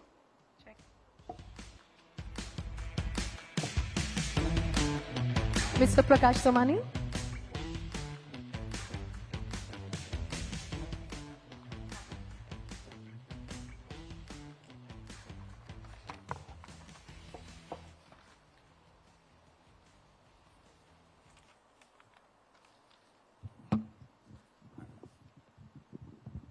Hello, sir. How are you doing? Check. All right, ladies and gentlemen, coming to some serious questions. Thank you so much, first of all, for giving your time and your energy. This entire session is all about energy, and let me ask the first question. What I believe Gujarat has emerged as a key hub for renewable energy investments. What factors have enabled the state to attract large-scale energy projects, and what are the opportunities do you see ahead?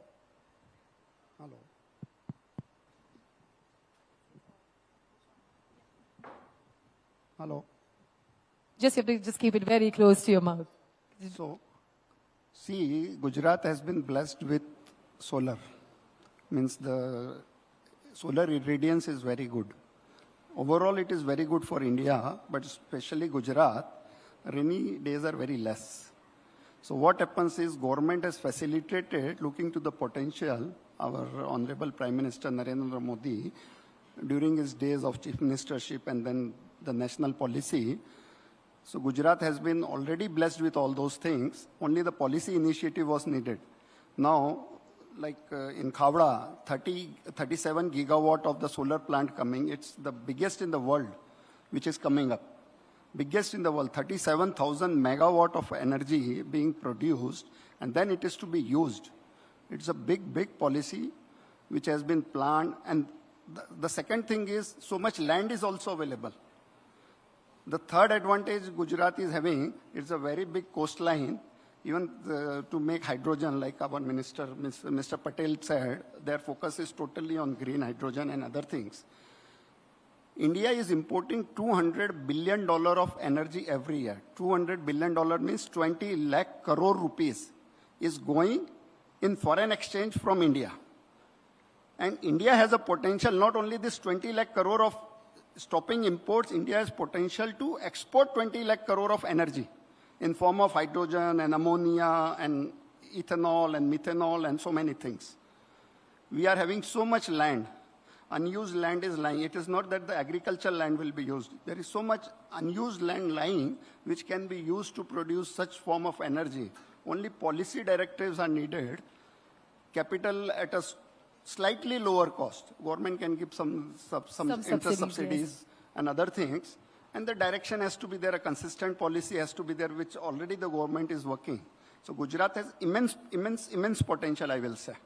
Means I see, like, India can become an energy hub like today what Middle East is. Like what Middle East is, India can become an energy hub like that. That is the potential which we have, because we are blessed with so much sunlight. We are very near to equator, we are blessed with so much sunlight, unused lands are lying. That is the potential. I truly believe that probably after this session, the government of not just Gujarat, but the government of the government of not just Gujarat, but I believe that government of India is going to really make some great policy changes. My next question as a moderator to you is, as a renewable energy capacity, as we see it continues to grow, what will be the biggest challenge?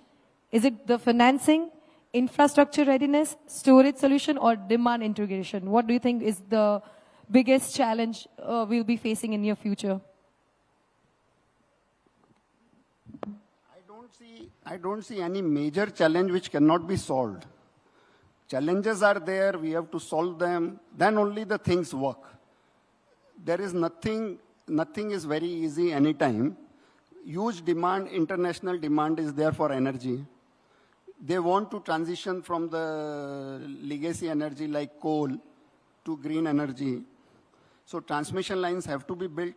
So we need to build the infrastructure. Yes, we will have to build. Everything will happen in sync. Something will come before, something will come later. Like at present, Rajasthan is facing some transmission problems. But that is, it comes in newspapers in such a big way, but it is hardly 3 or 4% of their generation. Right. What Rajasthan is producing at present, that loss is only 3 or 4%. If the transmission lines can come up in time, everything can be done. It is not like that. So challenges have to be met. It is not that challenges cannot be met. We have to find an easy solution for those things. And a sustainable policy consistency is the main thing which is needed from the government side. Apart from the policy help, what do you think, what are the other ways government of Gujarat or government of India can help build this stronger? When we say policy, so it is not only on one front. It is regarding land use, it is regarding water use, it is regarding pollution control, it is regarding transmission lines, electricity boards. There are so many things involved where the government can make things easier for the businesses. That can help. All right. My next question to you, sir, is India has set ambitious renewable energy targets from an EPC perspective, or probably from your perspective. What are the biggest execution challenges that we will need in scaling solar infrastructure, and how can the industry overcome them? See, the biggest challenges like in EPC in India, we have to give the land. The land is the biggest challenge. We need big parcels of land, unused land, which is basically lying with government's various departments. It can be forest department and can be other departments. If they are given on lease, on a sustainable basis, say for 30 years lease, 40 years lease, and then the projects can come. Then the transmission lines are needed. So from one place, the electricity can be moved to another place where the hydrogen plant can come up. Second we need is an hydrogen pipeline. Like at present, GAIL India is having natural gas pipeline. We will need an hydrogen pipeline all over India, crisscrossing each and every, so it can be basically hub and spoke model type of thing, where the main lines are there, then subsidiary lines are there, then territory lines are there, like that. So building an infrastructure would be... See, now in EPC, if you see, when I say that 20 lakh crore rupees of imports can be saved and 20 lakh crore of exports can be done, so I am talking of 40 lakh crore rupees revenue generation. So if I take a 15% return only, then you understand how much EPC cost has to be built, how much assets have to be built.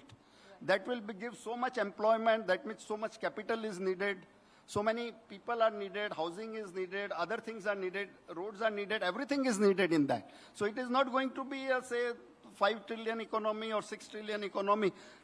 5 trillion investment is needed basically, if you see. If I have to generate that type of business, that is the point. I get your point, and I really believe that we need a great help from our society around, apart from not just government. The next question to you is, as Gujarat strengthens its position as a renewable energy hub, what role will domestic manufacturing, supply chain resilience, and project execution capabilities play in sustaining the momentum? See, this type of investment, what I am talking, not a single company can do or not a single party can do. It has to be a collective effort of all the businesses involved. It will be steel mills which will be needed. It will be the fabrication units which will be needed. Lot of labor will be needed. Cement will be needed. Everything will be needed. It's not a single one which can do it, but it can be a very big industry, very big industry. That's what I mean to say. I truly believe when you're changing... Sorry. Well, when there is a change in technology, we also see that there are so many changes happening in the society. Gujarat has positioned itself at the forefront of India's energy transition. What do you believe will be the single biggest drive of the state's next phase of growth? Will it be renewable energy capacity? Will it be industrial decarbonization? Will it be technology innovation, or will it be policy support? Again, I will say that it is all combined. It has to be a combined effort of each and everything. So policy support is needed, technological innovation is needed, smart grid is needed with the help of what we call now AI. Previously it used to be Internet of Things, now it is AI, so that the weather can be forecasted, the consumption can be forecasted, and at present we talk of a 15-minute time slot, it can be a 5-minute time slot actually. So everything will be planned in that way. So it's going to be a collective effort. I cannot say that it can be only a one party doing or any one agency doing. Everything has to be in sync, working in sync basically. And how do you see yourself? How do you see the development in next 5 years or 10 years? How do you see India in next 10 years?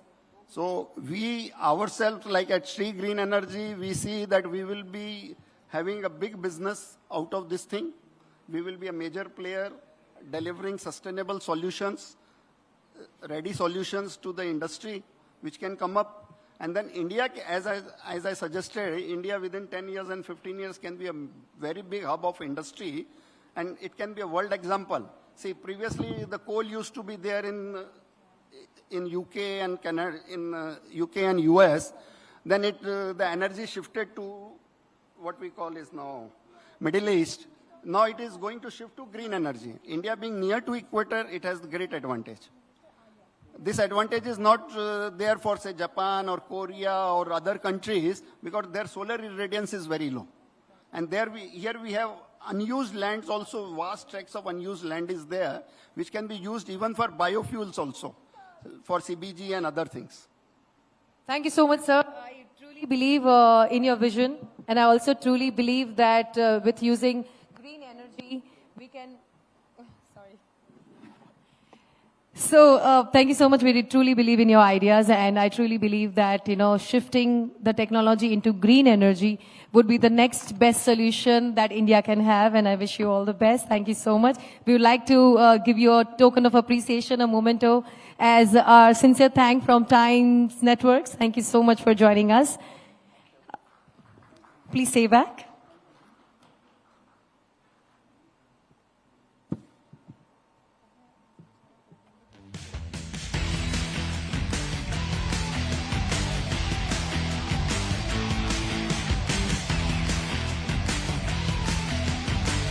Thank you so much.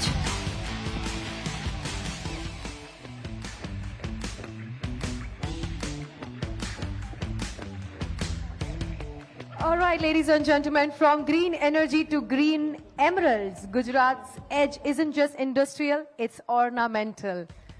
To tell us about our unmatched edge in gems, may I please have Mr. Jayanti and Savalia. एक बार जोरदार तालियां हो जाए.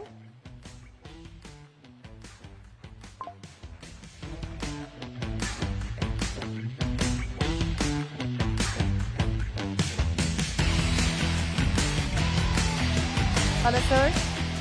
Sir, I request you please come to the podium and deliver your speech. Thank you.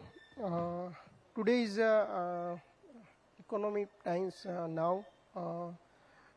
मुझे यहाँ एक stage देने के लिए इकोनॉमिक टाइम्स का एक धन्यवाद करता हूँ, और ये एक अच्छा गुजरात की भूमि पर ये प्रोग्राम किया है. गुजरात जेम्स एंड ज्वेलरी की बात किया जाए तो पहला गुजरात में अगर नाम आता है तो सूरत आता है, जो 100% जेम्स एंड ज्वेलरी का diamond cutting and polishing 90% world का अगर जो कटिंग पॉलिशिंग होता है वो सूरत में होता है. लेकिन अभी सूरत से अलावा पूरा गुजरात में जैसे कि अलग अलग सेक्टर अभी नया डेवलप हुआ है, जैसे कि सौराष्ट्र में जूनागढ़, राजकोट, भावनगर, ऐसे बहुत सारे सेक्टर में भी कटिंग पॉलिशिंग का छोटे छोटे गांव में अभी ये हब बन रहा है.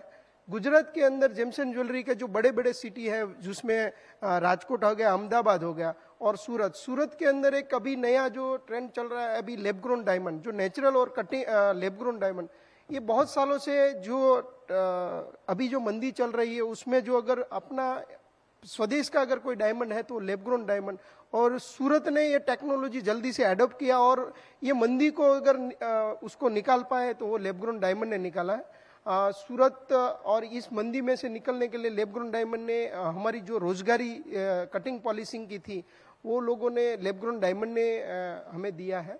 और सूरत एक ऐसा सिटी है जो टेक्नोलॉजी अडॉप्ट करते हैं. गुजरात के एंटरप्रेन्योर और स्किल जो यहाँ के लेबर है अलग अलग गांव में, वो जल्दी से टेक्नोलॉजी अडॉप्ट करते हैं. 20 साल पहले डायमंड का कटिंग करने के लिए पहले राउंडनेस करने के लिए घाट आता था, उसके बाद लेजर टेक्नोलॉजी आई. आज कोई भी शेप बनाना है लेजर टेक्नोलॉजी से हो रहा है. आज एआई के थ्रू, अभी पहले क्या होता था कि डायमंड कैसा था, उसका क्लैरिटी क्या है, उसका कटिंग क्या है, तो वो अभी तक लेबोरेटरीज वाले आई से उसको ग्रेडेशन करते थे. लेकिन एआई आने से उसकी कलर ग्रेडिंग क्या है वो एआई थ्रू अपना दे रहे, तो वो भी एक नया टेक्नोलॉजी इनोवेशन हुआ है। वो भी अभी सूरत में टेक्नोलॉजी उसने बनाई है, वो हमारा सूरत में है। और पूरे गुजरात के अंदर जैसे कि एक क्लस्टर गुजरात में अहमदाबाद एक एंटीक ज्वेलरी गोल्ड ज्वेलरी का एक क्लस्टर बना है। सूरत में अभी value chain studded diamond jewellery, जो स्टडेड अभी तक क्या होता था, सूरत एक नाम से जाना जाता है, कटिंग पॉलिशिंग हो तो सूरत में हो रही है, लेकिन अभी ऐसा नहीं रहा। एक ज्वेलरी का एक बड़ा क्लस्टर, जो पहले 10 साल पहले 25 फैक्ट्री था, आज 500 ज्वेलरी की मैन्युफैक्चरिंग फैक्ट्री है वहाँ। और डायमंड जो लैब ग्रोन डायमंड है वो अभी माननीय प्रधानमंत्री ने जो बाइडेन के वाइफ को जो दिया था गिफ्ट में, वो लैब ग्रोन डायमंड दिया था। उसी के बाद में ये 3 साल में बहुत डायमंड का ग्रो हुआ। वो सूरत में बन रहा है, उसका मशीन भी सूरत बन रहा है, कटिंग पॉलिशिंग भी सूरत में हो रहा है, उसकी ज्वेलरी भी सूरत में हो रही है। और वो पूरी टोटल वैल्यू चेन अभी ये गुजरात के अंदर सूरत में डेवलप हो रही है। आगे जाके सूरत के अंदर यही लैब ग्रोन डायमंड से अलग अलग, जैसे कि हमारा सरकार ने एक लैब ग्रोन डायमंड की टेक्नोलॉजी एचपीएचटी और लैब ग्रोन डायमंड भी, जो आईआईटी मद्रास है उसमें एक सरकार ने फंड किया है, तो उसमें नया संशोधन किया है, सेमीकंडक्टर अपना लैब ग्रोन डायमंड से कैसे बने, वो भी टेक्नोलॉजी सूरत में आ रही है। तो पूरा गुजरात की बात करें तो हर एक जगह पे एक बहुत अच्छा सा इकोसिस्टम बना है जेम्सन ज्वेलरी का। राजकोट की बात करें तो राजकोट के अंदर जो सिल्वर ज्वेलरी का जो एक क्लस्टर बना है, पूरे विश्व में अगर सिल्वर ज्वेलरी का कोई ऐसा कंट्री नहीं होगा जहां राजकोट का लोग नहीं काम करते हो। हर एक लोग राजकोट से सिल्वर ज्वेलरी हो गई। अभी नई नई टेक्नोलॉजी ज्वेलरी जम के सीएनसी मैक ज्वेलरी भी राजकोट से भी बनने चालू हो गई है, गोल्ड की ज्वेलरी भी राजकोट से बन रही। तो ऐसे अलग अलग जो गुजरात की सिटीज है उसमें अलग अलग एक्सपर्टाइज से ज्वेलरी और जेम्सन ज्वेलरी हो रहा है। और जो भी एक्सपोर्ट का ग्रोथ है वो जेम्सन ज्वेलरी का 7% जीडीपी में पार्ट कर रहा है जेम्सन ज्वेलरी का, उसमें गुजरात का सबसे बड़ा का वो है। और गुजरात का भी जीडीपी में 8% है। तो हमारी जो ये जेम्सन ज्वेलरी इंडस्ट्रीज है वो एक बहुत ये गुजरात के लोगों को रोजगार देने में कम से कम 15 लाख लोगों को ये डायरेक्ट रोजगार देती है। तो ये इंडस्ट्री खूब आगे बढ़ती करती है। और मुझे यहाँ ये इकोनॉमिक टाइम्स ने जो यहाँ मंच दिया उसके लिए thank you.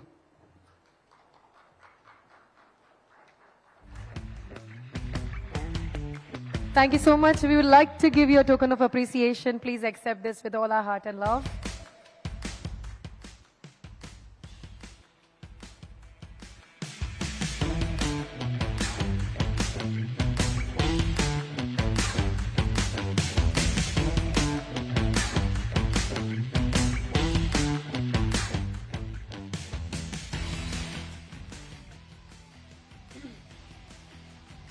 All right, ladies and gentlemen, that's a wrap on the ideas and the time to start on the appetizers.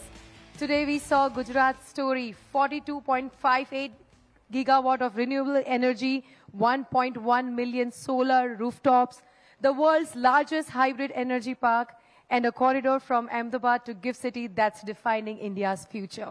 Thank you to Times Network, our ministers, speakers, and every one of you for being such a beautiful, beautiful part of Viksit Gujarat. I, Bhakti Kubawat, would like to take an opportunity to thank everyone for giving your time, presence, and love. What an extraordinary evening it has been today. We witnessed some conversations that went beyond industries and sectors. We spoke about energy that powers nations, agriculture that sustains communities, infrastructure that drives economies, technology that transforms lives, and leadership that shapes the future. The Gujarat story has never been just about growth. It has always been about courage, the courage to innovate, the courage to invest, the courage to think big, and the courage to lead. And as we conclude tonight's proceedings, I'd like to thank our distinguished ministers, speakers, industry leaders, partners, award recipients, and every guest present here. My sincere thanks to Times Network and etnow.in for creating a platform that celebrates excellence and meaningful dialogues. A special thank you to Kamla Group, Million Minds, One Excel Communication, GCCI, Cellwell NXT Media, and Primax for their invaluable support. on behalf of the entire organizing team and committee, thank you so much for being a part of this incredible journey. I, Bhakti Kubawat, had a pleasure hosting all of you this evening. Thank you so much.